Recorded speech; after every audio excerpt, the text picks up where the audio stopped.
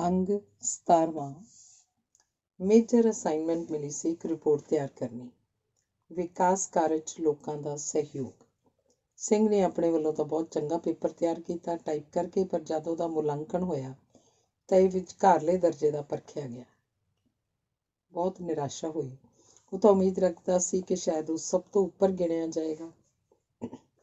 ਅਖੀਰ course director ਨੇ ਦੱਸਿਆ ਕਿ ਨੋਟ ਤਾਂ ਸਭ ਤੋਂ ਵਧੀਆ ਹੈ ਭਾਸ਼ਾ ਤੇ ਸ਼ੈਲੀ ਦੇ ਲਿਹਾਜ਼ ਨਾਲ, ਪਰ ਹੈ ਕਲਪਨਾ ਤੇ ਆਧਾਰਿਤ। ਚਾਹੀਦਾ ਤਾਂ ਸੀ ਕਿ ਅਸਲੋਂ ਹੋਏ ਕਾਰਜ ਦਾ ਵਰਣਨ ਕੀਤਾ ਜਾਏ। ਸਿੰਘ ਕਿਉਂਕਿ ਭਾਰਤ ਸਰਕਾਰ ਦੇ ਕੇਂਦਰੀ ਮੰਤਰਾਲੇ 'ਚ ਕੰਮ ਕਰਦਾ ਸੀ, ਜਿੱਥੇ ਨੀਤੀ ਨਿਰਧਾਰਨ ਤੇ ਨੀਤੀ ਪਾਲਣ ਦਾ ਮੁਲਾਂਕਣ ਹੁੰਦਾ ਸੀ ਤੇ ਕਾਰਜ ਖੇਤਰ ਹੇਠਾਂ ਦੇ ਰਾਜਾਂ ਦੇ ਅਧੀਨ ਇਕਾਈਆਂ 'ਚ ਹੁੰਦਾ ਸੀ, ਇਸ ਲਈ ਕਲਪਿਤ ਰਿਪੋਰਟ ਹੀ ਬਣਾਈ ਗਈ ਸੀ। ਮਗਰੋਂ ਹੀ ਰਿਪੋਰਟ ਭਾਰਤ ਸਰਕਾਰ ਦੇ ਰਸਾਲੇ ਵਿਕਾਸ ਤੇ ਕਲਿਆਣ 'ਚ ਛਪੀ ਤਾਂ ਬਹੁਤ ਸਲਾਹੀ ਗਈ। ਅੱਜ ਜਦੋਂ ਦੁਪਹਿਰ ਮਗਰੋਂ ਜਾਰਜ ਸਟਰੀਟ 'ਤੇ ਗਏ ਤਾਂ ਕਿਤਾਬਾਂ ਦੀਆਂ ਦੁਕਾਨਾਂ 'ਤੇ ਬਹੁਤ ਭੀੜ ਲੱਗੀ ਹੋਈ ਸੀ। ਵਰਾਂਡਿਆਂ 'ਚ 6-6 ਫੁੱਟ ਉੱਚੇ ਕਿਤਾਬਾਂ ਦੇ ਚੱਠੇ ਚਿਣੇ ਹੋਏ ਸਨ। ਕਿਤਾਬਾਂ ਹੱਥੋਂ ਹੱਥੀ ਵਿਕੀ ਜਾ ਰਹੀਆਂ ਸਨ। ਥੋੜ੍ਹਾ ਹੋਰ ਅੱਗੇ ਗਏ ਤਾਂ ਸਿਨੇਮਾ ਘਰ ਦੇ ਬਾਹਰ ਬਹੁਤ ਵੱਡੇ ਬੋਰਡ 'ਤੇ ਮਹਾਤਮਾ ਗਾਂਧੀ ਦਾ ਚਿੱਤਰ ਛਪਿਆ ਸੀ। ਐਟਨਬਰਗ ਦੀ ਪਿਕਚਰ ਗਾਂਧੀ ਲੱਗੀ ਹੋਈ ਸੀ, ਜਿਹਨੇ ਫਿਲਮੀ ਦੁਨੀਆ 'ਚ ਤਹਿਲਕਾ ਮਚਾ ਦਿੱਤਾ ਹੋਇਆ ਸੀ।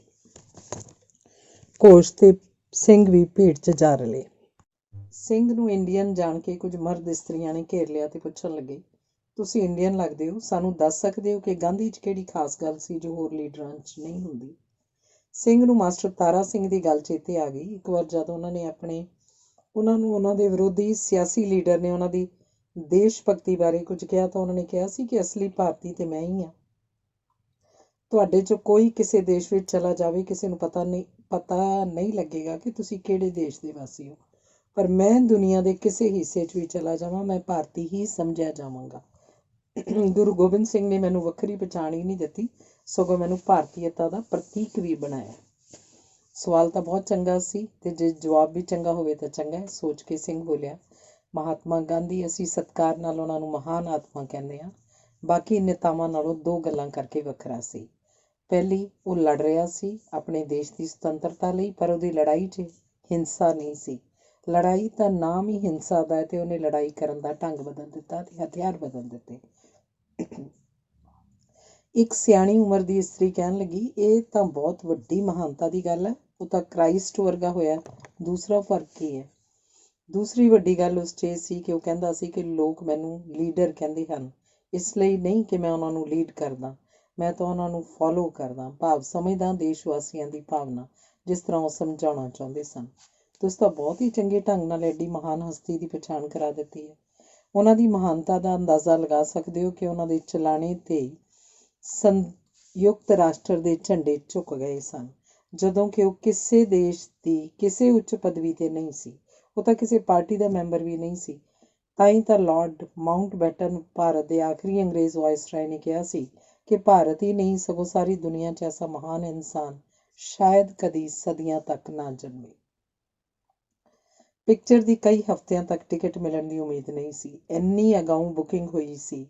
ਗਾਂਧੀ ਦਾ ਰੋਲ ਕਿੰਗਜ਼ਲੇ ਮਾਰਟਨ ਤੇ ਜਵਾਹਰ ਲਾਲ ਦਾ ਰੋਸ਼ਨ ਸੇਠ ਕਰ ਰਹੇ ਸਨ। ਚਾਹੁਣ ਦੇ ਬਾਵਜੂਦ ਵੀ ਆਉਣ ਤੱਕ ਟਿਕਟ ਨਾ ਮਿਲੀ।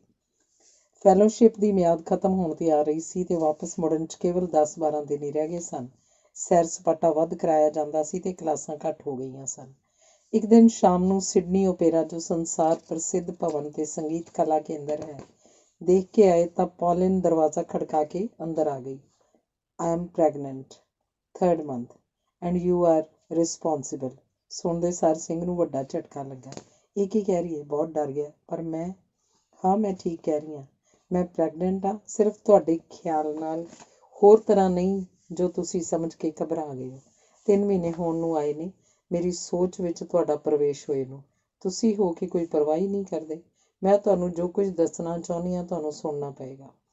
ਮੈਨੂੰ ਆਪਣੇ ਕਮਰੇ 'ਚ ਪੂਰਾ ਹਫ਼ਤਾ ਰੋਜ਼ ਖਾਣੇ ਮਗਰੋਂ 2 ਘੰਟੇ ਬਰਦਾਸ਼ਤ ਕਰਨਾ ਪਏਗਾ। ਮੈਂ ਤੁਹਾਨੂੰ ਇੱਕ ਕਿਤਾਬ ਪੜ੍ਹਾਉਣੀ ਚਾਹੁੰਦਾ, ਜਿਹੋ ਜਿਹੀ ਤੁਸੀਂ ਕਦੀ ਨਹੀਂ ਪੜ੍ਹੀ ਹੋਏਗੀ। ਕੱਲ੍ਹ ਨੂੰ ਲੈ ਕੇ ਆਵਾਂਗੀ। ਮੈਨੂੰ ਨਿਰਾਸ਼ ਨਾ ਕਰਨਾ, ਹੀ ਕਹਿੰਦੀ ਉਹ ਚਲੀ ਗਈ। ਕਮਾਲ ਹੈ ਇਹ ਸ਼ੈ, ਕਿੱਡਾ ਬੰਬ ਦਾ ਗੋਲਾ ਦਾਗ ਦਿੱਤਾ, ਮੈਨੂੰ ਤਾਂ ਹਿਲਾ ਕੇ ਰੱਖ ਦਿੱਤਾ। ਘੋਸ਼ ਨਾਲ ਸ਼ਾਮ ਦੀ ਸੈਰ ਬੰਦ ਹੋ ਗਈ ਤੇ ਪੌਲਿਨ ਨਾਲ ਸੈਸ਼ਨ ਸ਼ੁਰੂ ਹੋ ਗਏ। ਉਹ ਜਦ ਆਈ ਤਾਂ ਉਹਦੀ ਬਗਲ 'ਚ ਕੱਪੜੇ 'ਚ ਲਪੇਟੀ ਇੱਕ ਪੋਥੀ ਜਿਹੀ ਸੀ, ਸਿਰ ਤੇ ਰੁਮਾਲ ਬੰਨਿਆ ਸੀ, ਗਲ ਪੂਰੀ ਬਾਂਹ ਦੀ ਕਮੀਜ਼ ਸੀ ਤੇ ਗਿੱਟੇ ਛੂੰਹਦਾ ਉਹਦਾ ਸਕਰਟ ਸੀ। ਬਿਨਾਂ ਕਿਤਾਬ ਖੋਲ੍ਹੇ ਉਹ ਸ਼ੁਰੂ ਹੋ ਗਈ। ਲਿਆਓ ਵੀ ਸ਼ੰਘਾਈ 'ਚ ਰਹਿੰਦਾ ਸੀ। ਉਹਦਾ ਘਰ ਸ਼ੰਘਾਈ ਨਗਰ ਦੇ ਪੁਰਾਣੇ ਹਲਕੇ 'ਚ ਇੱਕ ਤੰਗ ਗਲੀ 'ਚ ਸੀ। ਉਹ ਦਰਜੀ ਦਾ ਕੰਮ ਆਪਣੇ ਘਰ ਦੀ ਬੈਠਕ 'ਚ ਹੀ ਕਰਦਾ ਸੀ। ਆਪਣੇ ਇਲਾਕੇ 'ਚੋਂ ਬਹੁਤ ਕੁਸ਼ਲ ਕਾਰੀਗਰ ਮੰਨਿਆ ਜਾਂਦਾ ਸੀ। ਸ਼ੰਘਾਈ 'ਚ ਐਤਵਾਰ ਨੂੰ ਥੋਕ ਕੱਪੜੇ ਦੀ ਬਹੁਤ ਵੱਡੀ ਮੰਡੀ ਲੱਗਦੀ ਸੀ, ਜਿੱਥੇ ਦੇਸ਼ ਵਿਦੇਸ਼ ਦੇ ਖਰੀਦਦਾਰ ਥੋਕ ਦਾ ਮਾਲ ਖਰੀਦਦੇ ਸਨ। ਯੌਂਗ ਨੇ ਇੱਕ ਵਿਸ਼ੇਸ਼ ਪ੍ਰਕਾਰ ਦੀ ਰੇਹੜੀ ਬਣਾਈ ਸੀ, ਜਿਹਦੇ ਚਾਰੇ ਪਾਸੇ ਫੋਲਡਿੰਗ ਫੱਟੇ ਲੱਗੇ ਹੁੰਦੇ ਸਨ। ਉੱਪਰ ਮੀਂਹ ਕਣੀ ਤੋਂ ਬਚਣ ਲਈ ਛਤਰੀ ਲਗਾਈ ਸੀ। ਕੱਪੜੇ ਦੇ ਕੁਝ ਥਾਂ ਨੂੰ ਰੇਹੜੀ 'ਚ ਰੱਖ ਲੈਂਦਾ ਸੀ ਤੇ ਆਪਣੇ ਪੈਰਾਂ ਵਾਲੀ ਸਿਉਣ ਦੀ ਮਸ਼ੀਨ ਤੇ ਕੁਰਸੀ ਵੀ ਰੇਹੜੀ 'ਚ ਰੱਖ ਕੇ ਆਪਣੀ ਮਖਸੂਸ ਥਾਂ ਤੇ ਜਾ ਖੜਾਉਂਦਾ ਸੀ। ਕੱਪੜਾ ਵੇਚਣ ਤੋਂ ਸਮਾਂ ਮਿਲੇ ਤੇ ਮਸ਼ੀਨ ਚਲਾ ਕੇ ਹੱਥਲਾ ਕੰਮ ਵੀ ਕਰਦਾ ਰਹਿੰਦਾ ਸੀ ਤੇ ਜੋ ਕੋਈ ਕੱਪੜਾ ਸਵਾਉਣ ਦਾ ਗਾਹਕ ਆ ਜਾਏ ਤਾਂ ਨਾਪ ਲੈ ਕੇ ਡਾਇਰੀ 'ਚ ਲਿਖ ਲੈਂਦਾ ਤੇ ਅਗਲੇ ਐਤਵਾਰ ਕੱਪੜੇ ਦੀ ਤਿਆਰੀ ਦਾ ਵਚਨ ਦੇ ਦਿੰਦਾ ਸੀ। ਨਾਪਣ ਦਾ ਗਜ਼ ਸਦਾ ਉਹਦੀ ਗਰਦਨ ਦੁਆਲੇ ਲਟਕਦਾ ਰਹਿੰਦਾ ਸੀ। ਉਹਦੀ ਗਾਹਕੀ ਚੰਗੀ ਹੁੰਦੀ ਸੀ ਤੇ ਕਮਾਈ ਵੀ ਚੋਖੀ। ਉਹ ਵਿਆਹਿਆ ਹੋਇਆ ਸੀ, ਪਰ ਥੋੜ੍ਹੇ ਚਿਰ ਮਗਰੋਂ ਉਹਦੀ ਪਤਨੀ ਰੱਬ ਨੂੰ ਪਿਆਰੀ ਹੋ ਗਈ ਸੀ। ਫਿਰ ਉਹਨੇ ਵਿਆਹ ਨਾ ਕਰਾਇਆ ਤੇ ਆਪਣੇ ਆਪ ਹੀ ਰੋਟੀ ਪਾਣੀ ਬਣਾਉਂਦਾ ਸੀ। ਕੋਈ ਨੇੜੇ ਤੇੜੇ ਦਾ ਰਿਸ਼ਤੇਦਾਰ ਵੀ ਨਹੀਂ ਸੀ। ਉਨੀ ਦਿਨੀ ਦੇਸ਼ 'ਚ ਬਹੁਤ ਗੜਬੜ ਦੇ ਆਸਾਰ ਬਣ ਰਹੇ ਸਨ। ਉਹ ਬੋਧੀ ਧਰਮ ਦਾ ਉਪਾਸ਼ਕ ਸੀ ਤੇ ਆਉਣ ਵਾਲੇ ਕਮਿਊਨਿਸਟ ਰਾਜ ਤੋਂ ਉਹਨੂੰ ਸਖਤ ਨਫ਼ਰਤ ਸੀ। ਉਹ ਚਾਹੁੰਦਾ ਸੀ ਜਾਂ ਤਾਂ ਤਾਇਵਾਨ ਚਲਾ ਜਾਏ ਤੇ ਜਾਂ ਕਿਸੇ ਹੋਰ ਦੇਸ਼ ਵਿੱਚ, ਜਿੱਥੇ ਉਹਦਾ ਧਰਮ ਸੁਰੱਖਿਅਤ ਰਹਿ ਸਕੇ। ਫਿਲੀਪੀਨਜ਼ ਦਾ ਇੱਕ ਵਪਾਰੀ ਸੀ ਜੋ ਸ਼ੰਘਾਈ ਥੋਕ ਮਾਰਕੀਟ 'ਚ ਹਰ ਸਾਲ ਆਉਂਦਾ ਸੀ ਤੇ ਬਹੁਤ ਸਾਰਾ ਥੋਕ ਮਾਲ ਲੈ ਕੇ ਜਾਂਦਾ ਸੀ। ਉਹਨੇ ਕਈ ਵਾਰੀ ਯੌਂਗ ਨੂੰ ਰੇਹੜੀ ਤੇ ਆਪਣਾ ਕਾਰੋਬਾਰ ਕਰਦਿਆਂ ਦੇਖਿਆ ਸੀ। ਉਹਦੇ ਕੰਮ 'ਚ ਇੰਨੀ ਸਫਾਈ ਸੀ ਕਿ ਉਹ ਚਾਹੁੰਦਾ ਸੀ ਕਿ ਇਹੋ ਜਿਹਾ ਕੋਈ ਕਾਰੀਗਰ ਉਹਨੂੰ ਮਿਲ ਜਾਏ, ਜਿਹੜਾ ਉਹਦੇ ਬਹੁਤ ਹੀ ਚੰਗੇ ਬਿਜ਼ਨਸ ਨੂੰ ਹੋਰ ਚੰਗੇਰਾ ਬਣਾ ਲਵੇ। ਮਨੀਲਾ ਦੇ ਬ੍ਰਾਡਵੇ ਤੇ ਉਹਦਾ ਚੰਗਾ ਵੱਡਾ ਲੋਰਾਂਡੋ ਕਲੋਥੀਅਰਜ਼ ਡ੍ਰੈਪਰਜ਼ ਐਂਡ ਆਊਟਫਿਟਰਜ਼ ਨਾਮ ਹੇਠ ਚੱਲਦਾ ਵਪਾਰ ਸੀ। ਜਦੋਂ ਉਹਨੇ ਯੌਂਗ ਨਾਲ ਉਹਦੇ ਨਾਲ ਜਾਣ ਦੀ ਗੱਲ ਕੀਤੀ ਤਾਂ ਖੁਸ਼ੀ-ਖੁਸ਼ੀ ਤਿਆਰ ਹੋ ਗਿਆ। ਉਹਨੂੰ ਲੱਗਾ ਜਿਵੇਂ ਉਹਦੇ ਮਨ ਦੀ ਮੁਰਾਦ ਪੂਰੀ ਹੋ ਗਈ ਹੋਵੇ। ਮਨੀਲਾ ਆ ਕੇ ਉਹ ਪਹਿਲਾਂ ਤਾਂ ਇੱਕ ਕਿਰਾਏ ਦੇ ਘਰ 'ਚ ਹੀ ਰਿਹਾ। ਰੋਲਾਂਡੋ ਕਲੋਥੀਅਰਜ਼ ਇਹਨੂੰ ਬਹੁਤ ਵੱਡਾ ਵਪਾਰੀ ਠਿਕਾਣਾ ਮਹਿਸੂਸ ਹੋਇਆ। ਉੱਥੇ ਕੱਪੜੇ ਵੇਚਣ ਦੇ ਨਾਲ-ਨਾਲ ਕੱਪੜਾ ਸਿਉਣ ਦਾ ਵੀ ਵਧੀਆ ਕੰਮ ਹੁੰਦਾ ਸੀ। ਇਸ ਸਟੋਰ ਦੇ ਪਿੱਛੇ ਲੱਗਦੇ ਦਰਜੀਖਾਨੇ 'ਚ ਉਹ ਕੰਮ ਕਰਨ ਲੱਗ ਪਿਆ ਤੇ ਆਪਣੀ ਕਾਰਜ ਕੁਸ਼ਲਤਾ ਕਾਰਨ ਜਲਦੀ 20 ਦਰਜੀਆਂ ਦਾ ਇੰਚਾਰਜ ਬਣ ਗਿਆ। ਲੋਰਾਂਡੋ ਦੀ ਪਤਨੀ ਬਹੁਤ ਚਿਰ ਪਹਿਲਾਂ ਮਰ ਚੁੱਕੀ ਸੀ। ਉਹਦੀ ਵਿਧਵਾ ਧੀ ਉਹਦੇ ਕੋਲ ਰਹਿੰਦੀ ਸੀ। ਸਟੋਰ ਦੇ ਉੱਪਰ ਦੀ ਮੰਜ਼ਿਲ ਤੇ ਉਹਦਾ ਘਰ ਸੀ। ਉਹਦੀ ਧੀ, ਜਿਹਦਾ ਕੋਈ ਬੱਚਾ ਨਹੀਂ ਸੀ, 30 ਤੋਂ ਵੀ ਉੱਪਰ ਦੀ ਉਮਰ ਦੀ ਸੀ। ਉਹ ਸਟੋਰ ਤੇ ਬੈਠਦੀ ਸੀ। ਸਟੋਰ 'ਚ ਵੜਦੇ ਹੀ ਸੱਜੇ ਖੱਬੇ ਕਾਊਂਟਰ ਸਨ। ਸੱਜੇ ਤੇ ਲੋਰਾਂਡੋ ਬੈਠਦਾ ਸੀ ਤੇ ਖੱਬੇ ਤੇ ਆਂਡਰੀਆ, ਉਹਦੀ ਧੀ। ਗਾਹਕ ਸੱਜੇ ਪਾਸਿਓਂ ਸਟੋਰ 'ਚ ਪ੍ਰਵੇਸ਼ ਕਰਦੇ ਸਨ ਤੇ ਸਾਹਮਣੇ ਤੇ ਕਾਊਂਟਰ ਤੇ ਪਿੱਛੇ ਬਣੇ ਕੱਪੜਿਆਂ ਦੇ ਖਾਨਿਆਂ 'ਚ ਸਜਾਏ ਥਾਨਾਂ ਵਿੱਚੋਂ ਆਪਣੀ ਪਸੰਦ ਦੱਸਦੇ ਸਨ। 3 ਸੇਲਜ਼ਮੈਨ ਚੁਣਿਆ ਹੋਇਆ ਥਾਨ ਕੱਢਦੇ ਸਨ। ਕੱਪੜਾ ਨਾਪ ਕੇ ਪੈਕ ਕਰਕੇ ਨਾਲ ਪਰਚਾ ਲਾ ਕੇ ਲੋਰਾਂਡੋ ਤੱਕ ਪਹੁੰਚਾਉਂਦੇ ਸਨ। ਲੋਰਾਂਡੋ ਕੀਮਤ ਲੈ ਕੇ ਨੋਟ ਗੱਲੇ 'ਚ ਪਾਉਂਦਾ ਤੇ ਪੈਕ ਕੀਤਾ ਕੱਪੜਾ ਗਾਹਕ ਨੂੰ ਫੜਾ ਦਿੰਦਾ। ਜੋ ਕੋਈ ਕੱਪੜਾ ਸਿਉਣ ਲਈ ਦੇਣਾ ਚਾਹੁੰਦਾ ਤਾਂ ਉਹਨੂੰ ਆਪਣੇ ਪਿੱਛੇ ਖੁੱਲ੍ਹਦੇ ਦਰਵਾਜ਼ੇ ਤਾਈਂ ਅੰਦਰ ਜਾਣ ਨੂੰ ਕਹਿ ਦਿੰਦਾ, ਜਿੱਥੇ ਨਾਪ ਲਿਆ ਜਾਂਦਾ ਤੇ ਤਿਆਰੀ ਦੀ ਤਾਰੀਖ ਦੱਸ ਦਿੱਤੀ ਜਾਂਦੀ। ਦਰਜੀਖਾਨੇ ਦਾ ਇੰਚਾਰਜ ਕਟਰ ਮਾਸਟਰ ਅਖਵਾਉਣ ਲੱਗ ਗਿਆ। ਉਹ ਸੀਤਾ ਹੋਇਆ ਕੱਪੜਾ ਚੈੱਕ ਕਰਦਾ ਤੇ ਕੋਈ ਊਣਤਾਈ ਹੁੰਦੀ ਤਾਂ ਸੁਧਾਰਨ ਦੀ ਹਦਾਇਤ ਦਿੰਦਾ। ਲੋਰਾਂਡੋ ਦੇ ਟੇਲਰਿੰਗ ਕੰਮ ਦੀ ਮਸ਼ਹੂਰੀ ਤਾਂ ਪਹਿਲਾਂ ਹੀ ਬਹੁਤ ਸੀ, ਪਰ ਯੰਗ ਦੇ ਆਉਣ ਨਾਲ ਤਾਂ ਹੋਰ ਵੀ ਚਾਰ ਚੰਦ ਲੱਗ ਗਏ। ਯੰਗ ਘਰ ਦੇ ਬੰਦਿਆਂ ਵਾਂਗ ਗਿਣਿਆ ਜਾਣ ਲੱਗਾ। ਭਰੋਸਾ ਵੀ ਬਹੁਤ ਵੱਧ ਗਿਆ ਤੇ ਉਹਦੀ ਸ਼ਰਾਫਤ ਤੇ ਵੀ ਕਿਸੇ ਪ੍ਰਕਾਰ ਦਾ ਸੰਦੇਹ ਨਹੀਂ ਉੱਠਿਆ ਸੀ ਲੋਰਾਂਡੋ ਦੇ ਮਨ 'ਚ। ਉਹਦੀ ਆਪਣੀ ਉਮਰ ਵੱਡੀ ਹੁੰਦੀ ਜਾ ਰਹੀ ਸੀ। ਉਹਦੀ ਧੀ ਵੀ 30 ਤੋਂ ਟੱਪੀ ਹੋਈ ਸੀ। ਉਹਦੇ ਮੁੜ ਵਸੇਵੇਂ ਦਾ ਕੋਈ ਠੁੱਕ ਨਹੀਂ ਬਣਿਆ ਸੀ। ਉਹ ਪਿਤਾ ਦੇ ਕੰਮਕਾਰ 'ਚ ਇੰਨੀ ਰੁੱਝੀ ਰਹਿੰਦੀ ਸੀ ਕਿ ਉਹਨੂੰ ਆਪਣੇ ਭਵਿੱਖ ਦਾ ਕਦੇ ਖਿਆਲ ਵੀ ਨਹੀਂ ਸੀ ਆਉਂਦਾ। ਉਂਝ ਬਚਪਨ ਤੋਂ ਹੀ ਬਹੁਤ ਗੰਭੀਰ ਸੁਭਾਅ ਦੀ ਸੀ। ਚੰਚਲ ਤਾਂ ਉਹਨੇ ਕਦੇ ਵਿਖਾਈ ਨਹੀਂ ਸੀ। ਪਿਓ ਪ੍ਰਤੀ ਉਹਦਾ ਬਹੁਤ ਹੀ ਪਿਆਰ ਸੀ। ਪਿਓ ਦੀ ਸੇਵਾ ਕਰਨੀ ਉਹ ਆਪਣਾ ਸਭ ਤੋਂ ਵੱਡਾ ਫਰਜ਼ ਸਮਝਦੀ ਸੀ। ਲੋਰਾਂਡੋ ਹੁਣ ਬੁਢੇਪੇ ਦਾ ਪ੍ਰਭਾਵ ਮਹਿਸੂਸ ਕਰਨ ਲੱਗ ਪਿਆ ਸੀ। ਇਨਕਲਾਬ ਆਉਣ ਮਗਰੋਂ ਉਹ ਸ਼ੰਘਾਈ ਨਹੀਂ ਗਿਆ ਸੀ। ਥੋਕ ਮਾਲ ਉਹ ਸਿੰਗਾਪੁਰ ਤੋਂ ਲੈਣ ਲੱਗ ਗਿਆ ਸੀ। ਸਿੰਗਾਪੁਰ ਜਾਂਦਾ ਯੌਂਗ ਨੂੰ ਵੀ ਨਾਲ ਲੈ ਜਾਂਦਾ ਸੀ। ਸਾਰਾ ਦਿਨ ਕਾਊਂਟਰ ਤੇ ਬੈਠਣਾ ਹੁਣ ਮੁਸ਼ਕਲ ਸਮਝਣ ਲੱਗ ਪਿਆ। ਉਹਨੇ ਆਪਣੀ ਥਾਂ ਹੁਣ ਧੀ ਨੂੰ ਦੇ ਦਿੱਤੀ ਤੇ ਉਹਦੀ ਥਾਂ ਯੰਗ ਨੂੰ ਬਿਠਾ ਦਿੱਤਾ। ਇੰਝ ਯੰਗ ਦਾ ਕੰਮ ਕਾਰ ਵਿੱਚ ਦਰਜਾ ਵੱਧਦਾ ਹੀ ਗਿਆ। ਉਹ ਲੋਰਾਂਡੋ ਨੂੰ ਬਹੁਤ ਚੰਗਾ ਲੱਗਦਾ ਸੀ। ਲੋਰਾਂਡੋ ਸੋਚਦਾ ਕਿ ਕਾਸ਼ ਉਹਦਾ ਪੁੱਤਰ ਜਾਂ ਜਵਾਈ ਇਹੋ ਜਿਹਾ ਹੁੰਦਾ ਜੋ ਉਸ ਪਿੱਛੋਂ ਸਭ ਕੁਝ ਸੰਭਾਲ ਲੈਂਦਾ। ਆਂਦਰੀਆ ਦੇ ਸਾਹਮਣੇ ਹੁਣ ਯੌਂਗ ਬੈਠਾ ਵਣਜ ਵਪਾਰ 'ਚ ਉਹਦਾ ਚੰਗਾ ਸਾਥੀ ਬਣ ਗਿਆ। ਜਿਵੇਂ ਪਿਤਾ ਨੂੰ ਚੰਗਾ ਲੱਗਦਾ ਸੀ ਉਵੇਂ ਧੀ ਦੇ ਮਨ 'ਚ ਵੀ ਉਹਦੇ ਲਈ ਕੂੜਾ ਥਾਂ ਬਣਨ ਲੱਗ ਪਿਆ। ਉਹਦੀ ਵੱਲ ਦੇਖਦੀ ਤਾਂ ਯਾਂਗ ਅੱਖਾਂ ਨੀਵੀਆਂ ਕਰ ਲੈਂਦਾ। ਉਹਦਾ ਮਨ ਕਹਿਣ ਲੱਗ ਪਿਆ ਕਿ ਨੇਕ ਆਦਮੀ ਹੈ। ਭਾਵੇਂ ਹੁਣ ਤੀਕ ਉਹਦੇ ਮਨ 'ਚ ਆਦਮੀ ਦੀ ਲੋੜ ਨਹੀਂ ਉਪਜੀ ਸੀ, ਪਰ ਯਾਂਗ ਦਾ ਉਹਦੇ ਸਾਹਮਣੇ ਹੋਣਾ ਉਹਦੇ ਅੰਦਰ ਕੁਝ ਉਕਸਾਉਣ ਲੱਗ ਪਿਆ। ਉਹਨੂੰ ਪਤਾ ਨਹੀਂ ਲੱਗਦਾ ਸੀ ਉਹ ਕੀ ਕਰੇ। ਪਿਤਾ ਨਾਲ ਤਾਂ ਉਹਦੀ ਖੁੱਲ੍ਹੀ ਗੱਲ ਕਰਨ ਜਾਂ ਮਨ 'ਚ ਆਈ ਦੱਸਣ ਦਾ ਸੁਭਾਅ ਹੀ ਨਹੀਂ ਸੀ। ਪਿਤਾ ਦੇ ਇਹਨਾਂ ਕੋਲ ਰਹਿੰਦੇ ਵੀ ਉਹ ਇਸ ਪੱਖੋਂ ਦੂਰੀ 'ਤੇ ਹੀ ਸੀ। ਉਹਦਾ ਸੰਗਾਊ ਸੁਭਾਅ ਇੰਝ ਮਨ ਦੀ ਕਹਿਣ ਦੇ ਅਸਮਰਥ ਸੀ। ਸਮਾਂ ਬੀਤਦਾ ਗਿਆ। ਆਂਦਰੀਆ ਦੇ ਮਨ 'ਚ ਯਾਂਗ ਆਉਂਦਾ ਆਉਂਦਾ ਪੱਕੀ ਤਰ੍ਹਾਂ ਵਸ ਹੀ ਗਿਆ।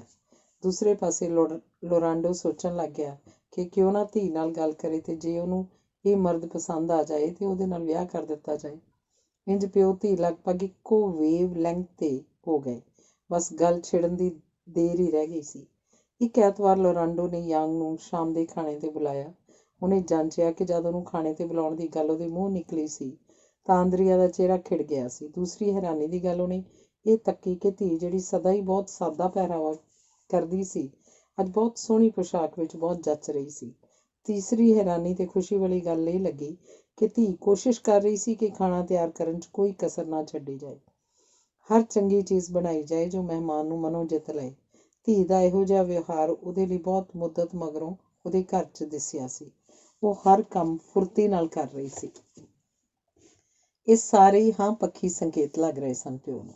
ਜਦ ਯਾਂਗ ਸ਼ਾਮ ਨੂੰ ਆਇਆ ਤਾਂ ਉਹਦਾ ਸਵਾਗਤ ਉਚੇਚਾ ਕੀਤਾ ਗਿਆ।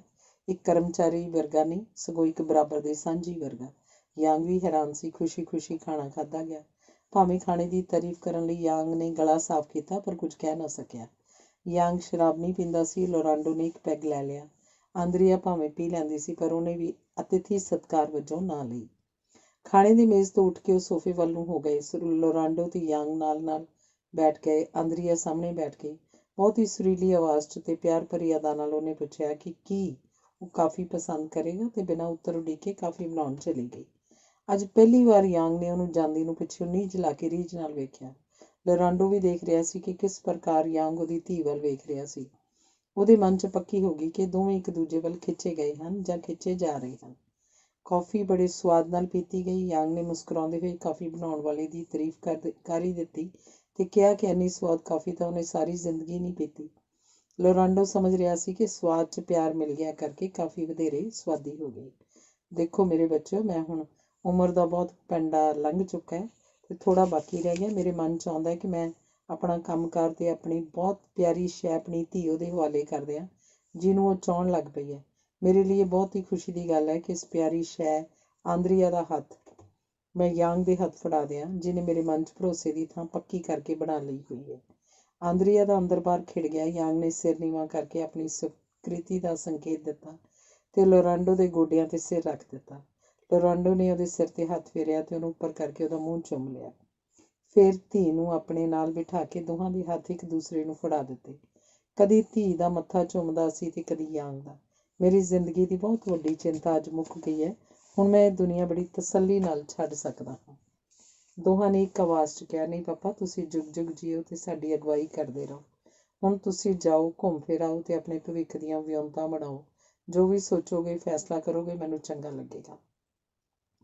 ਉਹ ਬਾਹਰ ਚਲੇ ਗਏ। ਜਾਂਦੇ ਜਾਂਦੇ ਕਈ ਵਾਰ ਆਂਦਰੀਆ ਤੋਂ ਉਹਦੇ ਨਾਲ ਖਹਿ ਹੋ ਗਿਆ ਤੇ ਉਹ ਵੀ ਨਵੇਂ ਜੀਵਨ ਦੇ ਸੁਪਨੇ 'ਚ ਗੁਆਚਾ ਜਿਹਾ ਮਹਿਸੂਸ ਕਰਨ ਲੱਗ ਪਿਆ। ਦੋਹਾਂ ਨੇ ਬਾਂਹ 'ਚ ਬਾਂਹ ਪਾ ਲਈ ਤੇ ਸੈਰ ਦਾ ਆਨੰਦ ਮਾਣਦੇ ਘੰਟੇ ਮਗਰੋਂ ਮੁੜੇ। ਪਿਤਾ ਨੇ ਦੇਖਿਆ ਦੋਹਾਂ ਦੇ ਚਿਹਰਿਆਂ 'ਤੇ ਉਹ ਕੁਝ ਆਇਆ ਹੋਇਆ ਸੀ ਜੋ ਏਦਾਂ ਦੇ ਮੌਕੇ ਆ ਜਾਂਦਾ ਹੈ। ਯਾਂਗ ਮੋਟਰਸਾਈਕਲ ਸਟਾਰਟ ਕਰਕੇ ਆਪਣੇ ਠਿਕਾਣੇ ਚਲਾ ਗਿਆ। ਆਂਦਰੀਆ ਪਿੱਛੇ ਦੇਖਦੀ ਰਹੀ ਜਦ ਤੱਕ ਉਹ ਮੋੜ ਨਹੀਂ ਮੁੜ ਗਿਆ। ਚੰਗਾ ਪੁਰਖ ਹੈ ਨਾ, ਇਹ ਮੇਰੀ ਚੋਣ ਹੈ ਕਿ ਤੇਰੀ? ਚੋਣ ਤਾਂ ਤੁਹਾਡੀ ਹੀ ਹੈ, ਪਰ ਹੈ ਮੇਰੇ ਮਨ ਭਾਉਂਦੀ। ਤੂੰ ਕਦ ਤੋਂ ਇਹਨੂੰ ਚਾਹੁਣ ਲੱਗ ਪਈ ਸਾਂ?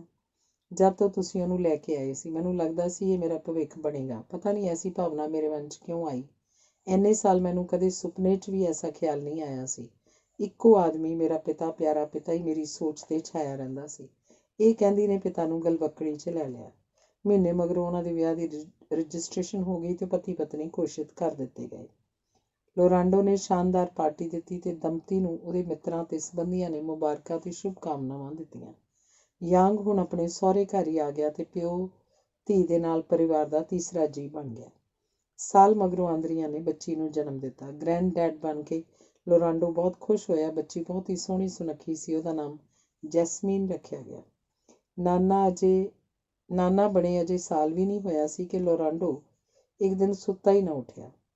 ਧੀ ਜਵਾਈ ਲਈ ਇਹ ਬਹੁਤ ਵੱਡਾ ਸਦਮਾ ਸੀ। ਧੀ ਲਈ ਹੋਣਾ ਹੀ ਸੀ। ਯਾਂਗ ਵੀ ਸਮਝਦਾ ਸੀ ਉਹਨੂੰ ਨਵੇਂ ਦੇਸ਼ 'ਚ ਨਵਾਂ ਜੀਵਨ ਦੇਣ ਵਾਲਾ ਬੁੱਧੀਮਾਨ ਲੋਰਾਂਡੋ ਉਹਦੇ ਲਈ ਬਹੁਤ ਕੁਝ ਸੀ। ਇੰਨਾ ਕੁਝ ਕਿ ਉਹ ਕਮੀ ਕਦੇ ਪੂਰੀ ਨਹੀਂ ਹੋਣੀ।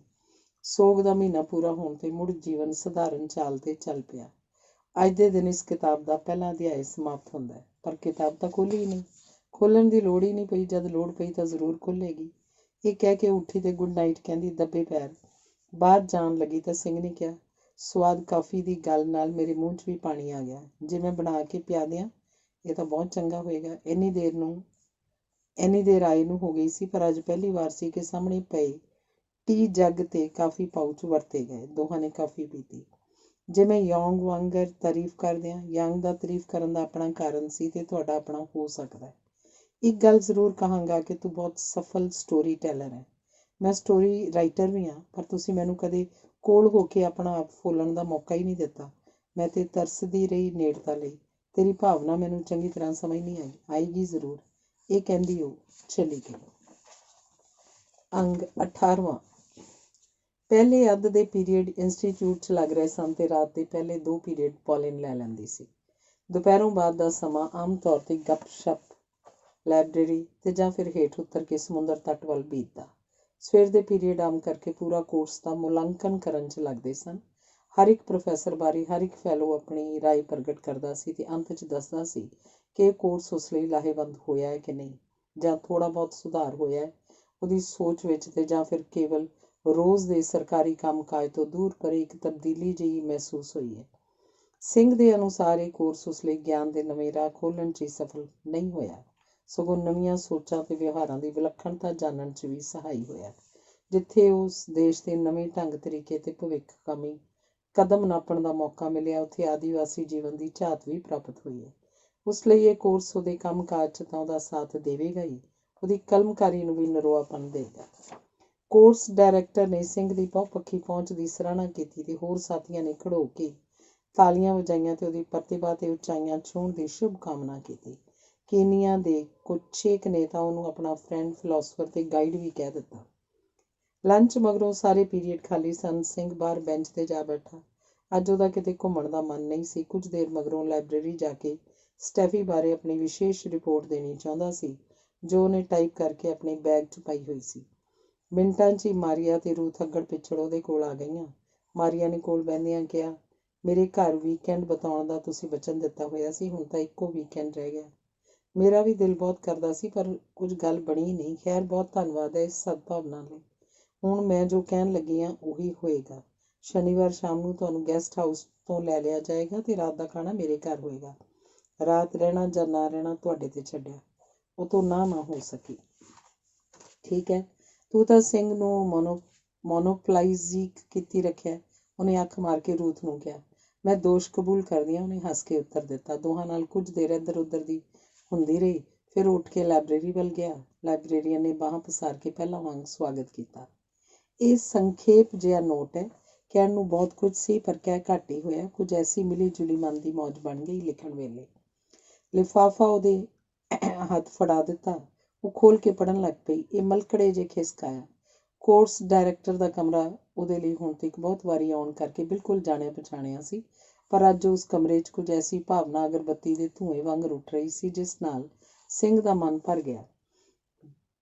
ਡਰੇਕ ਨਾਲ ਉਹਦੀ ਨੇੜਤਾ ਬਹੁਤ ਵਧੀ ਹੋਈ ਸੀ ਤੇ ਪੂਰਾ ਸਮੀਕਰਨ ਸਥਾਪਿਤ ਹੋ ਚੁੱਕਾ ਸੀ। ਉਹ ਸਿੰਘ ਤੋਂ ਉਹਦੇ ਘਰੋਗੀ ਜੀਵਨ ਬਾਰੇ ਪੁੱਛਦਾ ਰਹਿੰਦਾ ਸੀ ਤੇ ਆਪਣੇ ਬਾਰੇ ਦੱਸਦਾ ਰਹਿੰਦਾ ਸੀ। ਫਿਰ ਵੀ ਸਿੰਘ ਨੇ ਮੁਲਾਕਾਤ ਵਰਗੀ ਰਸਮੀ ਗੱਲਬਾਤ ਸ਼ੁਰੂ ਕੀਤੀ। ਅਸੀਂ ਇੱਕ ਦੂਜੇ ਨੂੰ ਇੰਨਾ ਜਾਣ ਚੁੱਕੇ ਹਾਂ ਕਿ ਹੋਰ ਜਾਣਨ ਲਈ ਗੱਲਬਾਤ ਕਰਨੀ ਕੋਈ ਠੀਕ ਨਹੀਂ ਲੱਗਦੀ। ਮੈਂ ਤਿਆਰ ਹਾਂ ਜੋ ਵੀ ਪੁੱਛੋਗੇ ਦੱਸਣ ਲਈ। ਪਰਿਵਾਰ ਦੀ ਪਰਿਭਾਸ਼ਾ ਹੁਣ ਬਦਲਦੀ ਜਾ ਰਹੀ ਹੈ। ਪਰਿਵਾਰ ਦਾ ਮਤਲਬ ਸਮਾਂ ਪਾ ਕੇ ਮੀਆਂ ਬੀਵੀ ਜਾਂ ਫਿਰ ਨਾਲ ਰਹਿੰਦੇ ਸਾਥ ਦਾ ਹੀ ਹੋ ਗਿਆ। ਕਿਸੇ ਹੱਦ ਤੱਕ ਇਹ ਠੀਕ ਵੀ ਹੈ ਤੇ ਬੇਠੀਕ ਵੀ। ਠੀਕ ਹੈ ਜੋ ਤੁਸੀਂ ਕਿਹਾ, ਬੇਠੀਕ ਹੈ ਜੋ ਤੁਸੀਂ ਨਹੀਂ ਕਿਹਾ। ਉਹ ਮੈਂ ਕਹਿ ਦਿੰਦਾ। ਪਰਿਵਾਰ ਜਦ ਖਿੰਡ ਜਾਂਦਾ ਹੈ ਤਾਂ ਉਹਦੀ ਰੂਹ ਨਹੀਂ ਖਿੰਡਦੀ। ਧੀਆਂ ਪੁੱਤਰ ਜਿੱਥੇ ਵੀ ਹੋਣ ਮਾਪਿਆਂ ਨੂੰ ਯਾਦ ਕਰਦੇ ਹਨ ਤੇ ਮਾਪੇ ਉਹਨਾਂ ਨੂੰ। ਫਿਰ ਸਾਲ 'ਚ ਇੱਕ ਅੱਧੀ ਵਾਰੀ ਜਨਮ ਦਿਨ ਜਾਂ ਵਿਆਹ ਦੇ ਦਿਨ ਦੀ ਮੁਬਾਰਕ ਦੇਣ ਲਈ ਪਰਿਵਾਰ ਵੱਖ-ਵੱਖ ਤੇ ਦੂਰ-ਦੂਰ ਰਹਿੰਦਾ ਹੋਇਆ ਵੀ ਇਕੱਠਾ ਹੋ ਜਾਂਦਾ ਹੈ। ਇਸ ਨਾਤੇ ਪਰਿਵਾਰਕ ਗੱਠ ਅਜੇ ਤੱਕ ਬੱਝੀ ਹੋਈ ਹੈ, ਭਾਵੇਂ ਹੁਣ ਇਹ ਢਿੱਲੀ ਹੋਈ ਜਾ ਰਹੀ ਹੈ। ਮੇਰਾ ਬੇਟਾ ਇੱਕ ਵਾਰ ਸਾਲ ਵਿੱਚ ਜ਼ਰੂਰ ਮਿਲਦਾ ਹੈ। ਉਹਦਾ ਪਰਿਵਾਰ ਸਾਨੂੰ ਸਾਲ ਭਰ ਦਾ ਨਿੱਘ ਦੇ ਜਾਂਦਾ ਹੈ ਅਤੇ ਅਗਲੇ ਫੇਰੇ 'ਚ ਨਿੱਘ ਦਾ ਨਵੀਕਰਨ ਹੋ ਜਾਂਦਾ ਹੈ। ਐਸਾ ਹੋਣਾ ਬਿਲਕੁਲ ਸਧਾਰਨ ਗੱਲ ਹੈ। ਬਹੁਪੱਖੀ ਵਿਕਾਸ ਅਤੇ ਮਾਨਵੀ ਫਿਤਰਤ ਕਾਰਨ ਹਰ ਕੋਈ ਚੰਗੇਰਾ ਜੀਵਨ ਬਤੀਤ ਕਰਨਾ ਚਾਹੁੰਦਾ ਹੈ। ਸਾਡੀ ਕੁਸ਼ਲਤਾ, ਵਿੱਦਿਅਕ ਪੱਧਰ ਅਤੇ ਚਾਹਤ ਜ਼ਰੂਰੀ ਨਹੀਂ ਸਾਡੇ ਘਰ ਦੇ ਲਾਗੇ ਹੀ ਸਾਨੂੰ ਕੰਮਕਾਰ ਦੁਆ ਸਕੇ। ਸੋ ਅਸੀਂ ਜਿੱਥੇ ਵੀ ਐਸੇ ਅਵਸਰ ਮਿਲਣ ਉੱਥੇ ਚਲੇ ਜਾਂਦੇ ਹਾਂ। ਘਰ ਨਾਲ ਬੱਝੇ ਰਹਿਣਾ ਹੁਣ ਪੁਰਾਣੇ ਜ਼ਮਾਨੇ ਦੀ ਗੱਲ ਰਹਿ ਗਈ ਹੈ। ਮਨ ਦੀ ਨੇੜਤਾ ਫਿਰ ਵੀ ਬਣੀ ਰਹਿੰਦੀ ਹੈ। ਨਾਰੀ ਮੁਕਤੀ ਅੰਦੋਲਨ ਬਾਰੇ ਅਸੀਂ ਕਈ ਵਾਰ ਵਿਚਾਰ ਸਾਂਝੇ ਕੀਤੇ ਹਨ। ਐਕਟਿਵਿਸਟ ਰੂਥ ਵੀ ਤੁਹਾਡੇ ਬਹੁਤ ਨੇੜੇ ਹੈ। ਤੁਹਾਡਾ ਅੰਤਿਮ ਨਿਰਣਾ ਕੀ ਹੈ ਇਸ ਸੰਬੰਧੀ? ਅੰਤਿਮ ਨਿਰਣਾ ਦੇਣ ਤੋਂ ਤਾਂ ਮੈਂ ਸੰਕੋਚ ਕਰਾਂਗਾ। ਹਾਂ, ਇਹ ਕਹਿ ਸਕਦਾ ਕਿ ਅੰਦੋਲਨ ਚਲਾਉਂਦੇ ਕੁਝ ਸੱਚਾਈਆਂ ਦਾ ਵਧੇਰੇ ਚੰਗੀ ਤਰ੍ਹਾਂ ਪਤਾ ਲੱਗ ਜਾਏਗਾ ਅਤੇ ਇਹ ਅਹਿਸਾਸ ਜ਼ਰੂਰ ਹੋ ਜਾਏਗਾ ਨਾਰੀ ਨੂੰ ਕਿ ਉਹ ਤਾਂ ਪਹਿਲਾਂ ਹੀ ਮੁਕਤ ਹੈ। ਜੋ ਉਹਦੇ ਗੋਚਰੇ ਕੁਦਰਤ ਨੇ ਛੱਡਿਆ ਉਸੇ ਦੀ ਮਲਕੀਅਤ ਹੈ। ਉਹ ਮਾਂ ਹੈ ਅਤੇ ਮਾਂ ਹੀ ਸਭ ਕੁਝ ਹੁੰਦੀ ਹੈ। ਉਹ ਆਪਣੇ ਮਾਤਰੀ ਅਧਿਕਾਰ ਅਤੇ ਫਰਜ਼ ਨੂੰ ਪਛਾਣਨ ਨਾਰੀ ਪੁਰਖ ਦੀ ਪ੍ਰਤੀਦਵੰਦੀ ਨਹੀਂ ਹੈ, ਸਗੋਂ ਪੂਰਕ ਹੈ। ਪੁਰਖ ਅਧੂਰਾ ਹੈ। ਦੋਵੇਂ ਇੱਕ ਦੂਜੇ ਲਈ ਬਣੇ ਹਨ ਅਤੇ ਕਿਸੇ ਪ੍ਰਕਾਰ ਦੀ ਮੁਕਤੀ ਇੱਕ ਦੂਜੇ ਤੋਂ ਕੇਵਲ ਦੂਰੀਆਂ ਹੀ ਵਧਾਏਗੀ। ਇਸ ਸਾਰੇ ਸ਼ੋਰ ਸ਼ਰਾਬੇ ਦਾ ਚੰਗਾ ਪ੍ਰਭਾਵ ਇਹ ਪਏਗਾ ਕਿ ਜਿੱਥੇ ਪੁਰਖ ਗਲਤੀ 'ਤੇ ਹਨ ਉਹ ਆਪਣੀ ਗਲਤੀ ਦਾ ਅਹਿਸਾਸ ਕਰਨਗੇ। ਜ਼ਿਆਦਤੀ ਕੀ ਹੁੰਦੀ ਹੈ ਇਹਦੀ ਨਿਸ਼ਾਨਦੇਹੀ ਹੋ ਜਾਏਗੀ ਅਤੇ ਕਹਿੰਦੇ ਨੇ one good turn deserves another. Principal Bayern ਨਾਲ ਗੱਲਬਾਤ ਕੋਈ ਲੰਮੀ ਚੌੜੀ ਨਾ ਹੋ ਪਾਈ। ਉਹਦੇ ਨਿੱਜ ਬਾਰੇ ਤਾਂ ਬਹੁਤ ਕੁਝ ਪਤਾ ਲੱਗ ਚੁੱਕਾ ਸੀ ਅਤੇ ਉਹਦੇ ਬਾਹਰਲੇ ਰੂਪ ਤੇ ਮਨੁੱਖੀ ਵਰਤਾਰੇ ਤੋਂ ਵੀ ਸਿੰਘ ਬਹੁਤ ਪ੍ਰਭਾਵਿਤ ਹੋਇਆ ਸੀ। ਉਹ ਸਦਾ ਸਹਿਜ ਵਿੱਚ ਹੀ ਰਹਿੰਦਾ ਸੀ, ਮੁਸਕਰਾਉਂਦਾ ਸੀ ਅਤੇ ਹਰ ਇੱਕ ਨੂੰ ਮੁਸਕਰਾਉਣ ਲਈ ਮਜਬੂਰ ਕਰ ਦਿੰਦਾ ਸੀ। ਹਾਸਾ ਮਖੌਲ ਉਹਦੇ ਲਈ ਉਹਦੇ ਸਹਿਜ ਭਾਵ ਦਾ ਹਿੱਸਾ ਸੀ। ਉਹ ਐਸਾ ਮਖੌਲ ਕਰ ਜਾਂਦਾ ਸੀ ਕਿ ਬਸ ਪੁੱਛੋ ਨਾ। ਉਹਦੇ ਸਾਹਮਣੇ ਜੋ ਕੁਝ ਵੀ ਆਉਂਦਾ ਸੀ ਉਹਦੀ ਨਜ਼ਰ 'ਚ ਸੁੰਦਰ ਹੁੰਦਾ ਸੀ ਅਤੇ ਹਰ ਮਿਲਣ ਵਾਲੇ ਵਿੱਚ ਉਹ ਸੁੰਦਰਤਾ ਲੱਭਦਾ ਹੀ ਨਹੀਂ ਸੀ, ਸਗੋਂ ਉਹਦੀ ਭਰਪੂਰ ਸ਼ਲਾਘਾ ਵੀ ਕਰ ਦਿੰਦਾ ਸੀ, ਭਾਵੇਂ ਹੋਵੇ ਪੁਰਖ ਅਤੇ ਭਾਵੇਂ ਇਸਤਰੀ। ਤੁਸੀਂ ਇਸ ਸੰਸਥਾ ਨੂੰ ਬੜੇ ਚੰਗੇ ਢੰਗ ਨਾਲ ਚਲਾਇਆ। ਹਰ ਕੋਈ ਤੁਹਾਡੀ ਪ੍ਰਸ਼ੰਸਾ ਕਰਦਾ ਹੈ। ਤੁਸੀਂ ਖੁਸ਼ ਰਹਿੰਦੇ ਹੋ ਅਤੇ ਖੁਸ਼ ਰੱਖਦੇ ਹੋ। ਇਹ 3 ਮਹੀਨੇ ਇਸ ਤਰ੍ਹਾਂ ਲੰਘੇ ਹਨ ਕਿ ਜੀਵਨ ਦਾ ਇੱਕ ਸੁਨਹਿਰੀ ਸਮਾਂ ਬਣ ਗਏ ਹਨ ਅਤੇ ਸੁਨਹਿਰੀ ਰੌਸ਼ਨੀ 'ਤੇ ਤੁਸੀਂ ਚੰਦਰਮਾ ਹੋ। ਇੰਨੀ ਸਾਰੀ ਤਾਰੀਫ ਕਰਨੀ ਠੀਕ ਨਹੀਂ। ਲੇਖਕ ਹੋਣ ਦੇ ਨਾਤੇ ਤੁਸੀਂ ਅਲੰਕਾਰ ਵਰਤਣਾ ਛੱਡ ਨਹੀਂ ਸਕਦੇ। ਮੈਂ ਤਾਂ ਆਪਣਾ ਧਰਮ ਪਾਲਣ ਕਰਦਾ, ਤੁਸੀਂ ਆਪਣੇ ਮਨ ਦੀ ਉੱਚਤਾ ਹੀ ਦਰਸਾ ਰਹੇ ਹੋ। ਇਹ ਗੱਲਾਂ ਕਹਿ ਕੇ ਮੈਨੂੰ ਖੁਸ਼ੀ ਹੈ ਕਿ ਤੁਸੀਂ ਮੈਨੇਜਮੈਂਟ ਦੇ ਨਾਲ ਨਾਲ ਇਨਸਾਨੀ ਰਿਸ਼ਤਿਆਂ ਦਾ ਵੀ ਡੂੰਘਾ ਅਧਿਐਨ ਕੀਤਾ ਹੈ। ਮੇਰੇ ਸਾਰੇ ਸਹਿਯੋਗੀ ਤੁਹਾਡੀ ਪ੍ਰਸ਼ੰਸਾ ਕਰਦੇ ਹਨ ਕਿ ਕਿੰਨੇ ਧੀਰਜ ਨਾਲ ਤੁਸੀਂ ਉਹਨਾਂ ਦੇ ਵਿਚਾਰ ਸੁਣਦੇ ਰਹੇ ਹੋ। ਤੁਹਾਡੀ ਸਰਕਾਰ ਨੂੰ ਤੁਹਾਡੇ ਇਸ ਨਰੋਏ ਅਤੇ ਲਾਭਦਾਇਕ ਪੱਖ ਤੋਂ ਜਾਣੂ ਕਰਾਇਆ ਜਾਏਗਾ। ਤੁਸੀਂ ਖੁਸ਼ ਰਹੋ, ਖੁਸ਼ਹਾਲ ਰਹੋ, ਤੁਹਾਡਾ ਦੇਸ਼ ਤਰੱਕੀ ਕਰੇ, ਇਹੋ ਮੇਰੀ ਕਾਮਨਾ ਹੈ। ਇੱਕ ਗੱਲ ਮੈਂ ਜ਼ਰੂਰ ਕਹਾਂਗਾ, ਤੁਸੀਂ ਪਗੜੀ ਬਹੁਤ ਸੋਹਣੇ ਢੰਗ ਨਾਲ ਬੰਨ੍ਹਦੇ ਹੋ ਅਤੇ ਦਾੜੀ ਨੂੰ ਇੰਝ ਨੈੱਟ ਵਿੱਚ ਕਾਬੂ ਕਰਦੇ ਹੋ ਕਿ ਹੈਰਾਨੀ ਹੁੰਦੀ ਹੈ। ਇਸ ਤਰ੍ਹਾਂ ਤੁਸੀਂ ਬਿਲਕੁਲ ਨੌਜਵਾਨ ਲੱਗਦੇ ਹੋ। ਬਹੁਤ ਧੰਨਵਾਦ। ਤੁਸੀਂ ਤਾਂ ਹਰ ਗੱਲ 'ਚ ਕੁਝ ਨਾ ਕੁਝ ਖੂਬਸੂਰਤ ਲੱਭ ਹੀ ਲੈਂਦੇ ਹੋ ਜਾਂ ਬਣਾ ਲੈਂਦੇ ਹੋ। ਇਹ ਖੂਬਸੂਰਤੀ ਤੁਹਾਡੀ ਨਿਗਾਹ ਵਿੱਚ ਹੈ। ਆਲ ਦ ਬੈਸਟ ਕਹਿ ਕੇ ਬਾਇਰਨ ਨੇ ਹੱਥ ਮਿਲਾਇਆ। ਅੰਗ 19ਵਾਂ। ਪੂਰੇ 8 ਵਜੇ ਪਾਲਿਨ ਨੇ ਟਕ ਟਕ ਕਰ ਦਿੱਤੀ। ਅੱਜ ਉਹਨੇ ਅੱਧੀ ਬਾਂਹ ਦਾ ਕੁਝ ਗਲ ਪਾਇਆ ਹੋਇਆ ਸੀ ਅਤੇ ਸਕਰਟ ਕੇਵਲ ਗੋਡੇ ਹੀ ਢੱਕ ਰਹੀ ਸੀ। ਬਗਲ 'ਚ ਉਹੀ ਪੋਥੀ ਘੁੱਟੀ ਹੋਈ ਸੀ। ਆ ਕੇ ਆਪਣੀ ਕੱਲ੍ਹ ਵਾਲੀ ਥਾਂ 'ਤੇ ਬੈਠ ਗਈ। ਅੱਗੇ ਵਾਰਤਾ ਸ਼ੁਰੂ ਕਰਨੀ ਆ। ਯੰਗ ਤੇ ਆਂਦਰੀਆ ਆਪਣੀ ਬੱਚੀ ਨੂੰ ਲਾਡ ਪਿਆਰ ਨਾਲ ਪਾਲ ਰਹੇ ਸਨ। ਆਪਣਾ ਕੰਮ ਬਹੁਤ ਚੰਗੇ ਢੰਗ ਨਾਲ ਕਰੀ ਜਾ ਰਹੇ ਸਨ। ਯੰਗ ਨੇ ਆਪਣੇ ਧਰਮ 'ਤੇ ਚੱਲਣਾ ਜਾਰੀ ਰੱਖਿਆ ਸੀ। ਘਰ 'ਚ ਉਹਨੇ ਮਹਾਤਮਾ ਬੁੱਧ ਦੀ ਸੁੰਦਰ ਮੂਰਤੀ ਰੱਖੀ ਹੋਈ ਸੀ। ਸਵੇਰੇ ਉਹਦੇ ਅੱਗ ਅਗਰਬੱਤੀ ਜਗਾਉਂਦਾ ਸੀ, ਪੂਜਾ ਅਰਚਨਾ ਕਰਦਾ ਸੀ। ਸਵੇਰੇ ਉਹਦੇ ਅੱਗੇ ਅਗਰਬੱਤੀ ਜਗਾਉਂਦਾ ਸੀ, ਪੂਜਾ ਅਰਚਨਾ ਕਰਦਾ ਸੀ ਅਤੇ ਕੁਝ ਚਿਰ ਧਿਆਨ ਲਗਾ ਕੇ ਬੈਠਦਾ ਸੀ। ਜਿਉਂ-ਜਿਉਂ ਉਹਦੀ ਉਮਰ ਵੱਡੀ ਹੋ ਰਹੀ ਸੀ, ਦੋਹਾਂ ਦੀ ਉਮਰ ਦਾ ਫਰਕ ਵੱਧ ਦਿਸਣ ਲੱਗ ਪਿਆ ਸੀ। ਉਹਦੀ ਧਾਰਮਿਕ ਪ੍ਰਵਿਰਤੀ ਉਹਨੂੰ ਕੰਮਕਾਰ ਵੱਲੋਂ ਵੇਸਲਾ ਕਰਨ ਲੱਗ ਪਈ ਸੀ ਅਤੇ ਸਾਰਾ ਭਾਰ ਹੁਣ ਆਂਦਰੀਆ 'ਤੇ ਹੀ ਪਿਆ ਹੋਇਆ ਸੀ। ਧੀ ਵੱਡੀ ਹੋ ਰਹੀ ਸੀ, ਸਕੂਲ ਚਲੀ ਗਈ ਸੀ। ਸਕੂਲ ਮਗਰੋਂ ਉਹਨੂੰ ਪੜ੍ਹਨ ਤੋਂ ਹਟਾ ਲਿਆ ਸੀ ਅਤੇ ਸਟੋਰ 'ਤੇ ਮਾਂ ਦੀ ਸਹਾਇਤਾ ਕਰਨ ਲੱਗ ਪਈ ਸੀ। ਉਹ ਆਪ ਵੀ ਉਚੇਰੀ ਪੜ੍ਹਾਈ ਨਾਲੋਂ ਮਾਂ ਦੇ ਕੰਮਕਾਰ 'ਚ ਹੱਥ ਵਟਾਉਣਾ ਬਿਹਤਰ ਸਮਝਦੀ ਸੀ। ਯੌਂਗ ਦਾ ਮਨ ਕਈ ਵਾਰ ਆਪਣੇ ਦੇਸ਼ ਜਾਣ ਦਾ ਕੀਤਾ, ਪਰ ਇਹ ਸੰਭਵ ਨਾ ਹੋ ਸਕਿਆ। ਆਪਣੇ ਧਰਮ ਦੀ ਹਾਨੀ ਨਵੇਂ ਰਾਜਤੰਤਰ ਵਿੱਚ ਉਹਦੇ ਲਈ ਬੜੀ ਦੁਖਦਾਈ ਗੱਲ ਸੀ। ਇੱਕ ਵਾਰੀ ਉਹ ਮਹਾਬੋਧੀ ਮੰਦਰ ਦਾ ਘੜਿਆਲ ਛੂਹਣਾ ਚਾਹੁੰਦਾ ਸੀ, ਦੰਡਵਤ ਹੋਣਾ ਚਾਹੁੰਦਾ ਸੀ, ਪਰ ਮਨ ਦੀਆਂ ਮਨ 'ਚ ਹੀ ਰਹਿ ਗਈਆਂ, ਮੁੜ ਕਦੇ ਨਾ ਗਿਆ। ਭਾਰਤ ਤੋਂ ਜਦ ਕੋਈ ਯਾਤਰੀ ਆਉਂਦਾ ਤਾਂ ਉਹਦੇ ਕੋਲੋਂ ਬੁੱਧ ਸਥਾਨਾਂ ਬਾਰੇ ਜਾਣਕਾਰੀ ਲੈਂਦਾ ਰਹਿੰਦਾ। ਉਹਦਾ ਮਨ ਬਣ ਗਿਆ ਕਿ ਜੇ ਚੀਨ ਨਹੀਂ ਤਾਂ ਉਹ ਭਾਰਤ ਜ਼ਰੂਰ ਜਾਏਗਾ ਤੇ ਗਿਆ ਸਥਿਤ ਤੀਰਥ ਸਥਲ ਦੀ ਯਾਤਰਾ ਕਰੇਗਾ, ਜਿੱਥੇ ਬੁੱਧ ਨੂੰ ਗਿਆਨ ਪ੍ਰਾਪਤ ਹੋਇਆ ਸੀ, ਤੇ ਭਗਵਾਨ ਬੁੱਧ ਨਾਲ ਸੰਬੰਧਿਤ ਹੋਰ ਸਥਾਨਾਂ ਦੀ ਵੀ ਯਾਤਰਾ ਕਰੇਗਾ। ਹੌਲੀ ਹੌਲੀ ਉਹਦੀ ਤਿਆਰੀ ਹੋਣ ਲੱਗ ਪਈ ਤੇ ਆਂਦਰੀਆ ਨੇ ਪੂਰਾ ਸਹਿਯੋਗ ਦਿੱਤਾ। ਕਿਸੇ ਨੇ ਸੁਝਾਅ ਦਿੱਤਾ ਕਿ ਭਾਰਤ ਦੇ ਦੂਤ ਘਰ ਨਾਲ ਸੰਪਰਕ ਕੀਤਾ ਜਾਏ ਤੇ ਉਹ ਇਸ ਯਾਤਰਾ ਸੰਬੰਧੀ ਠੀਕ ਸੇਧ ਦੇ ਸਕਣਗੇ। ਆਪਣੀ ਧੀ ਨੂੰ ਨਾਲ ਲੈ ਕੇ ਉਹ ਇੱਕ ਦਿਨ ਭਾਰਤੀ ਦੂਤ ਘਰ ਪਹੁੰਚ ਗਿਆ ਤੇ ਸੈਰ ਸਪਾਟੇ ਬਾਰੇ ਤੇ ਵਿਸ਼ੇਸ਼ ਕਰ ਬੁੱਧ ਧਰਮ ਸੰਬੰਧੀ ਤੀਰਥਾਂ ਦੀ ਕਾਫੀ ਜਾਣਕਾਰੀ ਪ੍ਰਾਪਤ ਕੀਤੀ। ਭਾਰਤ ਦੀ ਏਅਰਲਾਈਨਜ਼ ਏਅਰ ਇੰਡੀਆ ਨਾਲ ਸੈਰ ਸਪਾਟਾ ਵਿਭਾਗ ਦਾ ਮਿਲਵਰਤਨ ਸੀ ਤੇ ਇੱਕ ਦਿਨ ਐਸਾ ਆਇਆ ਕਿ ਉਹ 2 ਮਹੀਨੇ ਦੀ ਯਾਤਰਾ ਤੇ ਨਿਕਲ ਪਿਆ। ਪੈਸੇ ਧੇਲੇ ਦੀ ਉਹਨੂੰ ਕੋਈ ਕਮੀ ਨਹੀਂ ਸੀ। ਭਾਸ਼ਾ ਦਾ ਮਸਲਾ ਤਾਂ ਸੀ, ਪਰ ਗਾਈਡ ਸਭ ਹੱਲ ਕਰ ਦੇਣਗੇ ਸੁਣ ਕੇ ਉਹ ਨਿਸ਼ਚਿੰਤ ਹੋ ਗਿਆ ਸੀ। ਜੈਸਮੀਨ ਬੜੀ ਸੋਹਣੀ ਤਾਂ ਹੈ ਹੀ ਸੀ, ਸੁਘੜ ਵੀ ਸੀ। ਕੰਮਕਾਰ ਬਹੁਤ ਛੇਤੀ ਸਮਝ ਗਈ ਤੇ ਮਾਂ ਲਈ ਬਰਾਬਰ ਦਾ ਸਾਥ ਬਣ ਗਈ। ਉਹਨੇ ਚੰਗਾ ਕੱਦ ਕੱਢਿਆ ਤੇ ਸਰੀਰ ਵੀ ਚੰਗਾ ਵਿਕਸਿਤ ਹੋਇਆ ਸੀ। ਵਾਲ ਕਾਲੇ ਸ਼ਾਹ ਪਰ ਰੰਗ ਗੋਰਾ, ਗੱਲਾਂ ਤੇ ਲਾਲੀ, ਦੰਦ ਬਹੁਤ ਸੋਹਣੀ ਜੜਤ ਵਾਲੇ ਚਿੱਟੇ। ਉਹਦੀ ਤੱਕਣੀ 'ਚ ਵਿੰਨਣ ਸ਼ਕਤੀ ਸੀ, ਠੋਡੀ 'ਚ ਡੂੰਘ ਪੈਂਦਾ ਸੀ। ਮਾਂ ਨੂੰ ਲੱਗਦਾ ਸੀ ਇਹਦੀ ਉਮਰ ਹੁਣ ਦਿਲ ਪਰਚਾਵੇ ਤੇ ਰੰਗ ਮਾਨਣ ਦੀ ਹੋ ਗਈ, ਪਰ ਉਹ ਤਾਂ ਕਦੇ ਬਾਹਰ ਜਾਣ ਦਾ ਨਾਂ ਹੀ ਨਹੀਂ ਸੀ ਲੈਂਦੀ। ਐਤਵਾਰ ਨੂੰ ਵੀ ਸਾਰਾ ਸਮਾਂ ਕੁਝ ਨਾ ਕੁਝ ਪੜ੍ਹਦੀ ਰਹਿੰਦੀ ਸੀ। ਉਹਨੂੰ ਕਦੀ ਕੋਈ ਭਿਣਕ ਨਹੀਂ ਪਈ ਸੀ ਕਿ ਉਹਦੀ ਧੀ ਕਿਸੇ ਮੁੰਡੇ 'ਚ ਦਿਲਚਸਪੀ ਰੱਖਦੀ ਹੈ ਜਾਂ ਕੋਈ ਮੁੰਡਾ ਉਹਦੀ ਧੀ ਪਿੱਛੇ ਫਿਰਦਾ ਹੈ। ਹਾਸੇ ਮਖੌਲ 'ਚ ਐਸੀ ਗੱਲ ਛੇੜ ਦਿੰਦੀ ਤਾਂ ਧੀ ਕਹਿ ਦਿੰਦੀ ਕਿ ਹਾਲ ਦੀ ਘੜੀ ਉਹਦਾ ਮਨ ਕੇਵਲ ਆਪਣੇ ਕਾਰੋਬਾਰ 'ਚ ਰੁਚੀ ਲੈਣ 'ਚ ਹੀ ਲੱਗਾ ਰਹਿੰਦਾ ਹੈ। ਹੋਰ ਰੁਚੀ ਮੇਰੀ ਪੜ੍ਹਨ ਦੀ ਹੈ, ਉਹ ਜਦ ਵੀ ਮੌਕਾ ਲੱਗੇਗਾ ਮੈਂ ਪੂਰੀ ਕਰਨ ਦਾ ਯਤਨ ਕਰਦੀ ਰਹਿੰਦੀ ਹਾਂ, ਪਰ ਫਿਰ ਵੀ ਜੇ ਇਸ ਵਿਸ਼ੇ 'ਤੇ ਮੇਰੇ ਨਾਲ ਬਹੁਤੀ ਵਿਚਾਰ ਨਾ ਕਰਿਆ ਕਰੋ। ਯਾਂਗ ਪਟਨੇ ਤੋਂ ਹੋਰ ਯਾਤਰੀਆਂ ਦੇ ਨਾਲ ਗਿਆ ਪੁੱਜਾ। ਪਾਵਨ ਰੁੱਖ ਤੇ ਗਿਆਨ ਪ੍ਰਾਪਤੀ ਸਥਲ ਦਾ ਦਰਸ਼ਨ ਕਰਕੇ ਆਪਣੇ ਧੰਨ ਭਾਗ ਸਮਝੇ।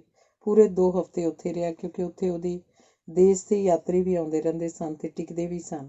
ਇੱਕ ਤਾਂ ਉਹਨਾਂ ਨਾਲ ਗੱਲਬਾਤ ਕਰਨੀ ਚੰਗੀ ਲੱਗਦੀ ਸੀ, ਦੂਸਰੇ ਸ਼ੰਘਾਈ ਤੇ ਹੋਰ ਨਗਰਾਂ ਦੇ ਹਾਲਾਤ ਤੇ ਧਰਮ ਦੀ ਗਿਲਾਨੀ ਦੀਆਂ ਖਬਰਾਂ ਵੀ ਮਿਲ ਜਾਂਦੀਆਂ ਸਨ। ਉਹਦਾ ਭੁਲੇਖਾ ਦੂਰ ਹੋਇਆ ਕਿ ਦੇਸ਼ ਧਰਮ ਵੀ ਹੋਣਾ ਹੋ ਗਿਆ। ਧਰਮ ਤਾਂ ਮਨਾਂ ਵਿੱਚ ਵਸਦਾ ਹੈ, ਕੋਈ ਤੰਤਰ ਵੀ ਆ ਜਾਏ ਧਰਮ ਦੀ ਭਾਵਨਾ ਮਾਰ ਨਹੀਂ ਸਕਦਾ। ਉੱਥੋਂ ਸਾਰਨਾਥ, ਜਿੱਥੇ ਬਹੁਤਾ ਪ੍ਰਬੰਧ ਜਾਪਾਨ ਦੇ ਬੋਧੀਆਂ ਦੇ ਹੱਥ ਸੀ ਜੋ ਪੱਕੇ ਤੌਰ 'ਤੇ ਉੱਥੇ ਰਹਿ ਰਹੇ ਸਨ, ਉੱਥੇ ਉਹਨੂੰ ਆਪਣੀ ਭਾਸ਼ਾ 'ਚ ਬਹੁਤ ਸਾਰਾ ਬੋਧੀ ਲਿਟਰੇਚਰ ਮਿਲਿਆ। ਹੁਣ ਉਹਦੀ ਰੁਚੀ, ਜੋ ਪਹਿਲਾਂ ਸਦਾ ਹੀ ਕੰਮਕਾਰ 'ਚ ਰਹੀ ਸੀ, ਪੜ੍ਹਨ ਵੱਲ ਮੋੜ ਖਾ ਗਈ। ਇੰਜ ਅਰਚਾ ਪੂਜਾ ਕਰਦੇ ਉਹਨੇ 2 ਹਫ਼ਤੇ ਹੋਰ ਬਿਤਾਏ। ਅਗਲੀ ਯਾਤਰਾ ਹੋਈ ਲੁੰਬਿਨੀ ਕਪਿਲਵਸਤੂ ਦੀ, ਜੋ ਮਹਾਤਮਾ ਜੀ ਦਾ ਜਨਮ ਸਥਾਨ ਸੀ। ਯੋਂਗ ਆਪਣੇ ਬਹੁਤ ਚੰਗੇ ਭਾਗ ਸਮਝਦਾ ਸੀ ਕਿ ਉਹ ਇਸ ਪ੍ਰਕਾਰ ਆਪਣੇ ਇਸ਼ਟ ਦੇਵ ਦੇ ਪਾਵਨ ਸਥਾਨਾਂ ਦੀ ਯਾਤਰਾ ਕਰ ਰਿਹਾ ਸੀ। ਕਦੀ ਕਦੀ ਉਹ ਮਨੀਲਾ ਟੈਲੀਫੋਨ ਕਰ ਲੈਂਦਾ ਸੀ ਤੇ ਪਰਿਵਾਰ ਦੇ ਸੁੱਖ ਦਾ ਪਤਾ ਕਰ ਲੈਂਦਾ ਸੀ। ਉਹ ਖੁਸ਼ ਸੀ ਕਿ ਉਹਦੇ ਪਿੱਛੋਂ ਮਾਵਾਂ ਧੀਆਂ ਸਾਰਾ ਕੰਮਕਾਰ ਸੰਭਾਲ ਰਹੀਆਂ ਸਨ। ਮਾਂ ਨੂੰ ਚਿੰਤਾ ਜ਼ਰੂਰ ਰਹਿੰਦੀ ਸੀ ਕਿ ਧੀ ਦੇ ਭਵਿੱਖ ਬਾਰੇ। ਆਪਣਾ ਸਮਾਂ ਯਾਦ ਕਰਨ ਲੱਗ ਜਾਂਦੀ ਸੀ। ਇਹਦੀ ਉਮਰ 'ਚੋਂ ਵਿਆਹੀ ਗਈ ਸੀ ਤੇ ਪਤੀ ਨਾਲ ਖੁਸ਼ੀ ਖੁਸ਼ੀ ਰਹਿ ਰਹੀ ਸੀ। ਫਿਰ ਦੁਖਾਂਤ ਚੇਤੇ ਕਰ ਲੈਂਦੀ ਤੇ ਆਪਣੇ ਮਨ ਦੀ ਬਦਲ ਗਈ ਦਸ਼ਾ ਦਾ ਸੋਚਦੀ। ਇਹ ਮਨ ਕੀ ਚੀਜ਼ ਹੈ? ਉਹੀ ਮਨ ਕਦੀ ਦੁਖੀ ਹੋ ਜਾਂਦਾ, ਕਦੀ ਸੁਖੀ, ਕਦੀ ਰੋਂਦਾ, ਕਦੀ ਹੱਸਦਾ। ਕੁਝ ਹੋਰ ਜ਼ਰੂਰ ਹੈ ਜੋ ਮਨ ਨੂੰ ਮੋੜਦਾ। ਕਿੱਥੇ ਉਹ ਵਿਆਹੀ ਵਰੀ ਬਹੁਤ ਖੁਸ਼ ਹੁੰਦੀ, ਫਿਰ ਉਹ ਪੱਥਰ ਹੋ ਗਈ ਤੇ ਕੁਝ ਵੀ ਨਹੀਂ ਬਣ ਕੇ ਰਹਿ ਗਈ। ਇੰਨੇ ਸਾਲ ਪਿਓ ਦੀ ਦੇਖਭਾਲ ਤੇ ਕੰਮਕਾਰ 'ਚ ਰੁੱਝੀ ਰਹੀ। ਫਿਰ ਯਾਂਗ ਦੇ ਆਉਣ ਨਾਲ ਉਹਦੇ ਅੰਦਰ ਕੁਝ ਹੋਣ ਲੱਗ ਪਿਆ। ਇਹਦਾ ਮਤਲਬ ਇਹ ਹੋਇਆ ਕਿ ਮਨ ਤਾਂ ਸਾਡੇ ਅੰਦਰ ਹੁੰਦਾ, ਪਰ ਕੋਈ ਬਾਹਰੀ ਸ਼ਕਤੀ ਹੁੰਦੀ ਹੈ ਜੋ ਸਾਡੇ ਮਨ ਨੂੰ ਪ੍ਰਭਾਵਿਤ ਕਰਦੀ ਹੈ। ਯਾਂਗ ਨੇ ਕਦੀ ਵੀ ਕੋਈ ਯਤਨ ਮੇਰੇ ਮਨ 'ਚ ਪ੍ਰਵੇਸ਼ ਕਰਨ ਲਈ ਨਹੀਂ ਕੀਤਾ ਸੀ। ਉਹ ਤਾਂ ਸ਼ਾਇਦ ਮੈਨੂੰ ਬਹੁਤ ਹੀ ਛੋਟੀ ਸਮਝਦਾ ਸੀ। ਫਿਰ ਕਿਵੇਂ ਉਹ ਮੇਰੇ ਮਨ 'ਚ ਪ੍ਰਵੇਸ਼ ਕਰ ਹੀ ਨਹੀਂ ਗਿਆ, ਸਗੋਂ ਵਸ ਵੀ ਗਿਆ ਪੱਕੀ ਤਰ੍ਹਾਂ। ਇੱਕ ਹੀ ਖੇਡ ਹੈ ਕੁਦਰਤ ਦੀ, ਕੌਣ ਭਰਮਾਉਂਦਾ ਤੇ ਕੌਣ ਭਰਮ ਜਾਂਦਾ। ਸ਼ਾਇਦ ਐਸੀ ਖੇਡ ਹੀ ਕਦੇ ਜੈਸਮੀਨ ਨਾਲ ਵਰਤਣੀ ਹੋਵੇ। ਦੂਸਰਾ ਅਧਿਆਇ ਇੱਥੇ ਸਮਾਪਤ ਹੁੰਦਾ ਹੈ। ਹੁਣ ਇਸ ਤੋਂ ਪਹਿਲਾਂ ਕਿ ਤੁਸੀਂ ਕੌਫੀ ਦੀ ਗੱਲ ਛੇੜੋ, ਮੈਂ ਕੌਫੀ ਬਣਾ ਹੀ ਦਿੰਦੀ ਹਾਂ। ਪੌਲਨ, ਤੇਰੀ ਇਹ ਕਥਾ ਕਿਸ ਪਾਸੇ ਵੱਲ ਜਾ ਰਹੀ ਹੈ? ਜਿਸ ਪਾਸੇ ਵੱਲ ਜਾਣੀ ਚਾਹੀਦੀ ਹੈ। ਲੱਗਦਾ ਹੈ ਜਿੰਨੇ ਚੰਗੇ ਢੰਗ ਨਾਲ ਤੂੰ ਇਹ ਕਿਤਾਬ ਬਿਨਾਂ ਖੋਲ੍ਹੇ ਪੜ੍ਹ ਕੇ ਸੁਣਾਈ ਜਾ ਰਹੀ ਹੈ, ਜਾਂ ਤਾਂ ਤੂੰ ਪਹਿਲਾਂ ਹੀ ਕਲਮਕਾਰੀ 'ਚ ਵੱਡਾ ਨਾਮ ਖੱਟ ਚੁੱਕੀ ਹੈ ਤੇ ਜਾਂ ਫਿਰ ਖੱਟਣ ਦੇ ਬਹੁਤ ਨੇੜੇ ਤੇੜੇ ਹੈ। ਇਸ ਪਾਸੇ ਤੇਰਾ ਭਵਿੱਖ ਬਹੁਤ ਉਜਲਾ ਲੱਗਦਾ ਮੈਨੂੰ। ਤੁਸੀਂ ਬਿਲਕੁਲ ਉਹੀ ਕੁਝ ਕਹਿ ਰਹੇ ਹੋ ਜੋ ਸੁਣਨ ਦੀ ਮੈਨੂੰ ਆਸ ਸੀ। ਤੁਸੀਂ ਉਹੀ ਹੋ ਜੋ ਮੈਂ ਪਹਿਲੇ ਦਿਨ ਤੋਂ ਸਮਝਦੀ ਆ ਰਹੀ ਸੀ। ਮੇਰਾ ਅਨੁਮਾਨ ਸਿੱਧ ਸਹੀ ਹੋ ਰਿਹਾ। ਕੀ ਸਮਝਦੀ ਆ ਰਹੀ ਹੈ? ਲਓ ਕਾਫੀ ਪੀਓ। ਪਰ ਹਰ ਇੱਕ ਗੱਲ ਦਾ ਉੱਤਰ ਬੋਲ ਕੇ ਨਹੀਂ ਦਿੱਤਾ ਜਾ ਸਕਦਾ, ਕੁਝ ਮਹਿਸੂਸ ਵੀ ਹੋਣ ਲੱਗ ਪੈਂਦਾ। ਕੌਫੀ ਪੀ ਕੇ ਉਹ ਕਿਤਾਬ ਕੱਛੇ ਮਾਰ ਕੇ ਚਲੀ ਗਈ। ਲਾਡਾ ਵੇਲਾ ਘੋਸ਼ ਤੇ ਸਿੰਘ ਸ਼ਾਪਿੰਗ ਤੇ ਵਾਪਸੀ ਦੀ ਤਿਆਰੀ 'ਚ ਗੁਜ਼ਾਰਦੇ। ਹਵਾਈ ਕੰਪਨੀ ਨੇ ਤਾਂ ਸਧਾਰਨ 20 ਕਿਲੋ ਸਮਾਨ ਹੀ ਨਾਲ ਲੈ ਕੇ ਜਾਣ ਦੇਣਾ ਸੀ। ਸਰਕਾਰ ਵੱਲੋਂ 40 ਕਿਲੋ ਸਮਾਨ ਵੱਖਰਾ ਭੇਜਣ ਦਾ ਪ੍ਰਬੰਧ ਕੀਤਾ ਗਿਆ ਸੀ। ਇਸ ਲਈ ਕਾਫੀ ਵੱਡਾ ਸਾਰਾ ਅਟੈਚੀ ਕੇਸ ਖਰੀਦ ਲਿਆ। ਇਸ 'ਚ ਬਹੁਤ ਸਾਰਾ ਕੋਰਸ ਮੈਟੀਰੀਅਲ ਤੇ ਹੋਰ ਸਮਾਨ ਰੱਖ ਦਿੱਤਾ। ਟਾਈਪਰਾਈਟਰ ਵੀ ਪੈਕ ਹੋ ਗਿਆ ਤੇ ਵੱਡਾ ਬਰੀਫ ਕੇਸ ਵੀ। ਸਾਰਾ ਕੁਝ ਲਗਭਗ 40 ਕਿਲੋ ਦੇ ਬਰਾਬਰ ਹੋ ਗਿਆ। ਅੰਗ 20ਵਾਂ। ਅਗਲੀ ਰਾਤ ਨੂੰ ਪਾਲਨ ਆਈ ਤਾਂ ਉਹਦਾ ਬਿਨਾਂ ਬਾਹਾਂ ਦੇ ਗਲ ਦਾ ਲੀੜਾ ਸੀ। ਤੇੜ ਕੈਪਰੀ ਜੀ ਪਾਈ ਹੋਈ ਸੀ। ਪਹਿਲਾਂ ਵਾਂਗ ਖੁੱਲੇ ਖੁੱਸੇ ਵਾਲ ਨਹੀਂ ਸਨ, ਸਗੋਂ ਸਵਾਰ ਕੇ ਘੁੱਟ ਕੇ ਪਿੱਛੇ ਜੂੜੀ ਕੀਤੀ ਹੋਈ ਸੀ। ਸਿੰਘ ਹੈਰਾਨ ਸੀ ਕਿ ਉਹਦੇ ਰੋਜ਼ ਦੇ ਰੰਗ ਢੰਗ ਬਦਲਣ ਤੇ ਚਿਹਰੇ ਤੇ ਵੀ ਕੁਝ ਪਹਿਲਾਂ ਨਾਲੋਂ ਚੰਗੇਰਾ ਹੱਥ ਫੇਰਿਆ ਹੋਇਆ ਸੀ। ਕੁਝ ਟਹਿਕ ਵੀ ਦਿਸ ਰਹੀ ਸੀ। ਪੋਥੀ ਕੱਚੀ ਮਾਰੀ ਹੋਈ ਸੀ। ਅੱਜ ਜਦ ਸਿੰਘ ਵੱਲ ਤੱਕਦੀ ਤਾਂ ਅੱਖਾਂ ਵਿੱਚ ਪਹਿਲਾਂ ਨਾਲੋਂ ਕੁਝ ਵੱਖਰੀ ਚਮਕ ਦਿਸਦੀ। ਅਗਲਾ ਅਧਿਆਇ ਸ਼ੁਰੂ ਹੋਇਆ। ਹੁਣ ਜੈਸਮੀਨ ਦੀ ਥਾਂ ਤੇ ਵਾਸੂਨ ਬੈਠਾ ਹੁੰਦਾ ਸੀ। ਜੈਸਮੀਨ ਮਾਂ ਦੀ ਥਾਂ ਤੇ ਆ ਗਈ ਸੀ। ਮਾਂ ਹੁਣ ਸਾਹਮਣੇ ਕਾਊਂਟਰ ਤੇ ਨਵੀਂ ਸੀਟ ਬਣਾ ਕੇ ਬੈਠ ਗਈ ਸੀ। ਇੱਕ ਹੋਰ ਸੀਟ ਉਹਦੇ ਨਾਲ ਬਹੁਤਾ ਸਮਾਂ ਖਾਲੀ ਰਹਿੰਦੀ ਸੀ। ਕਦੇ ਕਦਾਈ ਜਦ ਮੌਜ ਹੋਵੇ ਯਾਂਗ ਆ ਕੇ ਬੈਠ ਜਾਂਦਾ ਸੀ ਪਤਨੀ ਕੋਲ, ਜਿਹੜੀ ਅਜੇ ਜਵਾਨ ਹੀ ਲੱਗਦੀ ਸੀ, ਭਾਵੇਂ 50 ਤੋਂ 2 ਸਾਲ ਉੱਤੇ ਦੀ ਹੋ ਗਈ ਸੀ। ਉਹ 60 ਪੂਰੇ ਕਰ ਚੁੱਕਾ ਸੀ। ਤਨ ਤੇ ਮਨ ਕਰਕੇ ਆਪਣੇ ਆਪ ਨੂੰ ਬਹੁਤ ਬੁੱਢਾ ਮਹਿਸੂਸ ਕਰਨ ਲੱਗ ਪਿਆ ਸੀ। ਖੁਰਾਕ ਵੀ ਕੁਝ ਘੱਟ ਗਈ ਸੀ। ਉਹ ਚਿਰਕਾ ਉੱਠਦਾ, ਬਹੁਤ ਚਿਰਕਾ, ਥੋੜ੍ਹੀ ਦੇਰ ਲਈ ਸਟੋਰ ਤੇ ਆਉਂਦਾ, ਆ ਕੇ ਵੀ ਕੁਝ ਪੜ੍ਹਦਾ ਰਹਿੰਦਾ। ਉਹਨੂੰ ਆਪਣੀ ਨਵੀਂ ਖੋਜ ਭਾਵ ਵਸੂਨ ਦਾ ਲੱਭ ਪੈਣਾ ਇੱਕ ਕੁਦਰਤ ਦਾ ਵੱਡਾ ਕ੍ਰਿਸ਼ਮਾ ਜਾਪਦਾ ਸੀ। ਵਸੂਨ 22 ਕੁ ਸਾਲਾਂ ਦਾ ਨੌਜਵਾਨ ਸੀ। ਥੋੜ੍ਹੀ ਥੋੜ੍ਹੀ ਦਾੜ੍ਹੀ, ਤਿੱਖਾ ਨੱਕ, ਕਣਕ ਵੰਨਾ ਰੰਗ, ਬਹੁਤ ਕਰਕੇ ਗੁਲਾਬੀ ਕਮੀਜ਼ ਤੇ ਭੂਰੀ ਪਤਲੂਨ ਪਾਉਂਦਾ। ਉਹਦੇ ਸਾਹਮਣੇ ਸਦਾ ਹੀ ਇੱਕ ਡਰਾਇੰਗ ਦੀ ਕਾਪੀ ਪਈ ਹੁੰਦੀ, ਜਿਸ ਤੇ ਉਹ ਵਿਹਲੇ ਸਮੇਂ ਪੈਨਸਿਲ ਫੇਰਦਾ ਰਹਿੰਦਾ। ਉਹਦੇ ਨਾਂ ਦਾ ਉਚਾਰਨ ਨਾ ਤਾਂ ਆਂਦਰੀਆ ਕਰ ਸਕਦੀ ਸੀ ਤੇ ਨਾ ਹੀ ਯਾਂਗ। ਅਸਲੀ ਨਾਮ ਉਹਦਾ ਵਸਣ ਸਿੰਘ ਸੀ, ਪਰ ਇਹ ਦੰਪਤੀ ਉਹਨੂੰ ਵਾਸੂਨ ਸਿੰਘ ਹੀ ਕਹਿ ਸਕਦੇ ਸਨ ਤੇ ਹੌਲੀ ਹੌਲੀ ਕੇਵਲ ਵਾਸੂਨ ਹੀ ਕਹਿਣ ਲੱਗ ਪਏ। ਉਹਨਾਂ ਤੋਂ ਸੁਣਦੀ ਰਹਿੰਦੀ ਜੈਸਮੀਨ ਇਸ ਨਵਯੋਗ ਬਾਰੇ। ਪਹਿਲਾਂ ਪਹਿਲਾਂ ਤਾਂ ਉਹਨੇ ਚੁੱਪੀ ਧਾਰੀ ਰੱਖੀ, ਹੌਲੀ ਹੌਲੀ ਖੁੱਲ੍ਹਣ ਲੱਗੀ ਤੇ ਉਹ ਵੀ ਵਾਸੂਨ ਹੀ ਕਹਿਣ ਲੱਗ ਪਈ। ਉਹ ਡਰੈਸ ਡਿਜ਼ਾਈਨਰ ਸੀ। ਪਿੱਛੋਂ ਅੰਮ੍ਰਿਤਸਰ ਤੁਹਾਡੇ ਭਾਰਤ ਵਿੱਚ ਦੇ ਨੇੜਲੇ ਇੱਕ ਪਿੰਡ ਅਹਿਮਦਪੁਰ ਦਾ ਜੰਮਪਲ ਸੀ।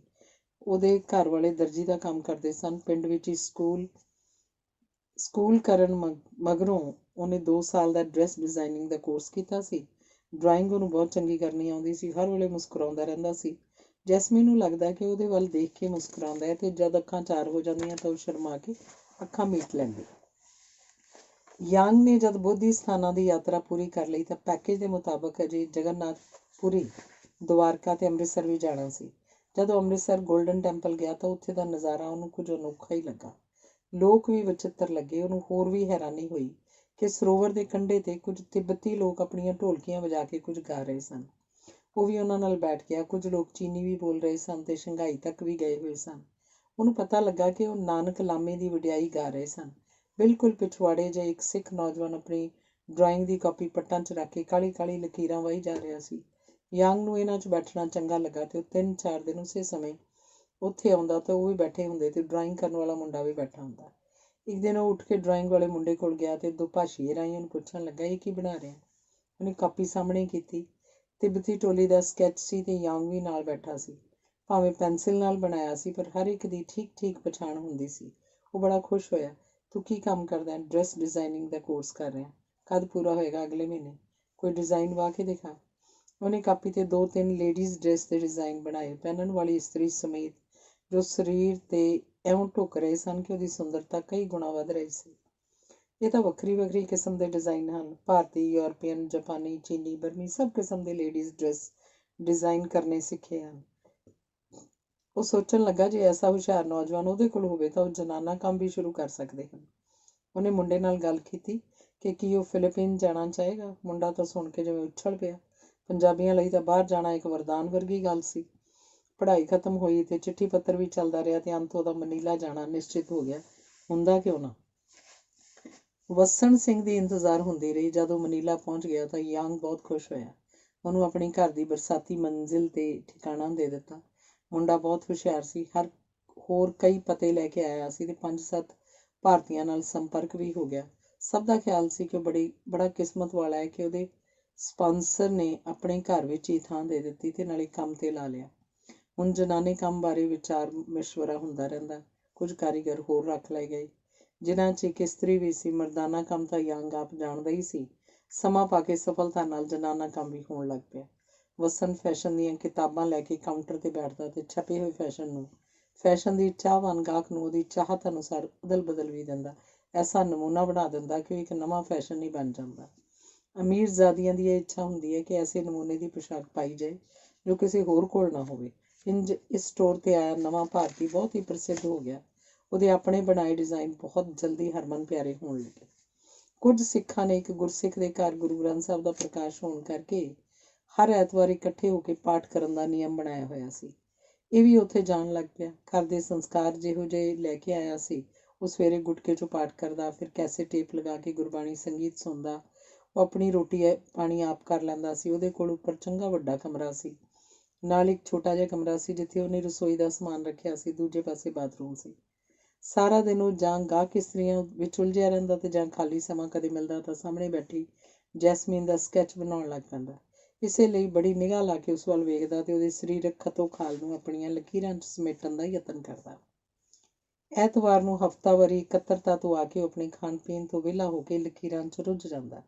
ਉਹਦੇ ਕੋਲ ਜੈਸਮੀਨ ਦੇ ਬਹੁਤ ਸਾਰੇ ਸਕੈਚ ਇਕੱਠੇ ਹੋ ਗਏ ਸਨ। ਜੈਸਮੀਨ ਸੋਚਦੀ ਰਹਿੰਦੀ ਕਿ ਉਹਦੇ ਵੱਲ ਇਸ ਤਰ੍ਹਾਂ ਧਿਆਨ ਲਾ ਕੇ ਦੇਖਦਾ ਕਿਤੇ ਉਸੇ ਨੂੰ ਤਾਂ ਨਹੀਂ ਚਿਤਰਨ ਲੱਗ ਪਿਆ। ਇੱਕ ਦਿਨ ਜਦ ਮਾਂ ਆਪਣੀ ਥਾਂ 'ਤੇ ਬੈਠੀ ਨਹੀਂ ਸੀ ਤਾਂ ਉਹਨੇ ਪੁੱਛ ਲਿਆ ਕਿ ਉਹ ਹਰ ਵੇਲੇ ਜੋ ਲਕੀਰਾਂ ਵਾਹੁੰਦਾ ਉਹ ਕਿਸ ਲਈ ਹਨ। ਪਹਿਲਾਂ ਤਾਂ ਉਹਨੇ ਸੰਕੋਚ ਕੀਤਾ, ਪਰ ਜ਼ੋਰ ਪਾਉਣ 'ਤੇ ਦੱਸ ਦਿੱਤਾ ਕਿ ਉਹਦੀ ਰੂਪ ਰੇਖਾ ਦੇ ਨਮੂਨੇ ਹੀ ਹਨ। ਉਹ ਦੇਖ ਕੇ ਖੁਸ਼ ਵੀ ਹੋਈ ਤੇ ਸ਼ਰਮਾ ਵੀ ਗਈ। ਉਹਦੇ ਕੋਲੋਂ ਕਾਪੀ ਲੈ ਕੇ ਜੈਸਮੀਨ ਨੇ ਆਪਣੇ ਕੋਲ ਰੱਖ ਲਈ। ਲੁਕ ਕੇ ਉਹ ਆਪਣੇ ਚਿੱਤਰ ਵੇਖਦੀ ਤੇ ਉਹਨੂੰ ਲੱਗਦਾ ਕਿਵੇਂ ਉਸ ਨੌਜਵਾਨ ਨੇ ਆਪਣੀਆਂ ਲਕੀਰਾਂ ਰਾਹੀਂ ਉਹਨੂੰ ਮੋਹ ਲੈਣ ਦਾ ਇਹ ਢੰਗ ਬਣਾਇਆ। ਹੌਲੀ ਹੌਲੀ ਉਹ ਉਹਦੇ ਨਾਲ ਖੁੱਲ੍ਹਦੀ ਗਈ ਤੇ ਮੋਹੀ ਗਈ। ਕਦੀ ਕਦੀ ਉਹ ਕੋਈ ਸੁਆਦੀ ਚੀਜ਼ ਦੇਣ ਦੇ ਬਹਾਨੇ ਬਰਸਾਤੀ ਵੱਲ ਚਲੀ ਜਾਂਦੀ। ਉਹਦੇ ਕਮਰੇ 'ਚ ਸਮਾਨ ਬਹੁਤ ਹੀ ਥੋੜ੍ਹਾ ਜਿਹਾ ਸੀ, ਬਸ ਮਸਾਂ ਲੋੜਾਂ ਪੂਰੀਆਂ ਕਰਨ ਜਿੰਨਾ। ਕੁਝ ਕਿਤਾਬਾਂ, ਕੁਝ ਰਸਾਲੇ ਜੋ ਭਾਰਤ ਤੋਂ ਆਉਂਦੇ ਸਨ। ਕਈ ਰਸਾਲਿਆਂ 'ਚ ਉਹਦੇ ਸਕੈਚ ਵੀ ਛਪੇ ਹੁੰਦੇ ਸਨ। ਇੱਕ ਵਾਰੀ ਇੱਕ ਰਸਾਲੇ 'ਚ ਉਹਨੇ ਆਪਣਾ ਸਕੈਚ ਵੀ ਛਪਿਆ ਦੇਖਿਆ। ਉਹ ਬਹੁਤ ਖੁਸ਼ ਹੋਈ, ਫੁੱਲ ਗਈ। ਯੌਂਗ ਤੇ ਆਂਦਰੀਆ ਆਰਥਰਾਈਟਸ ਕਾਰਨ ਕਦੇ ਉੱਪਰਲੀ ਮੰਜ਼ਿਲ 'ਤੇ ਨਹੀਂ ਜਾਂਦੇ ਸਨ।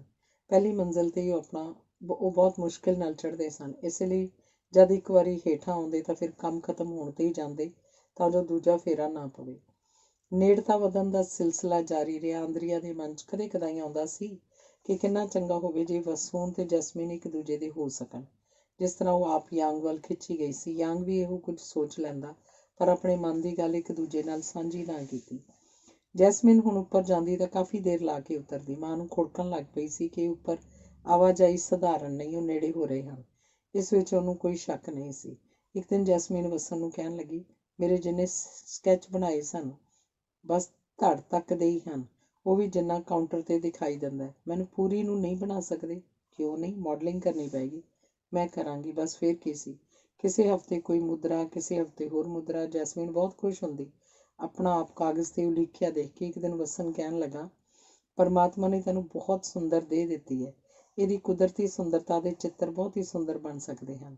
ਉਹ ਆਪਣਾ ਪੂਰਾ ਧੜ ਜਿਵੇਂ ਕੁਦਰਤ ਨੇ ਉਹਨੂੰ ਦਿੱਤਾ ਸੀ, ਲਕੀਰੇ ਜਾਣ ਲਈ ਤਿਆਰ ਹੋ ਗਈ। ਹੁਣ ਸਕੈਚ ਤਾਂ ਸੰਕੁਚਿਤ ਢੰਗ ਨਾਲ ਹੀ ਬਣੇ। ਕੁਝ ਵਿੱਚ ਸੁੰਦਰਤਾ ਪੂਰੀ ਦਿਸ ਆਉਂਦੀ ਤੇ ਕੁਝ ਵਿੱਚ ਕੇਵਲ ਅਨੁਮਾਨ ਹੀ ਲੱਗਦਾ। ਇੱਕ ਦਿਨ ਉਹਨੇ ਆਪ ਹੀ ਆਪਣਾ ਭਰਪੂਰ ਜੋਬਨ 'ਚ ਆਇਆ ਹੋਇਆ ਅੱਗਾ ਉਹਦੀ ਪੈਨਸਿਲ ਦੀ ਭੇਟ ਕਰ ਦਿੱਤਾ। ਮੁਕੰਮਲ ਹੋਇਆ ਸਕੈਚ ਬਹੁਤ ਹੀ ਸੁੰਦਰ ਬਣਿਆ। ਉਹਨੇ ਫਿਰ ਇਹ ਮਾਡਲਿੰਗ ਵਾਲੀ ਕਾਪੀ ਵੀ ਆਪਣੇ ਕੋਲ ਲੈ ਲਈ। ਫਿਰ ਇੱਕ ਦਿਨ ਦੋਵੇਂ ਕਾਪੀਆਂ ਆਪਣੀ ਮਾਂ ਦੇ ਸਿਰਹਾਣੇ ਰੱਖ ਦਿੱਤੀਆਂ। ਮਾਂ ਦੇਖ ਕੇ ਬਹੁਤ ਖੁਸ਼ ਹੋਈ। ਉਹਨੇ ਯਾਂਗ ਨੂੰ ਵੀ ਇਹ ਦਿਖਾ ਦਿੱਤੀਆਂ। ਯਾਂਗ ਨੂੰ ਆਪਣਾ ਸਮਾਂ ਚੇਤੇ ਆ ਗਿਆ। ਕਿਆ ਇਤਿਹਾਸ ਦੁਹਰਾਇਆ ਜਾਣ ਲੱਗਾ। ਉਹ ਹੈਰਾਨ ਵੀ ਹੋਏ ਕਿ ਧੀ ਨੇ ਆਪਣੇ ਮਨ ਦੀ ਦੱਸਣ ਦਾ ਕਿੰਨਾ ਕਲਾਤਮਕ ਢੰਗ ਲੱਭਿਆ। ਦੋਹਾਂ ਨੇ ਇੱਕ ਦਿਨ ਧੀ ਨੂੰ ਜਦ ਉੱਪਰੋਂ ਆਈ ਤਾਂ ਕੋਲ ਬਿਠਾ ਕੇ ਪੁੱਛਿਆ, ਤੂੰ ਵਸੂਨ ਨਾਲ ਪਿਆਰ ਕਰਦੀ ਹੈ? ਇਹ ਤਾਂ ਸਾਨੂੰ ਪਤਾ ਲੱਗ ਗਿਆ। ਇਹ ਦੱਸ ਕਿ ਉਹ ਵੀ ਤੇਰੇ ਨਾਲ ਪਿਆਰ ਕਰਦਾ ਕਿ ਨਹੀਂ? ਉਹ ਚੁੱਪ ਰਹੀ। ਫਿਰ ਪੁੱਛੇ 'ਤੇ ਵੀ ਕੋਈ ਉੱਤਰ ਨਾ ਦਿੱਤਾ। ਅੱਛਾ, ਜਾ ਕੇ ਉਹਨੂੰ ਬੁਲਾ ਲਿਆ। ਵਸਣ ਹੇਠਾਂ ਆ ਗਿਆ। ਉਹ ਪਹਿਲੀ ਵਾਰ ਉਹਨਾਂ ਕੋਲ ਬੇਝਿਜਕ ਹੋ ਕੇ ਆਇਆ, ਨਹੀਂ ਤਾਂ ਸਿੱਧਾ ਆਪਣੀਆਂ ਪੌੜੀਆਂ ਚੜ੍ਹ ਜਾਂਦਾ ਸੀ ਤੇ ਉਤਰ ਆਉਂਦਾ ਸੀ। ਵਸੂਨ, ਤੂੰ ਹੁਣ ਕੰਮਕਾਰ 'ਚ ਵੀ ਬਹੁਤ ਨਿਪੁੰਨ ਹੋ ਗਿਆ ਤੇ ਸਾਡਾ ਭਰੋਸਾ ਜਿੱਤਣ 'ਚ ਵੀ ਸਫਲ ਰਿਹਾ, ਪਰ ਤੇਰੀ ਸਭ ਤੋਂ ਵੱਡੀ ਸਫਲਤਾ ਤਾਂ ਇਹ ਹੈ ਕਿ ਤੂੰ ਜੈਸਮੀਨ ਦਾ ਦਿਲ ਵੀ ਜਿੱਤ ਲਿਆ। ਸਾਡੇ ਲਈ ਇਹ ਬਹੁਤ ਖੁਸ਼ੀ ਦੀ ਗੱਲ ਹੈ। ਹੁਣ ਇਹ ਦੱਸੋ, ਦੋਵੇਂ ਜਣੇ ਤੁਸੀਂ ਕਦ ਇੱਕ ਦੂਜੇ ਦਾ ਹੱਥ ਫੜਨਾ ਚਾਹੁੰਦੇ ਹੋ? ਵਸਣ ਨੇ ਇਸ ਸਦਭਾਵਨਾ ਲਈ ਉਹਨਾਂ ਦਾ ਬਹੁਤ ਧੰਨਵਾਦ ਕੀਤਾ। ਵਸਣ ਨੇ ਆਪਣੇ ਘਰ ਇੱਕ ਖਬਰ ਦਿੱਤੀ। ਉਹ ਤਾਂ ਚਾਹੁੰਦੇ ਸਨ ਸਾਡਾ ਪੁੱਤਰ ਕਮਾਈ ਕਰਕੇ ਆਵੇ ਤੇ ਗੱਜ ਵੱਜ ਕੇ ਵਿਆਹ ਕਰੀਏ, ਪਰ ਇਹ ਕੁਝ ਹੋਰ ਤਰ੍ਹਾਂ ਦੀ ਗੱਜ ਵੱਜ ਦਾ ਸੁਨੇਹਾ ਆ ਗਿਆ। ਉਹਨਾਂ ਦੇ ਪਾਸਪੋਰਟ ਬਣ ਗਏ, ਵੀਜ਼ੇ ਲੱਗ ਗਏ, ਉਹ ਆ ਗਏ। ਵਸਨ ਨੇ ਆਪਣੇ ਰਹਿਣ ਲਈ ਫਲੈਟ ਕਿਰਾਏ 'ਤੇ ਲੈ ਲਿਆ, ਜੋ ਸਟੋਰ ਤੋਂ ਬਹੁਤ ਦੂਰ ਨਹੀਂ ਸੀ। ਭਾਰਤੀ ਮਾਤਾ ਪਿਤਾ ਤੇ ਫਿਲੀਪੀਨੋ ਚੀਨੀ ਮਾਤਾ ਪਿਤਾ ਦਾ ਮੇਲ ਬਸ ਹੱਸ ਕੇ ਤੇ ਇਸ਼ਾਰਿਆਂ ਨਾਲ ਹੀ ਹੁੰਦਾ ਸੀ। ਵਸਨ ਦੇ ਮਾਤਾ ਪਿਤਾ ਨੂੰ ਆਪਣੇ ਕੁੜਮਣੀ ਬਹੁਤ ਨਿੱਘੇ ਵਰਤਾਰੇ ਵਾਲੇ ਲੱਗੇ, ਪਰ ਸਭ ਤੋਂ ਵੱਧ ਤਾਂ ਪਿਆਰੀ ਲੱਗੀ ਜੈਸਮੀਨ, ਜੋ ਵਸਨ ਦੇ ਸਿਖਾਏ ਤੇ ਉਹਨਾਂ ਦੇ ਪੈਰੀਂ ਹੱਥ ਲਾਉਂਦੀ ਤੇ ਅਸੀਸ ਲੈਂਦੀ। ਇੱਕ ਦਿਨ ਵਸਨ ਨੇ ਦੱਸਿਆ ਕਿ ਅਸੀਸ ਦਾ ਮਤਲਬ ਹੈ ਉਹ ਕਿੰਨੇ ਸਾਰੇ ਮੁੰਡਿਆਂ ਨੂੰ ਜਨਮ ਦੇਵੇ। ਉਹ ਸ਼ਰਮਾ ਗਈ। ਵਿਆਹ ਦੀ ਰਜਿਸਟ੍ਰੇਸ਼ਨ ਮਗਰੋਂ ਜਿੱਥੇ ਸਿੱਖਾਂ ਦਾ ਹਫ਼ਤਾਵਾਰੀ ਇਕੱਠ ਹੁੰਦਾ ਸੀ, ਉੱਥੇ ਆਨੰਦ ਕਾਰਜ ਦੀ ਰਸਮ ਅਦਾ ਕੀਤੀ ਗਈ। ਯਾਂਗ ਤੇ ਆਂਦਰੀਆ ਇਹ ਸਭ ਕੁਝ ਦੇਖ ਕੇ ਖੂਬ ਖਿੜੇ। ਮਗਰੋਂ ਉਸੇ ਸਥਾਨ 'ਤੇ ਲੰਗਰ ਪਾਣੀ ਹੋਇਆ। ਸ਼ਾਮ ਦਾ ਰਿਸੈਪਸ਼ਨ ਹੋਟਲ 'ਚ ਕੀਤਾ ਗਿਆ, ਜਿੱਥੇ ਬਹੁਤ ਸੱਜ ਧੱਜ ਕੀਤੀ ਹੋਈ ਸੀ ਤੇ ਆਪਣੇ ਪੁੱਤਰ ਦੇ ਵਿਆਹ 'ਚ ਮਾਂ ਫੁੱਲੀ ਨਹੀਂ ਸਮਾ ਰਹੀ ਸੀ। ਮਹੀਨਾ ਭਰ ਰਹਿ ਕੇ ਵਸਨ ਦੇ ਮਾਤਾ ਪਿਤਾ ਭਾਰਤ ਮੁੜ ਗਏ। ਨਵੇਂ ਵਿਆਹੇ ਆਪਣਾ ਵਿਵਾਹਿਤ ਜੀਵਨ ਖੁਸ਼ੀ ਬਤੀਤ ਕਰਨ ਲੱਗ ਪਏ। ਜੈਸਮੀਨ ਦੇ ਘਰੋਂ ਜਾਣ ਨਾਲ ਉਹਦੇ ਮਾਪੇ ਉਦਾਸ ਤਾਂ ਰਹਿਣ ਲੱਗ ਪਏ, ਪਰ ਖੁਸ਼ ਵੀ ਬੜੇ ਕਿ ਉਹਨਾਂ ਦੀ ਧੀ ਆਨੰਦ ਪ੍ਰਸੰਨ ਹੈ ਆਪਣੇ ਘਰ। ਸਮਾਂ ਪਾ ਕੇ ਉਹਨਾਂ ਦੇ ਘਰ ਮੇਰਾ ਜਨਮ ਹੋਇਆ। ਤੇਰਾ? ਹਾਂ, ਮੇਰਾ ਖਿਆਲ ਸੀ ਹੁਣ ਤੱਕ ਤੁਸੀਂ ਅਨੁਮਾਨ ਲਗਾ ਚੁੱਕੇ ਹੋਗੇ ਇਸ ਗੱਲ ਦਾ। ਨਹੀਂ, ਮੈਨੂੰ ਸਮਝ ਨਹੀਂ ਆ ਰਹੀ ਸੀ। ਇਹ ਤੇਰੀ ਕਿਤਾਬ ਬਿਨਾਂ ਖੁੱਲ੍ਹੇ ਕਿੰਨੀ ਖੁੱਲ੍ਹਦੀ ਜਾ ਰਹੀ ਹੈ, ਪਰ ਇਹ ਮੈਨੂੰ ਬਿਲਕੁਲ ਨਹੀਂ ਅਨੁਮਾਨ ਲੱਗਿਆ ਸੀ ਕਿ ਤੂੰ ਇਸ ਕਿਤਾਬ 'ਚ ਬੈਠੀ ਹੈ। ਨਹੀਂ, ਮੈਂ ਨਹੀਂ, ਮੇਰੀ ਮਾਂ ਜੈਸਮੀਨ ਬੈਠੀ ਹੈ। ਇਹ ਦੇਖੋ। ਉਹਨੇ ਬਹੁਤ ਚੰਗੀ ਤਰ੍ਹਾਂ ਜਿਲਦ ਕਰਾਈ ਹੋਈ ਸਕੈਚ ਬੁੱਕ ਖੋਲ੍ਹ ਦਿੱਤੀ, ਜਿਸ 'ਚ ਵਸਨ ਦੇ ਬਣਾਏ ਹੋਏ ਉਹਦੀ ਮਾਂ ਦੇ ਵਿਆਹ ਤੋਂ ਪਹਿਲਾਂ ਦੇ ਸਕੈਚ ਸਨ ਤੇ ਕੁਝ ਵਿਆਹ ਤੋਂ ਮਗਰੋਂ ਦੇ ਵੀ, ਜਿਨ੍ਹਾਂ 'ਚ ਉਹਦੀ ਸੁੰਦਰ ਦੇਹ ਆਪਣੇ ਪੂਰਨ ਸੁੰਦਰਤਾ 'ਚ ਰੁਸ਼ਨਾਈ ਪਈ ਸੀ। ਬਸ ਅੱਜ ਦਾ ਅਧਿਆਇ ਇੱਥੇ ਮੁੱਕਦਾ। ਦੋਹਾਂ ਨੇ ਕੌਫੀ ਪੀਤੀ, ਚਲੀ ਗਈ। ਅੱਜ ਉਹਦੀ ਜਾਣ ਚਾਲ ਵਿੱਚ ਕੁਝ ਚੰਚਲਤਾ ਰਲੀ ਸੀ। ਬੂਹਾ ਨਿਕਲਦੀ ਨੇ ਇੱਕ ਵਾਰ ਬੜੇ ਪਿਆਰ ਨਾਲ ਸਿੰਘ ਵੱਲ ਦੇਖਿਆ ਤੇ ਉਹ ਗਈ। ਅੱਜ ਉਹ ਪਹਿਲੀ ਵਾਰ ਜਾਂਦੀ ਨੂੰ ਨੀਝ ਲਾ ਕੇ ਦੇਖਦਾ ਰਿਹਾ, ਜਦ ਤੱਕ ਉਹ ਮੁੜ ਨਹੀਂ ਗਈ। ਅੰਗ 21ਵਾਂ। ਸਵੇਰ ਦੇ ਸੈਸ਼ਨ ਵਿੱਚ ਫੈਲੋ ਆਪਣਾ ਮੁਲਾਂਕਣ ਅਜੇ ਵੀ ਕਰੀ ਜਾ ਰਹੇ ਸਨ। ਬਹੁਤ ਹੀ ਦਿਲਚਸਪ ਵਿਚਾਰਧਾਰਾ ਚੱਲ ਰਹੀ ਸੀ। ਹਰ ਕੋਈ ਆਪਣੇ ਵਿਚਾਰ ਫੈਕਲਟੀ ਦੇ ਰੋਲ ਤੇ ਸਮੁੱਚ ਪ੍ਰਬੰਧਨ ਬਾਰੇ ਪ੍ਰਗਟ ਕਰ ਰਿਹਾ ਸੀ। ਅੰਤ ਵਿੱਚ ਉਹਨੇ ਇਹਨਾਂ ਸਾਰੇ ਵਿਚਾਰਾਂ 'ਤੇ ਵੀ ਸਾਂਝੀ ਵਿਚਾਰ ਹੋਣੀ ਸੀ। ਦੂਸਰੇ ਸੈਸ਼ਨ ਦਾ ਸਾਰਾ ਸਮਾਂ ਵਿਹਲਾ ਸੀ। ਸਿੰਘ ਨੇ ਥੋੜ੍ਹਾ ਸਮਾਂ ਸਾਰੇ ਪ੍ਰੋਫੈਸਰਾਂ ਕੋਲ ਜਾ ਕੇ ਉਹਨਾਂ ਦੇ ਬਹੁਤ ਹੀ ਚੰਗੇ ਵਿਵਹਾਰ ਲਈ ਧੰਨਵਾਦ ਕਰਨ 'ਚ ਬਿਤਾਇਆ। ਮਗਰੋਂ ਆ ਕੇ ਆਪਣੇ ਮਨਪਸੰਦ ਬੈਂਚ 'ਤੇ ਬੈਠ ਗਿਆ। ਕੁਝ ਸਮੇਂ ਮਗਰੋਂ ਸਟੈਫੀ ਕੋਲ ਦੀ ਲੰਘੀ। ਥੋੜ੍ਹੀ ਦੇਰ ਮੇਰੇ ਕਮਰੇ 'ਚ ਵੀ ਆ ਸਕਦੇ ਹੋ, ਜੇ ਕੋਈ ਹੋਰ ਰੁਝੇਵਾਂ ਨਹੀਂ ਹੈ ਤਾਂ। ਸਿੰਘ ਉੱਠ ਕੇ ਮਗਰ ਤੁਰ ਪਿਆ। ਲਾਇਬ੍ਰੇਰੀ ਉਸ ਲਈ ਬਹੁਤ ਹੀ ਮਨ ਭਾਉਂਦੀ ਜਗ੍ਹਾ ਪਹਿਲਾਂ ਤੇ ਕਿਤਾਬਾਂ ਦੇ ਕਾਰਨ ਬਣ ਗਈ ਹੋਈ ਸੀ ਤੇ ਫਿਰ ਛੇਤੀ ਕਿਤਾਬਾਂ ਵਾਲੀ ਦੇ ਕਾਰਨ ਵੀ। ਉਸ ਐਤਵਾਰ ਦੀ ਮੁਲਾਕਾਤ ਮਗਰੋਂ ਤੁਸੀਂ ਮੇਰੇ ਬਾਰੇ ਆਪਣੇ ਮਨ 'ਚ ਕੀ ਸੋਚ ਬਣਾਈ ਹੈ? ਸੋਚ? ਇੰਨੀ ਵਿਲੱਖਣ ਜੀਵਨੀ ਬਾਰੇ ਕੋਈ ਨਤੀਜਾ ਕੱਢਣਾ ਜਾਂ ਕੋਈ ਨਿਸ਼ਚਿਤ ਸੋਚ ਬਣਾਉਣਾ ਸੌਖਾ ਕੰਮ ਨਹੀਂ ਹੈ। ਹਾਂ, ਇਸ ਸੋਚ ਲਈ ਇੰਨੀ ਸਾਰੀ ਖੁਰਾਕ ਦੇਣ ਵਾਲੀ ਲਈ ਸਦਾ ਹੀ ਸ਼ੁਭ ਕਾਮਨਾਵਾਂ ਮੇਰੇ ਮਨ 'ਚ ਰਹਿਣਗੀਆਂ। ਭਰਪੂਰ ਜਵਾਨੀ ਵਿੱਚ ਜਾਂ ਕਹੋ ਭਰੀ ਜੋਬਨ ਰੁੱਤੇ ਜੋਬਨ ਦੀਆਂ ਅਮਿੱਤ ਸੰਭਾਵਨਾਵਾਂ ਤੋਂ ਉਪਰਾਮ ਹੋ ਜਾਣਾ ਕੋਈ ਸੌਖਾ ਕੰਮ ਨਹੀਂ ਹੈ। ਉਪਰਾਮ ਹੋਏ ਰਹਿਣਾ ਹੋਰ ਵੀ ਔਖਾ ਕੰਮ ਹੈ।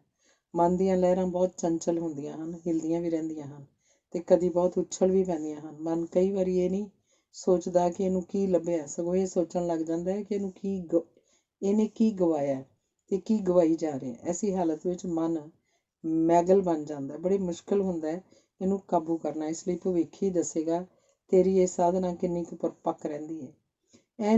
ਇਸੇ ਤਰ੍ਹਾਂ ਹੀ ਗੁਰੂ ਮਾਂ ਕਹਿੰਦੀ ਹੈ ਆਪਣੇ ਵਿਭਿੰਨ ਲੇਖਾਂ ਵਿੱਚ। ਪਰ ਜਦ ਜੀਵਨ ਦਾ ਤੱਤ ਪਤਾ ਲੱਗ ਜਾਏ ਜਾਂ ਮੰਤਵ ਸਾਹਮਣੇ ਰੱਖ ਹੋ ਜਾਏ ਤਾਂ ਵਾਟ ਸੁਖਾਲੀ ਹੋ ਜਾਂਦੀ ਹੈ। ਇਹ ਗੁਰੂ ਮਾਂ ਦਾ ਮਨ ਦੀ ਚੰਚਲਤਾ ਬਾਰੇ ਵਿਚਾਰ ਹੈ। ਵਿਚਾਰ ਬਿਲਕੁਲ ਠੀਕ ਹੈ। ਜਦ ਤੱਕ ਵਿਚਾਰ ਹੁੰਦਾ ਹੈ ਤਾਂ ਬਹੁਤ ਠੀਕ ਲੱਗਦਾ ਹੈ, ਪਰ ਜਦ ਵਿਚਾਰ ਵਿਵਹਾਰ ਬਣ ਜਾਂਦਾ ਹੈ ਤਾਂ ਉਹਦਾ ਠੀਕ ਬੇਠੀਕ ਹੋਣਾ ਹੀ ਅੱਖਾਂ ਸਾਹਮਣੇ ਫਿਰਨ ਲੱਗ ਜਾਂਦਾ ਹੈ। ਕੁਝ ਔਕੜਾਂ ਵੀ ਆਉਂਦੀਆਂ ਹਨ ਜੋ ਰੜਕਣ ਲੱਗ ਪੈਂਦੀਆਂ ਹਨ, ਜਦ ਕਿ ਸਹਿਜ ਵਿੱਚ ਸਭ ਕੁਝ ਹੋਇਆ ਸੁਖੈਨ ਲੱਗਦਾ ਰਹਿੰਦਾ। ਲੱਗਦਾ ਤੁਸੀਂ ਵੀ ਗੁਰੂ ਮਾਂ ਨੂੰ ਬਹੁਤ ਧਿਆਨ ਨਾਲ ਪੜ੍ਹਿਆ। ਨਹੀਂ, ਮੈਂ ਬਿਲਕੁਲ ਨਹੀਂ ਪੜ੍ਹਿਆ। ਜੋ ਮਹਾਂਪੁਰਖ ਲਿਖਦੇ ਹਨ ਉਹ ਉੱਚ ਵਿਚਾਰਾਂ ਦੀ ਕੋਡੀਫਾਈਡ ਕਾਮਨ ਸੈਂਸ ਲਿਖਤ ਰੂਪ ਦਿੱਤੀ ਆਮ ਫਹਿਮੀ ਹੁੰਦੀ ਹੈ। ਬਹੁਤ ਘੱਟ ਲੋਕ ਹੁੰਦੇ ਹਨ ਜੋ ਤੇਰੀ ਉਮਰ ਵਿੱਚ ਇਸ ਪਾਸੇ ਵੱਲ ਧਿਆਨ ਮੋੜ ਲੈਂਦੇ ਹਨ। ਨਹੀਂ ਤਾਂ ਉਦੋਂ ਹੀ ਸੁੱਧ ਆਉਂਦੀ ਹੈ ਜਦੋਂ ਸਾਰੇ ਇੰਦਰੀ ਹੋਰ ਕੁਝ ਕਰਨ ਦੇ ਯੋਗ ਨਹੀਂ ਰਹਿ ਜਾਂਦੇ। ਤੁਸੀਂ ਕਿਹਾ ਮੈਂ ਸੋਚ ਲਈ ਖੁਰਾਕ ਦਿੱਤੀ ਹੈ, ਪਰ ਕਹਿਣਾ ਤਾਂ ਮੈਨੂੰ ਚਾਹੀਦਾ ਹੈ ਕਿ ਤੁਸੀਂ ਮੇਰੀ ਸੋਚ ਨੂੰ ਬਹੁਤ ਪ੍ਰਭਾਵਿਤ ਕੀਤਾ ਹੈ। ਭਾਵੇਂ ਘੰਟਿਆਂ ਬੱਧੀ ਬੋਲਦੀ ਮੈਂ ਰਹੀ ਸਾਂ ਤੇ ਧੀਰਜ ਨਾਲ ਸੁਣਦੇ ਤੁਸੀਂ ਰਹੇ ਸੋ, ਪਰ ਜੋ ਕੁਝ ਤੁਸੀਂ ਉਦੋਂ ਤੇ ਹੁਣ ਬੋਲਿਆ ਉਹਦਾ ਮਹੱਤਵ ਮੇਰੇ ਲਈ ਬਹੁਤ ਹੈ। ਹੁਣ ਜਦ ਤੁਹਾਡੇ ਇੱਥੋਂ ਪਰਤ ਜਾਣ ਦਾ ਦਿਨ ਆ ਰਿਹਾ ਤਾਂ ਮਨ 'ਚ ਧੂਹ ਪੈਂਦੀ ਹੈ। ਇੱਕ ਕਿਰਪਾ ਕਰੋ, ਗੁਰੂ ਮਾਂ ਵਾਂਗਰ ਮੇਰੇ ਸਿਰ 'ਤੇ ਹੱਥ ਰੱਖ ਦਿਓ। ਸੱਚੀ ਪੈਤਰਿਕ ਛੋਹ ਤੋਂ ਮੈਂ ਸਦਾ ਹੀ ਵਾਂਝੀ ਰਹੀ ਹਾਂ। ਇੱਕ ਮੰਗ ਹੋਰ ਕਰਦੀ ਹਾਂ, ਇੱਥੋਂ ਜਾ ਕੇ ਕਦੀ ਮੈਨੂੰ ਯਾਦ ਨਾ ਕਰਨਾ। ਜੇ ਯਾਦ ਕਰਦੇ ਰਹੋਗੇ ਤਾਂ ਮੇਰਾ ਮਨ ਵੀ ਟੈਲੀਪੈਥੀ ਨਿਯਮ ਦੇ ਅਧੀਨ ਹੋ ਤੁਹਾਡਾ ਖਿਆਲ ਕਰੇਗਾ ਅਤੇ ਮੇਰੀ ਇਕਾਗਰਤਾ ਭੰਗ ਹੁੰਦੀ ਰਹੇਗੀ। ਮੈਂ ਚਾਹੁੰਦੀ ਹਾਂ ਜਦ ਮੈਂ ਮਾਂ ਦਾ ਧਿਆਨ ਧਰਾਂ ਅਤੇ ਕੇਵਲ ਮਾਂ ਹੀ ਮੇਰੇ ਧਿਆਨ 'ਚ ਹੋਵੇ ਅਤੇ ਹੋਰ ਕੋਈ ਨਹੀਂ। ਹੈ ਇਹ ਮੰਗ ਥੋੜ੍ਹੀ ਅਸ਼ਿਸ਼ਟ ਜਿਹੀ, ਪਰ ਤੁਸੀਂ ਮੇਰੇ ਮਨ ਦੀ ਅਵਸਥਾ ਤੋਂ ਹੁਣ ਜਾਣੂ ਹੋ ਹੀ ਗਏ ਹੋ ਅਤੇ ਕਿਰਪਾ ਜ਼ਰੂਰ ਕਰੋਗੇ ਮੇਰੇ 'ਤੇ। ਇਸ ਵਿੱਚ ਮੈਨੂੰ ਕੋਈ ਸੰਦੇਹ ਨਹੀਂ ਹੈ। ਕਿੰਨਾ ਮੁਸ਼ਕਿਲ ਕੰਮ ਕਹਿ ਦਿੱਤਾ ਮੈਨੂੰ। ਕਦੀ ਇਹ ਯਾਦਾਂ ਵੀ ਭੁੱਲ ਸਕਦੀਆਂ ਹਨ, ਪਰ ਕੋਸ਼ਿਸ਼ ਜ਼ਰੂਰ ਕਰਾਂਗਾ। ਸ਼ਾਇਦ ਤੁਹਾਡੀ ਪ੍ਰਾਰਥਨਾ ਵਧੇਰੇ ਸਫਲ ਹੋ ਜਾਏ। ਅੰਗ 22ਵਾਂ। ਚੌਥੇ ਅਧਿਆਏ 'ਤੇ ਆਪਣੀ ਕਿਤਾਬ ਖੋਲ੍ਹਣ ਪਾਲਣ ਆਈ ਤਾਂ ਨਵੇਂ ਰੰਗ ਵਿੱਚ ਸੀ। ਵਾਲਾਂ ਦਾ ਸਵਾਰਨ ਢੰਗ ਬਦਲਿਆ ਸੀ। ਕਈ ਤਰ੍ਹਾਂ ਸੂਈਆਂ ਲਾ ਕੇ ਵਾਲ ਸਵਾਰੇ ਹੋਏ ਸਨ ਅਤੇ ਪੁਸ਼ਾਕ ਵੀ ਹੋਰ ਤਰ੍ਹਾਂ ਦੀ ਸੀ। ਮੋਢਿਆਂ ਤੋਂ ਪਤਲੀਆਂ ਤਣੀਆਂ ਨਾਲ ਉਹਦਾ ਖੁੱਲ੍ਹਾ ਜਿਹਾ ਗਲ ਦਾ ਝੱਗਾ ਸੀ ਅਤੇ ਤੇੜ ਪੈਰਲਲਸ। ਝੱਗੇ ਦਾ ਗਲ ਬਹੁਤ ਹੀ ਖੁੱਲ੍ਹਾ ਸੀ। ਬਗਲ 'ਚ ਅੱਜ ਪੋਥੀ ਨਹੀਂ ਸੀ। ਸ਼ਾਇਦ ਉਸ ਵਿਚਲੀ ਰੇਖਾ ਚਿੱਤਰੀ ਹੁਣ ਚੱਲਦੇ ਪ੍ਰਸੰਗ ਲਈ ਬੇਲੋੜੀ ਹੋ ਗਈ ਸੀ। ਆਪਣੀ ਕਥਾ ਦੀ ਲੜੀ ਤੋਰਨ ਤੋਂ ਪਹਿਲਾਂ ਪਾਲਿਨ ਕਹਿਣ ਲੱਗੀ, ਤੁਹਾਡੀਆਂ ਲਾਇਬ੍ਰੇਰੀਅਨ ਨਾਲ ਨਾ ਮੁੱਕਣ ਵਾਲੀਆਂ ਮੁਲਾਕਾਤਾਂ। ਤੈਨੂੰ ਕਿਵੇਂ ਪਤਾ ਲੱਗ ਜਾਂਦਾ ਇਹ ਨਾ ਮੁੱਕਣ ਵਾਲੀਆਂ? ਅੱਜ ਤੱਕ ਦੀਆਂ ਸਾਰੀਆਂ ਮੁਲਾਕਾਤਾਂ ਦੀ ਮੈਨੂੰ ਖਬਰ ਹੈ, ਪਰ ਫਿਕਰ ਨਹੀਂ ਹੈ ਕੋਈ ਹੋਵੇ ਵੀ ਕਿਉਂ। ਮੈਨੂੰ ਪਤਾ ਹੈ ਤੁਹਾਡੀ ਪ੍ਰਵਿਰਤੀ ਦਾ। ਤੂੰ ਕਦੇ ਕਦੇ ਮੇਰੇ ਬਾਰੇ ਇੰਨਾ ਕੁਝ ਕਹਿ ਜਾਂਦੀ ਹੈ ਜਿਵੇਂ ਮੈਨੂੰ ਮੈਥੋਂ ਵੀ ਵੱਧ ਜਾਣਦੀ ਹੋਵੇ। ਸੰਭਵ ਹੈ ਤੁਹਾਡੀ ਗੱਲ ਠੀਕ ਹੀ ਹੋਵੇ। ਖੈਰ, ਅੱਗੇ ਚੱਲਦੀ ਹਾਂ। ਮੇਰਾ ਪਾਲਣ ਪੋਸ਼ਣ ਚੰਗੇ ਢੰਗ ਨਾਲ ਹੋਣ ਲੱਗ ਪਿਆ। ਮੌਮ ਤੇ ਪਾ ਮੈਨੂੰ ਬਹੁਤ ਪਿਆਰ ਕਰਦੇ ਸਨ। ਪਾ ਮੈਨੂੰ ਪਿਆਰ ਨਾਲ ਪਾਲੀ ਕਹਿੰਦੇ ਅਤੇ ਕਦੇ ਕਦੇ ਪਾਲੋ ਵੀ ਕਹਿੰਦੇ। ਨਾਨਾ ਨਾਨੀ ਦੀ ਮੈਂ ਬਹੁਤ ਲਾਡਲੀ ਸਾਂ। ਨਾਨਾ ਨਾਨੀ ਵੀ ਆਪਸ 'ਚ ਬਹੁਤ ਪਿਆਰ ਕਰਦੇ ਸਨ। ਨਾਨਾ ਨੂੰ ਸਾਹ ਦੀ ਤਕਲੀਫ ਹੋਣੀ ਸ਼ੁਰੂ ਹੋ ਗਈ ਸੀ। ਉਹ ਖੰਘਦੇ ਬਹੁਤ ਸਨ। ਨਾਨੀ ਦੱਸਦੀ ਸੀ ਕਿ ਕਈ ਵਾਰੀ ਰਾਤ ਨੂੰ ਇੰਨੀ ਖੰਘ ਛਿੜਦੀ ਸੀ ਕਿ ਛਾਤੀ ਹੱਥ ਨਾਲ ਦਬਦੇ ਦਬਦੇ ਕਿੰਨੀ ਕਿੰਨੀ ਰਾਤ ਕੱਟਦੇ ਸਨ। ਇੱਕ ਦਿਨ ਖੰਘ ਦੇ ਦੌਰੇ 'ਚ ਹੇਠਲਾ ਸਾਹ ਹੇਠ, ਉੱਪਰਲਾ ਉੱਪਰ ਰਹਿ ਗਿਆ, ਚੱਲਿਆ ਹੀ ਨਾ। ਜ਼ੋਰ ਦੀ ਖੰਘ ਛਿੜਨ ਦੀ ਉੱਪਰੋਂ ਆਉਂਦੀ ਆਵਾਜ਼ ਨਾਨੀ ਦੇ ਕੰਨੀ ਪੈ ਗਈ ਸੀ। ਉਹ ਕਾਹਲੀ ਨਾਲ ਗੋਡਿਆਂ ਦੇ ਦਰਦ ਦੇ ਬਾਵਜੂਦ ਉੱਪਰ ਗਈ। ਨਾਨਾ ਪਲੰਗ 'ਤੇ ਢਾਸਣਾ ਲਾਈ ਬੈਠਾ ਸਦਾ ਦੀ ਨੀਂਦ ਸੌਂ ਗਿਆ ਹੋਇਆ ਸੀ। ਨਾਨੀ ਨੇ ਮੇਰੀ ਮਾਮਾ ਨੂੰ ਆਵਾਜ਼ ਦਿੱਤੀ ਅਤੇ ਮਗਰੀ ਪਾ ਵੀ ਚਲੇ ਗਏ। ਮੈਂ ਵੱਡੀ ਹੋ ਰਹੀ ਸੀ, ਸਕੂਲ ਚਲੀ ਗਈ, ਵੱਡੀਆਂ ਕਲਾਸਾਂ 'ਚ ਹੋ ਗਈ। ਪੜ੍ਹਾਈ ਦਾ ਬਹੁਤ ਸ਼ੌਕ ਸੀ। ਇੰਗਲਿਸ਼ ਲਿਟਰੇਚਰ ਮੇਰਾ ਮਨਭਾਉਂਦਾ ਵਿਸ਼ਾ ਸੀ। ਆਪਣੇ ਨਿਰਧਾਰਤ ਸਿਲੇਬਸ ਤੋਂ ਇਲਾਵਾ ਮੈਂ ਬਹੁਤ ਗਲਪ ਰਚਨਾ ਪੜ੍ਹੀ, ਕਵਿਤਾ ਵੀ ਪੜ੍ਹੀ। ਸਾਡੀ ਇੰਗਲਿਸ਼ ਟੀਚਰ ਵੀ ਲਿਟਰੇਚਰ ਦੀ ਬਹੁਤ ਪਿਆਰੀ ਸੀ। ਉਹ ਮੈਨੂੰ ਉਤਸ਼ਾਹਿਤ ਕਰਦੀ ਰਹੀ। ਸਕੂਲ 'ਚ ਹੀ ਅਜੇ ਸਾਂ ਜਦੋਂ ਮੈਂ ਹਰ ਰਚਨਾ 'ਚ ਆਏ ਕਿਰਦਾਰਾਂ ਬਾਰੇ ਸੋਚਦੀ ਰਹਿੰਦੀ ਸੀ। ਮੈਂ ਵਿਸ਼ਲੇਸ਼ਣ ਕਰਨ ਲੱਗ ਪਈ ਸੀ ਕਿ ਸਧਾਰਨ ਪਾਤਰ ਸਧਾਰਨ ਸਥਿਤੀਆਂ ਤੋਂ ਕਿਵੇਂ ਪ੍ਰਭਾਵਿਤ ਹੁੰਦੇ ਹਨ ਅਤੇ ਇਸ ਪ੍ਰਭਾਵਦੀ ਨੂੰ ਕੀ ਕਰਦੇ ਹਨ। ਮੇਰੇ ਪਾ ਬਹੁਤ ਹੀ ਉੱਚੀ ਸੋਚ ਦੇ ਇਨਸਾਨ ਸਨ। ਜਿੱਥੇ ਉਹ ਆਪਣਾ ਕੰਮਕਾਰ ਬਹੁਤ ਕੁਸ਼ਲਤਾ ਨਾਲ ਨਿਭਾਉਂਦੇ ਸਨ, ਉੱਥੇ ਉਹ ਕਲਾਕਾਰ ਵੀ ਬਹੁਤ ਉੱਚ ਦਰਜੇ ਦੇ ਸਨ। ਉਹਨਾਂ ਦੇ ਵਿਚਾਰ ਬਹੁਤ ਉਦਾਰਵਾਦੀ ਸਨ। ਕਦੇ ਉਹਨਾਂ ਨੇ ਸ਼ਰਾਬ ਨਹੀਂ ਪੀਤੀ ਸੀ, ਕਦੇ ਉਹ ਕਿਸੇ ਦਾ ਬੁਰਾ ਨਹੀਂ ਸਨ ਤੱਕ ਸਕਦੇ। ਮੇਰੀ ਮਾਂ ਨੂੰ ਬਹੁਤ ਪਿਆਰ ਕਰਦੇ ਸਨ। ਇੰਨਾ ਪਿਆਰ ਅਤੇ ਭਰੋਸਾ ਸੀ ਉਹਨਾਂ ਦਾ ਆਪਸ ਵਿੱਚ ਕਿ ਸ਼ਾਇਦ ਹੀ ਕਿਸੇ ਦੰਪਤੀ 'ਚ ਹੁੰਦਾ ਹੋਵੇਗਾ। ਸਵੇਰੇ ਜਦੋਂ ਧਾਰਮਿਕ ਸੰਗੀਤ ਸੁਣਦੇ ਅੱਖਾਂ ਮੀਟ ਕੇ ਬੈਠ ਜਾਂਦੇ। ਬਹੁਤ ਸੁਰੀਲੀ ਆਵਾਜ਼ 'ਚ ਗਾਇਨ ਹੁੰਦਾ। ਮੈਂ ਵੀ ਸੁਣਦੀ, ਪਰ ਮੈਨੂੰ ਕੁਝ ਸਮਝ ਨਾ ਆਉਂਦਾ। ਕਦੇ ਕਦੇ ਮੈਨੂੰ ਸਮਝਾਉਂਦੇ। ਕੈਸਟ ਦੇ ਉੱਪਰ ਭਾਈ ਸੁਰਜਨ ਸਿੰਘ ਦੀ ਆਸਾ ਦੀ ਵਾਰ ਲਿਖੀ ਹੁੰਦੀ ਸੀ। ਉਹਨਾਂ ਦੀ ਕਲਾ ਪ੍ਰਵਿਰਤੀ ਥੋੜ੍ਹੀ ਥੋੜ੍ਹੀ ਮੇਰੇ 'ਚ ਵੀ ਉਜਾਗਰ ਹੋਣ ਲੱਗ ਪਈ। ਸਕੂਲ ਦੇ ਮੈਗਜ਼ੀਨ 'ਚ ਕਦੇ ਕੋਈ ਸਕੈਚ ਛਪ ਵੀ ਜਾਂਦਾ। ਉਹ ਆਪ ਰਾਤ ਨੂੰ ਬਹੁਤ ਲਿਖਦੇ ਹੁੰਦੇ ਸਨ। ਭਾਰਤ ਤੋਂ ਇੰਨੇ ਰਸਾਲੇ ਉਹਨਾਂ ਕੋਲ ਆਉਂਦੇ ਸਨ। ਕਿਸੇ ਵਿੱਚ ਉਹਨਾਂ ਦੀ ਕਵਿਤਾ, ਕਿਸੇ 'ਚ ਸਕੈਚ, ਕਿਸੇ 'ਚ ਮਨੀਲਾ ਵਾਲਿਆਂ ਦਾ ਜੀਵਨ ਢੰਗ ਅਤੇ ਭਾਰਤੀਆਂ ਦੇ ਮਸਲੇ ਵੀ ਲਿਖੇ ਹੁੰਦੇ। ਕਾਲਜ ਚਲੀ ਗਈ। ਉਹ ਮੈਨੂੰ ਹਰ ਪ੍ਰਕਾਰ ਦੀ ਸਿੱਖਿਆ ਦਿੰਦੇ ਹੁੰਦੇ ਸਨ, ਜੋ ਆਮ ਤੌਰ 'ਤੇ ਮਾਵਾਂ ਧੀਆਂ ਨੂੰ ਦੱਸਦੀਆਂ ਹਨ। ਉਹ ਵੀ ਮੈਨੂੰ ਦੱਸ ਦਿੰਦੇ ਸਨ। ਕਦੇ ਮਾਂ ਤੋਂ ਕੁਝ ਆਪਣੇ ਬਾਰੇ ਪੁੱਛਦੀ ਤਾਂ ਉਹ ਕਹਿ ਦਿੰਦੀ, ਪਾ ਕੋਲੋਂ ਪੁੱਛ ਲਵੇਂ, ਉਹ ਮੇਰੇ ਨਾਲੋਂ ਚੰਗੇਰੀ ਤਰ੍ਹਾਂ ਦੱਸ ਸਕਦੇ ਹਨ। ਮਾਂ ਪਾ ਮੈਨੂੰ ਬਹੁਤ ਲਡਾਉਂਦੇ। ਉਹ ਕਦੀ ਸਮਝਦੇ ਹੀ ਨਹੀਂ ਸਨ ਕਿ ਮੈਂ ਵੱਡੀ ਹੋ ਗਈ ਹਾਂ। ਸਦਾ ਮੈਨੂੰ ਬੱਚੀ ਸਮਝ ਕੇ ਦੁਲਾਰਦੇ ਰਹਿੰਦੇ ਸਨ। ਮੈਨੂੰ ਸਾਈਕੋਲੋਜੀ 'ਚ ਬਹੁਤ ਦਿਲਚਸਪੀ ਸੀ। ਗ੍ਰੈਜੂਏਸ਼ਨ ਹੋ ਗਈ, ਪੋਸਟ ਗ੍ਰੈਜੂਏਸ਼ਨ ਹੋ ਗਈ। ਸਾਈਕੋਲੋਜੀ 'ਚ ਮੇਰੇ ਨਾਲ ਫਰੈਂਕ ਪੜ੍ਹਦਾ ਸੀ। ਅਸੀਂ ਇੱਕ ਦੂਜੇ ਵੱਲ ਖਿੱਚੇ ਗਏ। ਮੈਂ ਪਾ ਅਤੇ ਮਾਂ ਕੋਲ ਇਸ ਨੇੜਤਾ ਦਾ ਜ਼ਿਕਰ ਕੀਤਾ ਤਾਂ ਉਹਨਾਂ ਨੇ ਖੁਸ਼ੀ ਪ੍ਰਗਟ ਕੀਤੀ, ਪਰ ਕੁਝ ਸੰਜਮ ਦੀ ਤਾਕੀਦ ਵੀ ਕੀਤੀ। ਸਾਡਾ ਦੋਵਾਂ ਦਾ ਸਾਂਝਾ ਵਿਸ਼ਾ ਸੀ ਅਤੇ ਲੱਗਦਾ ਸੀ ਕਿ ਵਿਚਾਰ ਵੀ ਸਾਂਝੇ ਹੀ ਚੱਲ ਰਹੇ ਹਨ। ਅਸੀਂ ਉਦਾਰਵਾਦੀ ਸਾਂ ਅਤੇ ਸਮਾਜ ਪ੍ਰਤੀ ਵੀ ਸਾਡੀ ਸੋਚ ਹਮਦਰਦੀ ਵਾਲੀ ਸੀ। ਸਾਡਾ ਪਿਆਰ ਗਹਿਰਾਈਆਂ ਛੂਹਣ ਲੱਗ ਪਿਆ ਸੀ ਅਤੇ ਜਦ ਸਾਨੂੰ ਦੋਹਾਂ ਨੂੰ ਟੀਚਰਸ ਟ੍ਰੇਨਿੰਗ ਮਗਰੋਂ ਚੰਗੇ ਕੰਮ ਵੀ ਮਿਲ ਗਏ ਤਾਂ ਅਸੀਂ ਵਿਆਹ ਕਰਾਉਣ ਦਾ ਫੈਸਲਾ ਕਰ ਲਿਆ। ਵਿਆਹ ਤੋਂ ਪੂਰਬਲਾ ਸਾਡਾ ਆਪਸੀ ਵਰਤਾਰਾ ਮਾਂ ਪਾ ਦੀ ਜਾਣਕਾਰੀ ਵਿੱਚ ਹੁੰਦਾ ਸੀ। ਫਰੈਂਕ ਸਾਡੇ ਘਰ ਵੀ ਅਕਸਰ ਆ ਜਾਇਆ ਕਰਦਾ ਸੀ। ਮਾਂ ਪਾ ਨਾਲ ਵੀ ਉਹ ਘੁਲ ਮਿਲ ਗਿਆ ਸੀ। ਸਾਡਾ ਵਿਆਹ ਹੋ ਗਿਆ। ਫਰੈਂਕ ਮਾਪਿਆਂ ਦਾ ਇਕਲੌਤਾ ਬੇਟਾ ਸੀ ਤੇ ਮੇਰੇ ਵਾਂਗਰ ਸਾਡੇ ਵਿਆਹ ਤੋਂ ਛੇਤੀ ਮਗਰੋਂ ਉਹਦੇ ਮਮ ਡੈਡ ਅਮਰੀਕਾ ਚਲੇ ਗਏ। ਉਹਨਾਂ ਦਾ ਪਿਤਾ ਸੋਲਿਸਿਟਰ ਸੀ ਤੇ ਮਾਂ ਵੀ। ਅਮਰੀਕਾ ਜਾ ਕੇ ਉਹਨਾਂ ਨੇ ਉੱਥੋਂ ਦੇ ਮੰਨੀ ਪ੍ਰਮੰਨੀ ਸੋਲਿਸਿਟਰਸ ਕੰਪਨੀ 'ਚ ਨੌਕਰੀ ਕਰ ਲਈ। ਅਸੀਂ ਆਪਣੇ ਘਰ 'ਚ ਬਹੁਤ ਸੁੱਖ ਆਨੰਦ ਨਾਲ ਰਹਿ ਰਹੇ ਸਾਂ। ਮਾਂ ਪਾ ਕੋਲ ਵੀ ਫੇਰਾ ਤੋਰਾ ਰਹਿੰਦਾ ਸੀ। ਫਿਰ ਅਸੀਂ ਇੱਕ ਬਹੁਤ ਹੀ ਪਿਆਰੇ ਬੇਟੇ ਦੇ ਮਾਪੇ ਬਣ ਗਏ। ਮਾਂ ਪਾ ਲਈ ਇਹ ਬੇਟਾ ਬਹੁਤ ਹੀ ਵੱਡੀ ਖੁਸ਼ੀ ਦਾ ਕਾਰਨ ਬਣਿਆ। ਸਕੂਲ ਜਾਂਦੀ ਮੈਂ ਉਹਨੂੰ ਮਾਂ ਕੋਲ ਛੱਡ ਜਾਂਦੀ। ਉਹ ਕਾਕੇ ਦਾ ਬਹੁਤ ਖਿਆਲ ਰੱਖਦੀ ਸੀ। ਜਦੋਂ ਮੈਂ 8ਵੀਂ ਕਲਾਸ 'ਚ ਸੀ ਤਾਂ ਗਰਮੀ ਦੀਆਂ ਛੁੱਟੀਆਂ 'ਚ ਅਸੀਂ 2 ਹਫ਼ਤੇ ਲਈ ਪਾ ਦੇ ਪਿੰਡ ਵੀ ਗਏ ਸਾਂ। ਉਹਨਾਂ ਦੇ ਮਾਤਾ ਪਿਤਾ ਤੇ ਹੋਰ ਸਾਕ ਸੰਬੰਧੀ ਸਾਨੂੰ ਦੇਖ ਕੇ ਬਹੁਤ ਖੁਸ਼ ਹੋਏ ਸਨ। ਭਾਸ਼ਾ ਦੀ ਦਿੱਕਤ ਤਾਂ ਹੈ ਹੀ ਸੀ, ਪਰ ਪਿਆਰ ਦੀ ਕੋਈ ਭਾਸ਼ਾ ਨਹੀਂ ਹੁੰਦੀ। ਉਹਨਾਂ ਦਾ ਪਿਆਰ ਸਾਨੂੰ ਇੰਝ ਲੱਗਦਾ ਜਿਵੇਂ ਅਸੀਂ ਮਾਤ ਲੋਕ ਦੀ ਥਾਂ ਕਿਸੇ ਸਵਰਗ ਲੋਕ 'ਚ ਪੁੱਜ ਗਏ ਹਾਂ। ਉਹ ਸਾਨੂੰ ਗੋਲਡਨ ਟੈਂਪਲ ਵੀ ਲੈ ਕੇ ਗਏ ਸਨ, ਜਿਹਨੂੰ ਉਹ ਸਾਰੇ ਦਰਬਾਰ ਸਾਹਿਬ ਕਹਿੰਦੇ ਸਨ। ਮੇਰੇ ਦਾਦਾ ਸਾਡੀ ਛੁੱਟੀਆਂ ਦੇ ਦਿਨਾਂ ਵਿੱਚ ਆਪਣੀ ਦੁਕਾਨ 'ਤੇ ਬਹੁਤ ਥੋੜ੍ਹਾ ਕੰਮ ਕਰਦੇ ਤੇ ਸਾਡੇ ਨਾਲ ਹੀ ਰੁੱਝੇ ਰਹਿੰਦੇ। 2 ਹਫ਼ਤੇ ਝੱਟ ਹੀ ਖਤਮ ਹੋ ਗਏ। ਪਾ ਦਾ ਸੁਭਾਅ ਇੰਨਾ ਚੰਗਾ ਸੀ ਕਿ ਉਹਨਾਂ ਦੀ ਦੋਸਤੀ ਦਾ ਘੇਰਾ ਵੱਡਾ ਹੋਈ ਜਾ ਰਿਹਾ ਸੀ। ਉਹਨਾਂ ਦੀ ਹੋਮਿਓਪੈਥੀ ਦੀ ਵੀ ਕਾਫੀ ਸਟੱਡੀ ਸੀ ਤੇ ਕਈਆਂ ਨੂੰ ਦਵਾਈ ਦੇ ਦਿੰਦੇ ਸਨ। ਕਈਆਂ ਦੇ ਉਹ ਕਾਉਂਸਲਰ ਵੀ ਬਣ ਗਏ ਸਨ। ਮਾਂ ਨੂੰ ਉਹਨਾਂ ਦੀ ਸਿਆਣਪ ਇੰਨੀ ਵੱਡੀ ਲੱਗਦੀ ਸੀ ਕਿ ਉਹ ਮਾਣ ਨਾਲ ਸਭ ਨੂੰ ਦੱਸਦੀ ਸੀ ਕਿ ਉਹਦਾ ਪਤੀ ਬਹੁਤ ਹੀ ਚੰਗਾ ਇਨਸਾਨ ਹੈ। ਦੁਨੀਆ ਦੀ ਸਾਰੀ ਨੇਕੀ ਉਹਦੇ ਵਿੱਚ ਮੂਰਤੀਮਾਨ ਹੈ। ਜਿਹਨੂੰ ਦਵਾਈ ਦਿੰਦੇ ਸਨ ਉਹਨੂੰ ਆਰਾਮ ਆ ਜਾਂਦਾ। ਮਰੀਜ਼ ਖੁਸ਼ ਹੋ ਕੇ ਸ਼ੁਭ ਕਾਮਨਾਵਾਂ ਦਿੰਦੇ। ਕਿਸੇ ਤੋਂ ਕੁਝ ਨਹੀਂ ਸਨ ਲੈਂਦੇ। ਪਰ ਮਾਂ ਕਹਿੰਦੀ ਸੀ ਕਿ ਉਹਦੇ ਹੱਥ ਵਿੱਚ ਜਾਦੂ ਸੀ। ਉਹਦੀ ਛੋਹ ਨਾਲ ਚੈਨ ਪੈ ਜਾਂਦੀ ਸੀ। ਉਹਨੇ ਕਹਿਣਾ ਜਦ ਕਿਤੇ ਉਹਦੇ ਸਰੀਰ 'ਤੇ ਦਰਦ ਹੋਣਾ ਤਾਂ ਦਰਦ ਵਾਲੇ ਥਾਂ 'ਤੇ ਪਾ ਦਾ ਹੱਥ ਰੱਖੇ ਹੀ ਆਰਾਮ ਆ ਜਾਂਦਾ ਸੀ। ਇਹ ਗੱਲ ਮਾਂ ਨੇ ਕਈਆਂ ਨੂੰ ਦੱਸ ਦਿੱਤੀ। ਕਈਆਂ ਨੇ ਆਪਣੇ ਬੱਚਿਆਂ ਨੂੰ ਲਿਆਉਣਾ ਅਤੇ ਪਾ ਦਾ ਹੱਥ ਫੇਰਾ ਲੈਣਾ। ਜਦੋਂ ਕਦੇ ਮੇਰੇ ਸੱਟ ਫੇਟ ਲੱਗਦੀ ਉਹ ਪਿਆਰ ਨਾਲ ਹੱਥ ਫੇਰਦੇ ਤੇ ਮੇਰਾ ਦਰਦ ਉੱਡ ਜਾਂਦਾ। ਕਦੇ ਕਦੇ ਮੈਂ ਸੱਟ ਲੱਗੀ ਤਾਂ ਬਹਾਨਾ ਵੀ ਕਰ ਦਿੰਦੀ ਤੇ ਪਾ ਦਾ ਹੱਥ ਮੇਰੇ ਸਰੀਰ 'ਤੇ ਫਿਰਦਾ ਮੈਨੂੰ ਬਹੁਤ ਚੰਗਾ ਲੱਗਦਾ। ਉਹਨਾਂ ਫਿਰ ਲੋਕਾਂ ਦਾ ਭਰੋਸਾ ਇੰਨਾ ਵੱਧ ਗਿਆ ਸੀ ਕਿ ਮਰਦ ਇਸਤਰੀਆਂ ਆਪ ਵੀ ਉਹਨਾਂ ਦੀ ਛੋਹ ਪ੍ਰਾਪਤ ਕਰਨ ਲਈ ਆਉਣ ਜਾਣ ਲੱਗੇ। ਐਤਵਾਰ ਦਾ ਬਹੁਤਾ ਸਮਾਂ ਤਾਂ ਉਹ ਸਮਾਜ ਸੇਵਾ 'ਚ ਹੀ ਗੁਜ਼ਾਰਦੇ। ਕਿਤੇ ਸੇਕ ਲੱਗ ਜਾਣਾ, ਜਲ ਜਾਣਾ ਜਾਂ ਛਾਲਾ ਹੋ ਜਾਣਾ ਤਾਂ ਪਾ ਦੀ ਛੋਹ ਨਾਲ ਜਲਣ ਹਟ ਨਹੀਂ ਤਾਂ ਘੱਟ ਜ਼ਰੂਰ ਜਾਂਦੀ ਸੀ। ਸਾਡੀ ਕਿਸਮਤ ਵਿੱਚ ਪਾ ਦਾ ਬਹੁਤਾ ਲੰਮਾ ਸਾਥ ਨਹੀਂ ਲਿਖਿਆ ਸੀ। ਇੱਕ ਐਤਵਾਰ ਨੂੰ ਧਾਰਮਿਕ ਇਕੱਤਰਤਾ ਤੋਂ ਮੁੜਦੇ ਉਹਨਾਂ ਦਾ ਮੋਟਰਸਾਈਕਲ ਦੁਰਘਟਨਾਗ੍ਰਸਤ ਹੋ ਗਿਆ। ਉਹ ਥਾਂ 'ਤੇ ਹੀ ਮਾਰੇ ਗਏ। ਮੇਰੀ ਮਾਂ ਲਈ ਤਾਂ ਦੁਨੀਆ ਹਨੇਰੀ ਹੋ ਗਈ। ਮੇਰੇ ਲਈ, ਮੇਰੇ ਪਤੀ ਲਈ ਤੇ ਮੇਰੇ ਬੱਚੇ ਲਈ ਐਡੀ ਵੱਡੀ ਘਾਟ ਸੀ ਜਿਹੜੀ ਕਦੇ ਪੂਰੀ ਨਹੀਂ ਸੀ ਹੋ ਸਕਦੀ। ਮਾਂ ਇਕੱਲੀ ਰਹਿ ਗਈ ਸੀ। ਅਸੀਂ ਰੋਜ਼ ਮਿਲਦੇ ਸਾਂ। ਮਾਂ ਚਾਹੁੰਦੀ ਸੀ ਅਸੀਂ ਉਸ ਪਾਸ ਰਹਿਣ ਲੱਗ ਜਾਈਏ, ਪਰ ਇਹ ਗੱਲ ਨਾ ਬਣੀ। ਮੇਰਾ ਪਤੀ ਆਪਣਾ ਐਡਾ ਵੱਡਾ ਘਰ ਬੰਦ ਕਰਨਾ ਨਹੀਂ ਸੀ ਚਾਹੁੰਦਾ। ਮਾਂ ਤਾਂ ਪਾ ਦੇ ਵਿਯੋਗ 'ਚ ਅੱਧੀ ਰਹਿ ਗਈ ਸੀ। ਉਹਨੇ ਕਦੇ ਸੋਚਿਆ ਹੀ ਨਹੀਂ ਸੀ ਕਿ ਉਹਨੂੰ ਪਾ ਤੋਂ ਬਿਨਾਂ ਕਦੀ ਜ਼ਿੰਦਗੀ ਕੱਟਣੀ ਪਏਗੀ। ਇਹ ਦੁਖਾਂਤ ਸੁਣਾਉਂਦੀ ਉਹ ਰੋਣ ਲੱਗ ਪਈ। ਸਿੰਘ ਦਾ ਮਨ ਵੀ ਭਰ ਗਿਆ। ਤੂੰ ਤਾਂ ਮੇਰੇ ਦੇਸ਼ ਦੀ ਧੀ ਹੈ, ਇਸ ਨਾਤੇ ਮੇਰੀ ਵੀ ਧੀ ਹੈ। ਸ਼ੁਕਰ ਹੈ ਤੁਸੀਂ ਮੈਨੂੰ ਪਛਾਣਨ ਦੀ ਕੋਸ਼ਿਸ਼ ਕੀਤੀ ਹੈ। ਪਤਾ ਨਹੀਂ ਕੀ ਅੰਦਾਜ਼ੇ ਲਾਉਂਦੇ ਰਹੇ ਹੋਗੇ ਮੇਰੇ ਬਾਰੇ। ਕਾਫੀ ਪੀਣ ਮਗਰੋਂ ਚਲੀ ਗਈ।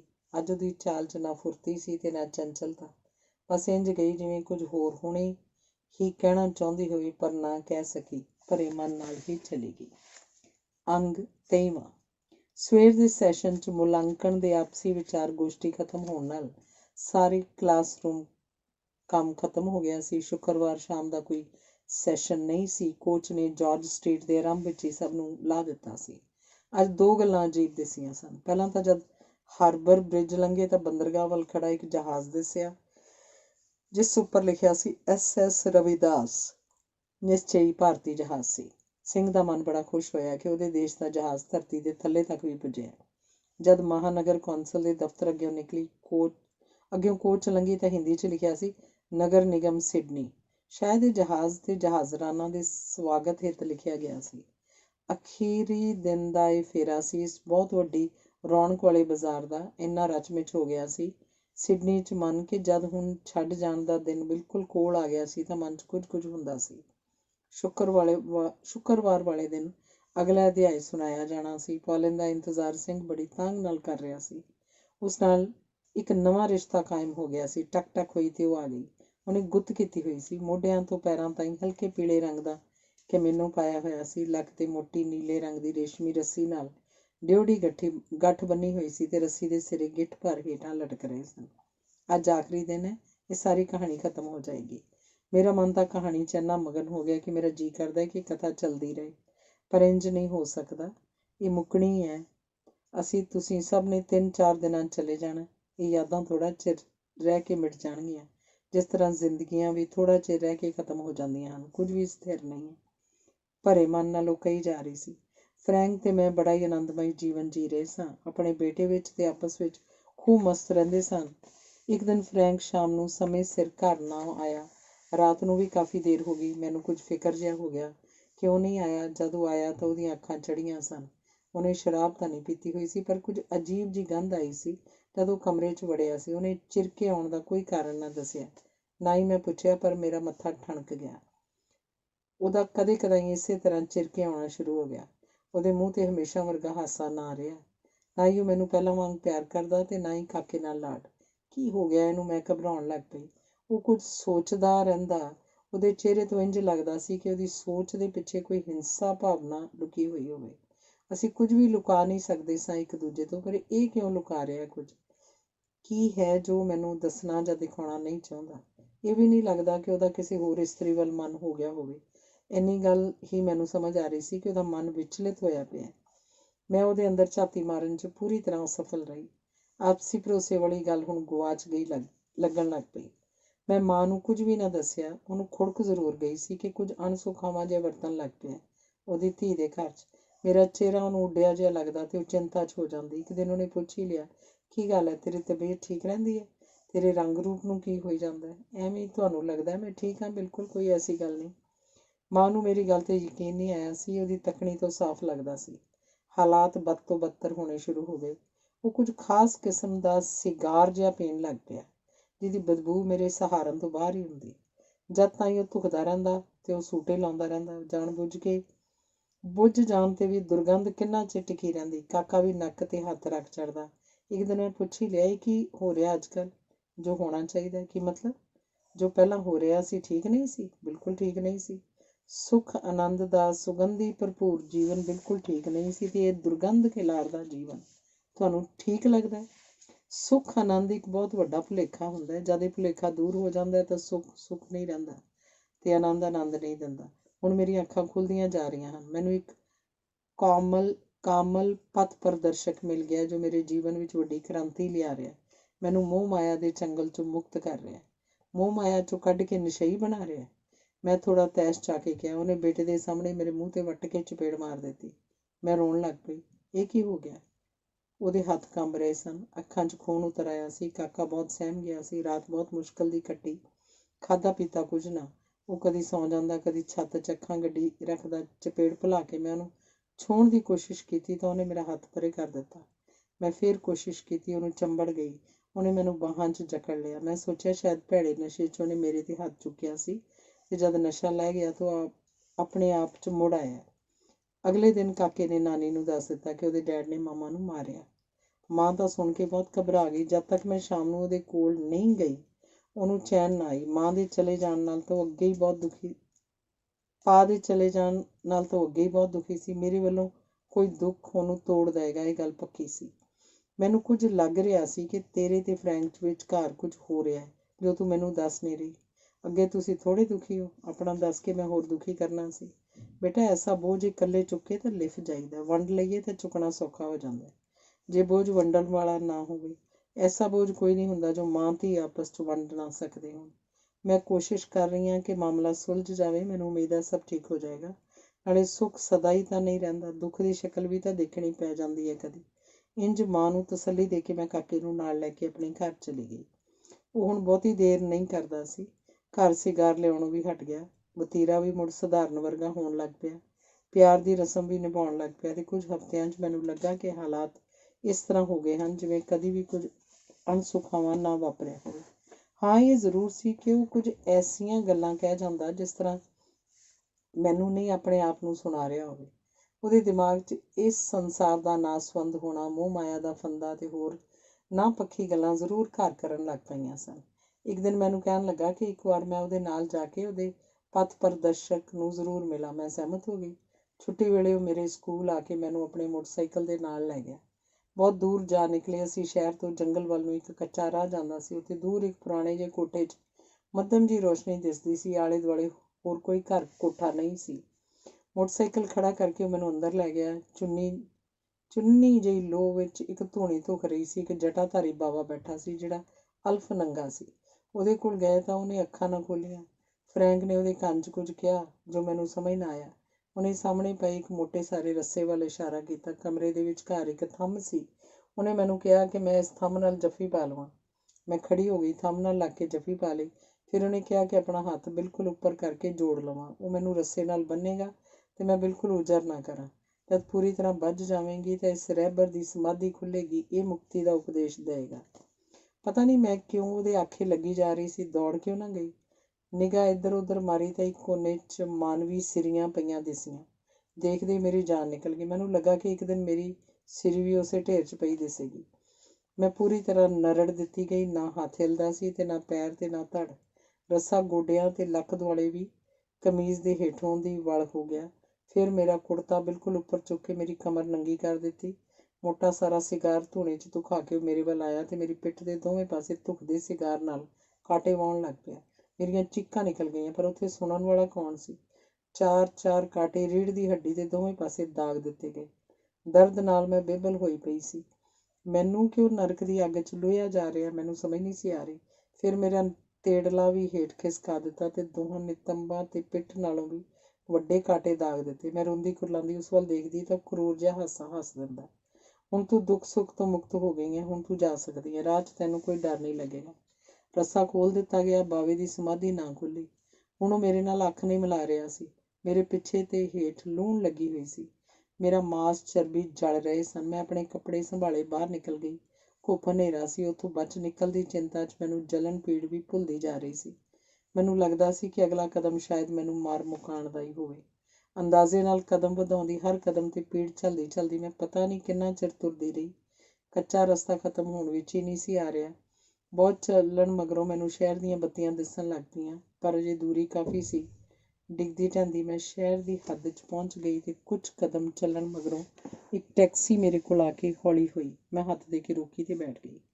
ਮਾਂ ਮੈਨੂੰ ਉਡੀਕਦੀ ਹੇਠ ਪੌੜੀ ਕੋਲ ਹੀ ਖੜ੍ਹੀ ਸੀ ਅਤੇ ਕੋਲ ਹੀ ਕਾਕਾ ਵੀ।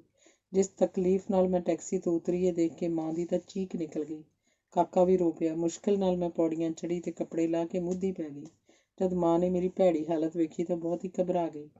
ਜਲਣ ਵਾਲੀ ਮਰਹਮ ਦੀ ਟਿਊਬ ਉਹਨੇ ਲੱਭੀ ਅਤੇ ਮੇਰੇ ਜਲੇ ਸਰੀਰ 'ਤੇ ਥਾਂ ਲਾਉਂਦੀ ਨੇ ਸਾਰੀ ਟਿਊਬ ਘੁੱਟ ਦਿੱਤੀ ਸੀ। ਬਹੁਤ ਮੁਸ਼ਕਿਲ 'ਚ ਰਾਤ ਕੱਟੀ। ਮਾਂ ਬਾਰ-ਬਾਰ ਪਾ ਨੂੰ ਯਾਦ ਕਰਦੀ, ਉਹ ਹੁੰਦਾ ਤਾਂ ਉਹਨੇ ਤੇਰਾ ਸਾਰਾ ਦੁੱਖ ਆਪਣੇ ਪੋਟਿਆਂ ਨਾਲ ਚੁੱਕ ਲੈਣਾ ਸੀ। ਤੈਨੂੰ ਚੈਨ ਆ ਜਾਣੀ ਸੀ। ਐਸੀ ਸੀ ਉਹਦੀ ਛੂਹ ਫਰਿਸ਼ਤੇ ਵਰਗੇ ਇਨਸਾਨ ਦੀ। ਅਗਲੇ ਦਿਨ ਮਾਂ ਨੇ ਪੁਲਿਸ ਨੂੰ ਰਿਪੋਰਟ ਕੀਤੀ। ਮੇਰਾ ਡਾਕਟਰੀ ਮੁਆਇਨਾ ਕਰਵਾਇਆ ਗਿਆ। ਪੁਲਿਸ ਨੇ ਜੰਗਲ ਤੇ ਉਸ ਘਰ 'ਤੇ ਛਾਪਾ ਮਾਰਿਆ। ਉਹ ਜਟਾਧਾਰੀ ਤਾਂ ਪਹਿਲਾਂ ਹੀ ਕਿਤੇ ਗੁੰਮ ਹੋ ਚੁੱਕਿਆ ਸੀ, ਪਰ ਫਰੈਂਕ ਭੈੜੇ ਨਸ਼ੇ 'ਚ ਬੇਹੋਸ਼ ਪਿਆ ਸੀ। ਉਹਨੂੰ ਗ੍ਰਿਫਤਾਰ ਕਰ ਲਿਆ ਗਿਆ। ਉਸ ਦਿਨ ਤੋਂ ਮੈਂ ਜਾਂ ਮੇਰਾ ਬੇਟਾ ਕਦੀ ਉਸ ਘਰ ਨਹੀਂ ਗਏ। ਪੁਲਿਸ ਨੇ ਘਰ ਨੂੰ ਤਾਲਾ ਲਗਾ ਦਿੱਤਾ ਅਤੇ ਸੀਲ ਕਰ ਦਿੱਤਾ। ਹਸਪਤਾਲ 'ਚ ਮੇਰਾ ਇਲਾਜ ਹੁੰਦਾ ਰਿਹਾ। ਕੁਝ ਹਫ਼ਤਿਆਂ 'ਚ ਮੇਰਾ ਲੋਹਿਆ ਹੋਇਆ ਸਰੀਰ ਠੀਕ ਹੋ ਗਿਆ। ਮੈਂ ਆਪਣਾ ਪਿੱਛਾ ਆਪ ਦੇਖ ਨਹੀਂ ਸਕਦੀ ਸਾਂ। ਮੈਨੂੰ ਮੇਰੀ ਭੈੜੀ ਹਾਲਤ ਦੀ ਫੋਟੋ ਦਿਖਾਈ ਗਈ। ਫਰੈਂਕ ਲਈ ਜੇ ਮੈਂ ਕਹਾਂ ਮੇਰੇ ਮਨ 'ਚ ਨਫ਼ਰਤ ਹੋ ਗਈ ਤਾਂ ਕੁਝ ਠੀਕ ਕਹਿਣਾ ਨਹੀਂ ਹੋਏਗਾ। ਇੱਕ ਨਿਰਦਈ ਇਨਸਾਨ ਆਪਣੀ ਪਤਨੀ ਨਾਲ ਐਸਾ ਵਿਵਹਾਰ ਕਰ ਸਕਦਾ ਹੈ, ਕਦੀ ਕਿਸੇ ਦੀ ਸੋਚ 'ਚ ਨਹੀਂ ਆ ਸਕਦਾ ਸੀ। ਨਫ਼ਰਤ ਸ਼ਬਦ ਉਸ ਭਾਵਨਾ ਦੀ ਠੀਕ ਤਰਜਮਾਨੀ ਨਹੀਂ ਕਰਦਾ। ਹਫ਼ਤਿਆਂ ਤੋਂ ਮਹੀਨੇ, ਮਹੀਨਿਆਂ ਤੋਂ ਸਾਲ ਬੀਤ ਗਏ। ਫਰੈਂਕ ਨੂੰ 10 ਸਾਲ ਦੀ ਸਜ਼ਾ ਹੋ ਗਈ ਸੀ। ਉਹਦੇ ਮਾਂ-ਪਿਓ ਜਦ ਦੇ ਅਮਰੀਕਾ ਗਏ ਸਨ, ਕਦੇ ਆਏ ਨਹੀਂ ਸਨ। ਉਹਦੀ ਇਹ ਕਰਤੂਤ ਸੁਣ ਕੇ ਵੀ ਉਹ ਨਾ ਆਏ। ਨਾ ਉਹਨਾਂ ਨੇ ਉਹਦੇ ਮੁਕੱਦਮੇ ਦੀ ਕੋਈ ਪੈਰਵੀ ਕੀਤੀ। 3 ਕੁ ਸਾਲੀਂ ਅਖਬਾਰ 'ਚ ਪੜ੍ਹਿਆ, ਫਰੈਂਕ ਖੁਦਕੁਸ਼ੀ ਕਰਕੇ ਮਰ ਗਿਆ। ਘਾਉ ਜੁੜ ਗਏ, ਖਰੀਂਦ ਵੀ ਲੈ ਗਏ, ਪਰ ਜਲਨ ਹੁੰਦੀ ਰਹਿੰਦੀ। ਜਲਨ ਸਰੀਰਕ ਵੀ ਸੀ ਅਤੇ ਮਾਨਸਿਕ ਵੀ। ਜਦ ਵੀ ਖਿਆਲ ਆਉਂਦਾ ਹੀ ਰਹਿੰਦਾ ਸੀ। ਜਲਨ ਧੁੱਖ ਪੈਂਦੀ। ਅੱਜ ਦਿਨ ਤੱਕ ਵੀ ਇਹੀ ਹਾਲ ਹੈ। ਮੈਨੂੰ ਚੈਨ ਨਹੀਂ ਆਉਂਦੀ। ਜਦ ਮੇਰਾ ਪਿੱਛਾ ਇੰਨਾ ਝੁਲਸਿਆ ਪਿਆ ਹੋਵੇ ਤਾਂ ਮੇਰਾ ਚਿਹਰਾ ਕਿਵੇਂ ਖਿੜ ਸਕਦਾ। ਮਾਂ ਸਦਾ ਹੀ ਪਾ ਨੂੰ ਯਾਦ ਕਰਦੀ ਅਤੇ ਮੇਰੀ ਪੀੜ ਦੇ ਦੁੱਖ ਵੰਡਾਉਂਦੀ ਕਹਿੰਦੀ ਕਿ ਜੇ ਤੇਰਾ ਪਾ ਹੁੰਦਾ, ਇਹ ਦੁੱਖ ਨਹੀਂ ਰਹਿਣਾ ਸੀ। ਉਹਦੇ ਪੋਟਿਆਂ 'ਚ ਕਰਾਮਾਤ ਸੀ, ਛੂਹ 'ਚ ਜਾਦੂ ਸੀ। ਤੇਰੀ ਜਲਨ, ਤੇਰੀ ਪੀੜ ਉਹਨੇ ਆਪ ਲੈ ਲੈਣੀ ਸੀ। ਜਦ ਤੁਸੀਂ ਪਹਿਲੇ ਦਿਨ ਗੈਸਟ ਹਾਊਸ 'ਚ ਆਏ ਤਾਂ ਮੈਂ ਦੇਖ ਕੇ ਹੈਰਾਨ ਰਹਿ ਗਈ। ਮੈਨੂੰ ਲੱਗਾ ਮੇਰੇ ਪਾ ਮੁੜ ਆਏ ਹਨ। ਹੁਣ ਮੇਰਾ ਦੁੱਖ ਹਟਾ ਦੇਣਗੇ। ਬਿਲਕੁਲ ਮੇਰੀ ਪਾ ਵਰਗੀ ਤੁਹਾਡੀ ਸ਼ਕਲ ਹੈ। ਪਗੜੀ ਵੀ ਮੇਰੇ ਪਾ ਵਰਗੀ ਬੰਨ੍ਹਦੇ ਹੋ। ਸਵੇਰੇ ਟੇਪ 'ਤੇ ਉਹੀ ਕੀਰਤਨ ਸੁਣਦੇ ਹੋ ਜੋ ਮੇਰੇ ਪਾ ਸੁਣਦੇ ਸਨ। ਮੈਂ ਕਈ ਵਾਰੀ ਤੁਹਾਡੇ ਦਰਵਾਜ਼ੇ ਦੇ ਬਾਹਰ ਖਲੋ ਕੇ ਮਿੱਠੀ ਧੁਨ ਸੁਣਦੀ ਰਹੀ ਹਾਂ। ਤੁਸੀਂ ਕਈ ਵਾਰ ਦਰਵਾਜ਼ਾ ਖੋਲ੍ਹ ਕੇ ਮੈਨੂੰ ਤੇਜ਼ ਜਾਂਦੀ ਦੇਖਿਆ ਹੋਵੇਗਾ। ਜਦ ਮੈਂ ਪਹਿਲੇ ਦਿਨ ਤੁਹਾਡਾ ਹੱਥ ਫੜਿਆ ਤਾਂ ਮੈਨੂੰ ਆਪਣੇ ਪਾ ਦਾ ਹੱਥ ਲੱਗਾ। ਜਦੋਂ ਮੈਂ ਪੋਟੇ ਛੋਏ ਤਾਂ ਮੇਰੇ ਸਰੀਰ 'ਚ ਇੱਕ ਸ਼ਾਂਤ ਲਹਿਰ ਜਿਹੀ ਫਿਰ ਗਈ, ਜਿਸ ਨਾਲ ਮੈਨੂੰ ਚੈਨ ਮਹਿਸੂਸ ਹੋਈ। ਮੇਰਾ ਦਿਲ ਨਹੀਂ ਕਰਦਾ ਮੈਂ ਤੁਹਾਡਾ ਹੱਥ ਛੱਡਾਂ, ਪਰ ਕਿੰਨਾ ਚਿਰ ਫੜੀ ਰੱਖਦੀ। ਹਰ ਮੁਮਕਿਨ ਕੋਸ਼ਿਸ਼ ਕਰਦੀ ਰਹੀ ਕਿ ਪੋਟਿਆਂ ਦੀ ਛੂਹ ਪ੍ਰਾਪਤ ਕਰਾਂ, ਪਰ ਕਦੀ ਸਫਲ ਨਾ ਹੋ ਸਕੀ। ਇੱਕ ਤੁਹਾਡੀ ਬੇਰੁਖੀ ਤੇ ਦੂਸਰਾ ਮੇਰੀ ਝਿਜਕ ਜੋ ਸਹਿਜੇ ਹਟ ਰਹੀ ਸੀ। ਉਧਰ ਕੋਰਸ ਖਤਮ ਹੋਣ ਵਾਲਾ ਸੀ। ਮੈਨੂੰ ਲੱਗਦਾ ਕਿ ਮੇਰਾ ਪਾ ਕਿੰਨਾ ਮੇਰਾ ਨੇੜੇ ਰਹਿੰਦਾ, ਫਿਰ ਵੀ ਕਿੰਨੀ ਦੂਰ। ਇਹ ਕਹਿੰਦੀ ਹੋਈ ਉਹ ਸਾਹਮਣੇ ਕੰਧ ਵੱਲ ਮੂੰਹ ਕਰਕੇ ਖੜੀ ਹੋ ਗਈ। ਲੱਕ ਦੁਆਲੇ ਰੇਸ਼ਮੀ ਡੋਰੀ ਦੀ ਗੰਢ ਖਿੱਚ ਕੇ ਕਿਮੋਨੋ ਮੋਢਿਆਂ ਤੋਂ ਲਾਹ ਹੇਠਾਂ ਪੈਰਾਂ ਤਾਈਂ ਖਿਸਕਾ ਦਿੱਤਾ। ਸਾਰਾ ਪਿੱਛਾ ਲੂਣ ਦੇ ਨਿਸ਼ਾਨਾਂ ਨਾਲ ਭਰਿਆ ਪਿਆ ਸੀ। ਮੈਨੂੰ ਅੱਜ ਆਪਣੇ ਪਾ ਨੂੰ ਆਪਣਾ ਝੁਲਸਿਆ ਪਿੱਛਾ ਦਿਖਾਉਂਦੇ ਕੋਈ ਝਿਜਕ ਨਹੀਂ ਹੈ। ਮੈਨੂੰ ਉਮੀਦ ਹੈ ਮੇਰਾ ਪਾ ਮੇਰੇ ਝੁਲਸੇ ਹੋਏ ਕਾਂਟਿਆਂ 'ਤੇ ਆਪਣੇ ਪੋਟੇ ਫੇਰ ਕੇ ਮੇਰੀ ਪੀੜ ਚੁਗ ਲਏਗਾ। ਉੱਠੋ, ਆਪਣੀ ਧੀ ਦੀ ਜਲਨ ਬੁਝਾ ਦਿਓ, ਠੰਡ ਪਾ ਦਿਓ। ਸਿੰਘ ਦਾ ਰੋਣ ਨਿਕਲ ਗਿਆ। ਸਾਰਿਆਂ ਕਾਂਟਿਆਂ 'ਤੇ ਪੋਟੇ ਫੇਰੋ। ਫਿਰ ਉਹਦੇ ਸਿਰ 'ਤੇ ਹੱਥ ਫੇਰ ਕੇ ਉਹਦਾ ਹੇਠ ਡਿੱਗਾ ਲੀੜਾ ਚੁੱਕ ਕੇ ਉਹਦਾ ਤਨ ਢੱਕ ਦਿੱਤਾ। ਉਹਨੇ ਮੁੜ ਰੇਸ਼ਮੀ ਰੱਸੀ ਬੰਨ੍ਹ ਲਈ। ਆਪਣਾ ਮੂੰਹ ਆਪਣੇ ਪਾ ਦੇ ਅੱਗੇ ਕਰ ਦਿੱਤਾ। ਪਾ ਨੇ ਮੱਥਾ ਚੁੰਮ ਲਿਆ। ਉਹ ਪਾ ਨੂੰ ਚਿੰਬੜ ਗਈ। ਮੇਰੀ ਧੀ, ਮੇਰੇ ਪਾ। ਇੰਝ ਇਸ ਕਿਤਾਬ ਦਾ ਅੰਤਮ ਅਧਿਆਇ ਸਮਾਪਤ ਹੋਇਆ। ਮੇਰੇ ਪਾ ਦੀ ਛੂਹ ਤਾਂ ਹੁਣ ਸਦਾ ਹੀ ਮੇਰੇ ਕੋਲ ਰਹੇਗੀ। ਹੁਣ ਕੋਈ ਲੂਣ ਮੈਨੂੰ ਪੀੜਤ ਨਹੀਂ ਕਰੇਗੀ। ਲੂਣ ਦਾ ਖਿਆਲ ਆਉਂਦੇ ਹੀ ਪਾ ਨੂੰ ਚਿੱਤੇ ਕਰ ਲਿਆ ਕਰਾਂਗੀ। ਇਹ ਕਹਿੰਦੀ ਅੱਖਾਂ 'ਚੋਂ ਹੰਝੂ ਕੇਰਦੀ ਉਹ ਚਲੀ ਗਈ। ਕਾਫੀ ਵੀ ਨਾ ਬਣਾਈ। ਸਿੰਘ ਸਾਰੀ ਰਾਤ ਸੋਚਦਾ ਰਿਹਾ ਕਿ ਸੱਚੀ ਮੇਰੀ ਧੀ ਹੈ। ਜੇ ਇਸ ਜਨਮ ਦੀ ਨਹੀਂ ਤਾਂ ਕਿਸੇ ਪਿਛਲੇ ਜਨਮ ਦੀ ਹੋਏਗੀ। ਉਹਨੂੰ ਯਾਦ ਆਇਆ ਕਿ ਉਹਦੀ ਮਾਂ ਵੀ ਕਹਿੰਦੀ ਹੁੰਦੀ ਸੀ ਕਿ ਮੇਰੇ ਪੁੱਤਰ ਦੇ ਪੋਟਿਆਂ 'ਚ ਕੋਈ ਜਾਦੂ ਹੈ। ਜਦ ਹੱਥ ਲਾਉਂਦਾ ਹੈ ਤਾਂ ਮੈਨੂੰ ਚੈਨ ਪੈ ਜਾਂਦੀ ਹੈ। ਉਹਦੀ ਘਰਵਾਲੀ ਵੀ ਕੁਝ ਐਸੇ ਹੀ ਮਹਿਸੂਸ ਕਰਦੀ ਸੀ। ਜਾਗੋ ਮਿੱਟੀ 'ਚ ਸਾਰੀ ਰਾਤ ਨਿਕਲ ਗਈ। ਅੰਗ 24ਵਾਂ। ਇਹ ਆਖਰੀ ਸ਼ਨੀਵਾਰ ਮੇਰੇ ਸਾਰੇ ਫੈਲੋ ਮਿੱਤਰਾਂ ਦੇ ਕਮਰਿਆਂ 'ਚ ਜਾ ਕੇ ਸਾਥੀ ਸਾਥਣਾਂ ਨੂੰ ਮਿਲਣ ਦਾ ਸੀ ਤੇ ਸੁੱਖ ਸਾਂਦਾਂ ਨਾਲ 3 ਮਹੀਨੇ ਬਿਤਾਉਣ ਨਾਲ ਉਹਨਾਂ ਦਾ ਧੰਨਵਾਦ ਕਰਨ ਦਾ। ਨਾਸ਼ਤੇ ਮਗਰੋਂ ਕੁਝ ਸਮਾਂ ਸੌਂ ਕੇ ਤੇ ਕੁਝ ਪੜ੍ਹ ਕੇ ਲੰਘਿਆ। ਦੁਪਹਿਰੇ ਕੁਝ ਖਾਣ ਨਾ ਗਏ। ਕੋਲ ਪਿਆ ਫਰੂਟ ਖਾ ਕੇ ਗੁਜ਼ਾਰਾ ਕਰ ਲਿਆ। ਅਜੇ ਸੂਰਜ ਛਿਪਿਆ ਨਹੀਂ ਸੀ ਤਾਂ ਟਕ ਹੋਈ। ਗੁੱਡ ਈਵਨਿੰਗ, ਮੇਰਾ ਨਾਮ ਟਾਮਸ ਹੈ। ਮੌਮ ਨੇ ਮੈਨੂੰ ਭੇਜਿਆ। ਆਓ ਮੇਰੇ ਨਾਲ ਚਲੋ। ਹਸੂ ਕਰਦੇ ਟਾਮਸ ਨਾਲ ਸਿੰਘ ਨੇ ਹੱਥ ਮਿਲਾਏ ਤੇ ਉਹਦੇ ਨਾਲ ਤੁਰ ਪਿਆ। ਕਾਰ 'ਚ ਬੈਠੇ ਤਾਂ ਗੱਲਬਾਤ ਦਾ ਸਿਲਸਿਲਾ ਸ਼ੁਰੂ ਹੋ ਗਿਆ। ਮੇਰੀ ਮੌਮ ਤੁਹਾਡੀ ਬਹੁਤ ਵਡਿਆਈ ਕਰਦੀ ਹੈ। ਸਾਨੂੰ ਕਈ ਵਾਰ ਕਿਹਾ ਸੀ ਕਿ ਤੁਹਾਨੂੰ ਜ਼ਰੂਰ ਮਿਲੀਏ। ਤੁਸੀਂ ਬਹੁਤ ਖੁਸ਼ਕਿਸਮਤ ਹੋ ਕਿ ਤੁਹਾਡੀ ਮੌਮ ਇੰਨੀ ਚੰਗੀ ਹੈ। ਉਹਦੇ ਦਿਲ 'ਚ ਇਨਸਾਨੀ ਕਦਰਾਂ ਕੀਮਤਾਂ ਦੀ ਭਾਵਨਾ ਕੁੱਟ ਕੇ ਭਰੀ ਹੋਈ ਹੈ। ਉਹ ਆਪ ਇੰਨੀ ਵਿਦਵਾਨ ਤੇ ਸਮਝਦਾਰ ਹੈ ਕਿ ਮੇਰੇ ਜਿਹੀ ਦੀ ਵਡਿਆਈ ਕਰਨਾ ਇਹ ਸਮਝੋ ਕਿ ਉਹ ਮੈਨੂੰ ਉਤਸ਼ਾਹਿਤ ਕਰਨ ਲਈ ਕਰਦੀ ਹੈ।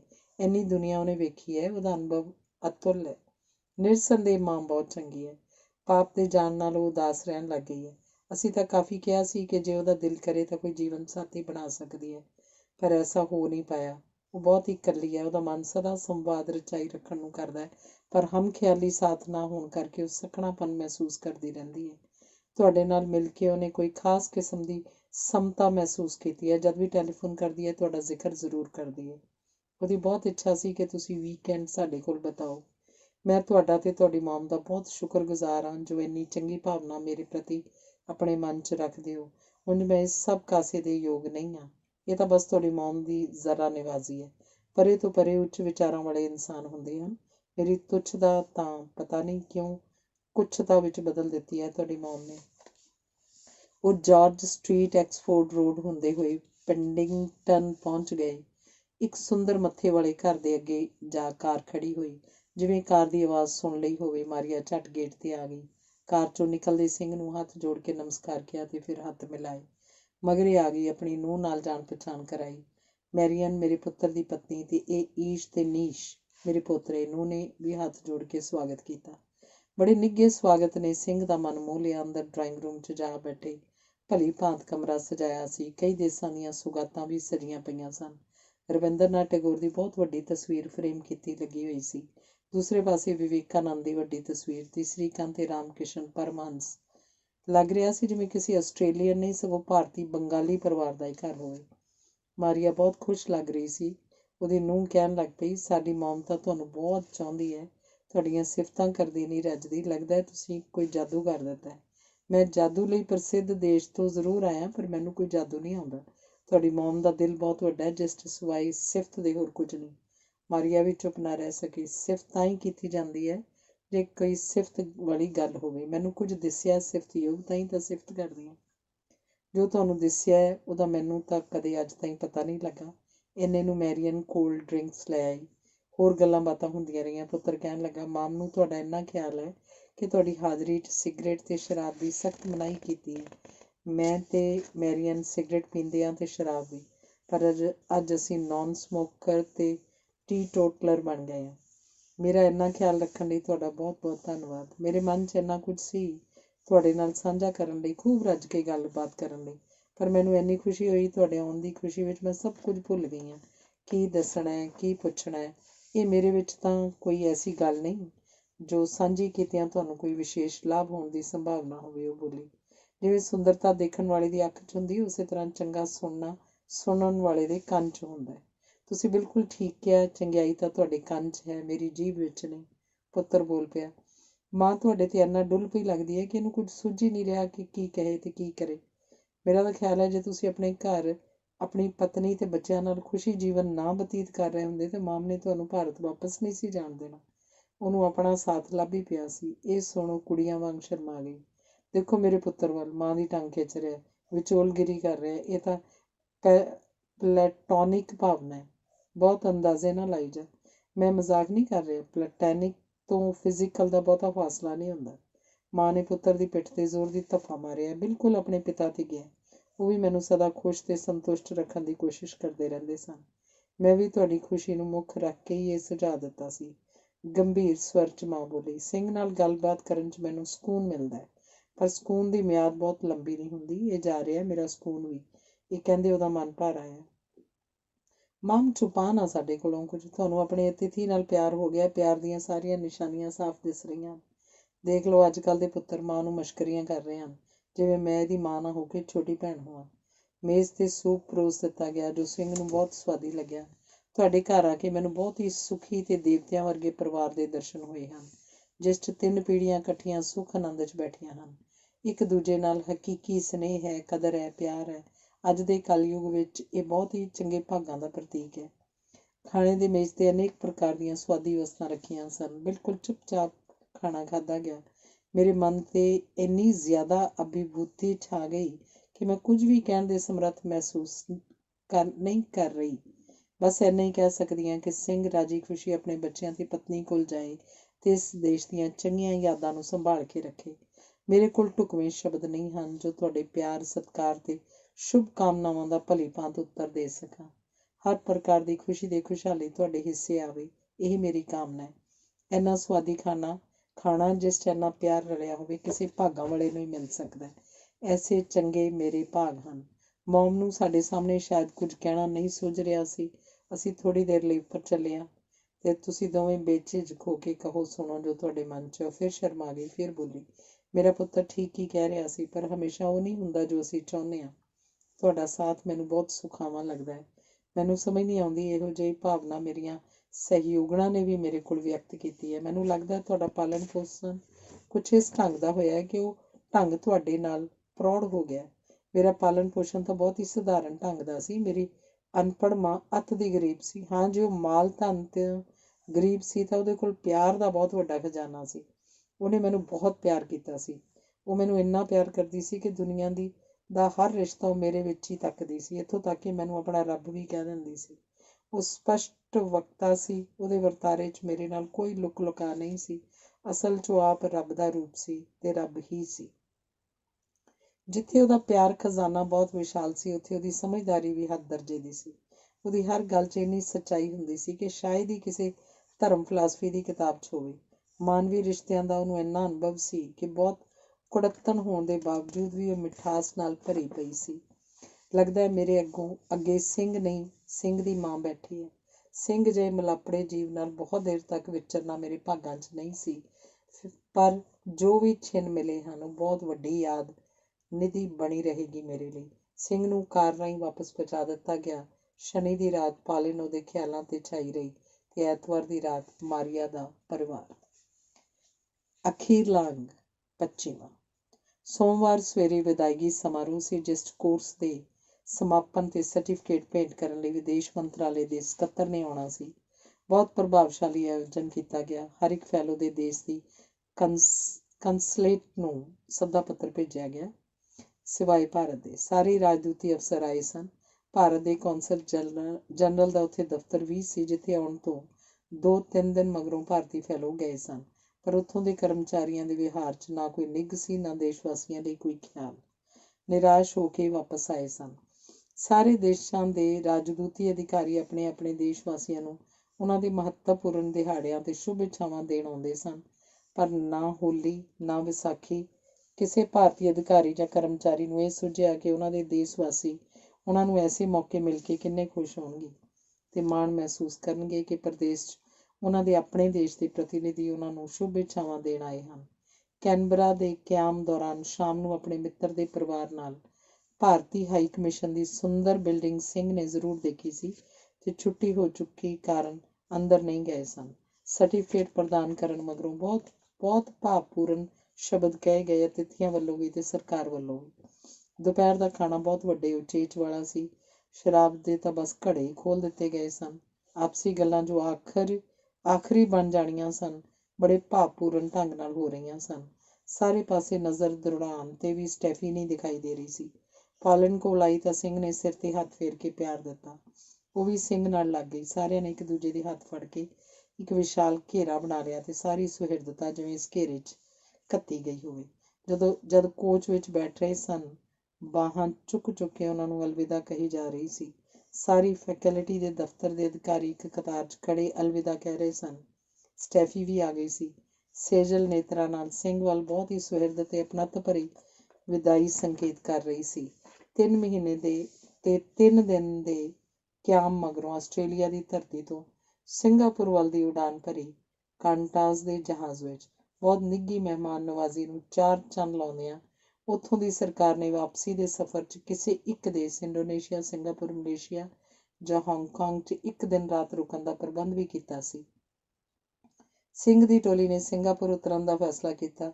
ਚਾਂਗੀ ਹਵਾਈ ਅੱਡੇ 'ਤੇ ਉਤਰ ਕੇ ਇਨਕੁਆਇਰੀ ਤੋਂ ਆਸਟ੍ਰੇਲੀਅਨ ਪ੍ਰਬੰਧ ਬਾਰੇ ਪੁੱਛਿਆ ਤਾਂ ਬਾਹਰ 2 ਕਾਰਾਂ ਨੂੰ ਲਾਊਡ ਸਪੀਕਰ 'ਤੇ ਸੂਚਿਤ ਕਰ ਦਿੱਤਾ ਗਿਆ ਤੇ ਨਾਲ ਹੀ ਦੱਸਿਆ ਗਿਆ ਕਿ ਹੋਟਲ ਮੀਰਾਮਾਰ ਵਿੱਚ ਠਹਿਰਨ ਦਾ ਪ੍ਰਬੰਧ ਹੈ। ਏਅਰਪੋਰਟ ਬਹੁਤ ਹੀ ਸਾਫ਼ ਸੁਥਰਾ ਤੇ ਕਲਾਤਮਕ ਢੰਗ ਨਾਲ ਸਜਾਇਆ ਸੀ। ਬੜੇ ਆਰਾਮ ਨਾਲ ਸਾਰੇ ਹੋਟਲ ਮੀਰਾਮਾਰ ਪੁੱਜ ਗਏ। ਗੇਟ 'ਤੇ ਬਹੁਤ ਹੀ ਉੱਚੇ ਲੰਮੇ ਸਰਦਾਰ ਜੀ ਨੇ ਸਲਾਮ ਕੀਤੀ। ਅੰਦਰ ਜਾਣ ਲਈ ਦਰਵਾਜ਼ਾ ਖੋਲ੍ਹ ਦਿੱਤਾ। ਉਹਨਾਂ ਦਾ ਸਾਮਾਨ ਅੰਦਰ ਪਹੁੰਚਾ ਦਿੱਤਾ ਗਿਆ। ਅੱਗੇ ਦੀ ਏਅਰ ਬੁਕਿੰਗ ਕਨਫਰਮ ਕਰਨ ਲਈ ਉਹਨਾਂ ਦੇ ਟਿਕਟ ਲੈ ਲਏ ਗਏ ਤੇ ਕਮਰਿਆਂ ਦੀਆਂ ਚਾਬੀਆਂ ਦੇ ਦਿੱਤੀਆਂ। ਆਪਣੇ ਕਮਰੇ 'ਚ ਕੁਝ ਆਰਾਮ ਕਰਨ ਮਗਰੋਂ ਡਾਇਨਿੰਗ ਰੂਮ 'ਚ ਖਾਣਾ ਖਾਧਾ ਤੇ ਸ਼ਹਿਰ ਵੇਖਣ ਦਾ ਮਨ ਬਣਾ ਲਿਆ। ਬਾਹਰ ਜਾਣ ਲੱਗੇ ਜਦ ਚਾਬੀਆਂ ਕਾਊਂਟਰ 'ਤੇ ਦੇਣ ਗਏ ਤਾਂ ਦੱਸਿਆ ਗਿਆ ਕਿ ਪ੍ਰੋਗਰਾਮ 'ਚ ਕੁਝ ਤਬਦੀਲੀ ਕਰਨੀ ਪੈ ਗਈ ਹੈ। ਉਹਨਾਂ ਨੂੰ ਸਵੇਰੇ ਬੈਂਕਾਕ ਲਈ ਚੱਲਣਾ ਪਏਗਾ ਤੇ ਦਿਨ ਦਾ ਬਾਕੀ ਸਮਾਂ ਉਹ ਸਿੰਗਾਪੁਰ ਬਿਤਾ ਸਕਦੇ ਹਨ। ਉਹ ਬਾਹਰ ਚਲੇ ਗਏ। ਜਲਦੀ ਕੁਝ ਵੇਖਣਾ ਚਾਹੁੰਦੇ ਸਨ। ਆਪਣੀ ਦਿਲਚਸਪੀ ਅਨੁਸਾਰ ਉਹ ਖਿੰਡ ਗਏ। ਸਿੰਘ ਹਾਈ ਸਟਰੀਟ ਦਾ ਪਤਾ ਕਰਕੇ ਟੁਰ ਪਿਆ। ਸ਼ਹਿਰ ਬਹੁਤ ਹੀ ਸਾਫ਼ ਸੁਥਰਾ ਸੀ। ਮੁਕਾਬਲਾ ਕੀਤਾ ਜਾਏ ਤਾਂ ਲੰਡਨ ਤੇ ਸਿਡਨੀ ਤੇ ਕੈਨਬਰਾ ਨਾਲੋਂ ਵੀ ਸਫਾਈ ਵਧੇਰੇ ਸੀ। ਇਸ ਬਾਜ਼ਾਰ 'ਚ ਭਾਰਤੀਆਂ ਦੀਆਂ ਕੱਪੜੇ ਦੀਆਂ ਤੇ ਹੋਰ ਸਮਾਨ ਦੀਆਂ ਬਹੁਤ ਦੁਕਾਨਾਂ ਸਨ। ਇੱਕ ਵੱਡੀ ਸਾਰੀ ਦੁਕਾਨ ਸਿੰਧੀ ਕਲਾਥ ਸ਼ਾਪ 'ਚ ਜਾ ਵੜਿਆ। ਜ਼ੋਰ ਸ਼ੋਰ ਨਾਲ ਕੱਪੜੇ ਦੀ ਖਰੀਦ ਕੀਤੀ ਜਾ ਰਹੀ ਸੀ। ਖਰੀਦਦਾਰ ਟੂਰਿਸਟ ਹੀ ਜਾਪਦੇ ਸਨ। ਬਹੁਤੀਆਂ ਬੀਬੀਆਂ ਸਨ। ਸਿੰਘ ਨੂੰ ਕੱਪੜਾ ਖਰੀਦਣ ਦੀ ਕੋਈ ਖਾਸ ਜਾਚ ਨਹੀਂ ਸੀ। ਉਹਨੇ ਝਿਜਕਦੇ ਇੱਕ ਬੀਬੀ ਨੂੰ ਨਮਸਤੇ ਕੀਤੀ ਤੇ ਬੇਨਤੀ ਕੀਤੀ ਕਿ ਉਹਦੀਆਂ 2 ਧੀਆਂ, ਪਤਨੀ ਤੇ ਇੱਕ ਹੋਰ ਧੀਆਂ ਵਰਗੀ ਬੀਬੀ ਵਾਸਤੇ 2 ਸੂਟ ਪੀਸ ਤੇ 2 ਸਾੜੀਆਂ ਦੀ ਚੋਣ ਕਰ ਦੇਵੇ। ਬੀਬੀ ਨੇ ਖੁਸ਼ੀ ਬੇਨਤੀ ਪ੍ਰਵਾਨ ਕਰ ਲਈ। ਬਸ ਇੰਨੀ ਸ਼ਾਪਿੰਗ ਹੀ ਸੀ ਉਹਦੇ ਮਨ 'ਚ। ਹੋਟਲ ਵਾਪਸ ਆ ਕੇ ਪਤਾ ਲੱਗਾ ਕਿ ਸਵੇਰੇ 10 ਵਜੇ ਉਹ ਕੈਥੇ ਪੈਸੀਫਿਕ ਫਲਾਈਟ ਵਿੱਚ ਬੈਂਕਾਕ ਜਾਣਗੇ ਤੇ ਉੱਥੇ ਕੁਝ ਘੰਟੇ ਰੁਕ ਕੇ ਬ੍ਰਿਟਿਸ਼ ਏਅਰਵੇਜ਼ ਰਾਹੀਂ ਰਾਤ ਨੂੰ ਰਵਾਨਾ ਹੋਣਗੇ। ਇਸ ਪ੍ਰਕਾਰ ਇੱਕ ਹੋਰ ਦੇਸ਼ ਵਿੱਚ ਪੈਰ ਧਰਨ ਦਾ ਮੌਕਾ ਵੀ ਮਿਲ ਗਿਆ। ਸਮਾਂ ਬਹੁਤ ਘੱਟ ਹੋਣ ਕਰਕੇ ਹਵਾਈ ਅੱਡੇ ਤੋਂ ਬਾਹਰ ਨਹੀਂ ਗਏ, ਪਰ ਹਵਾਈ ਅੱਡੇ 'ਤੇ ਹੀ ਮਿੰਨੀ ਥਾਈਲੈਂਡ ਬਣਿਆ ਹੋਇਆ ਸੀ। ਹਰ ਪ੍ਰਕਾਰ ਦੀ ਜਾਣਕਾਰੀ, ਹਰ ਪ੍ਰਕਾਰ ਦੀ ਖਰੀਦ, ਕਲਾਕ੍ਰਿਤੀਆਂ, ਸੱਭਿਆਚਾਰ ਦੀ ਝਲਕ, ਸਮੁੰਦਰੀ ਤੱਟ ਦੀ ਰੌਣਕ ਤੇ ਚਿੱਤਰ ਸਭ ਕੁਝ ਅਤਿ ਲੁਭਾਣੇ ਢੰਗ ਨਾਲ ਸਜਾਏ ਹੋਏ ਸਨ। ਥੋੜ੍ਹੇ ਸਮੇਂ ਵਿੱਚ ਹੀ ਇੰਜ ਬਹੁਤ ਕੁਝ ਦੇਖ ਹੋ ਗਿਆ। ਸ਼ਾਮ ਨੂੰ ਸਵਦੇਸ਼ ਲਈ ਪਰਵਾਜ਼ ਭਰੀ। ਸਮਾਪਤ। ਧੰਨਵਾਦ।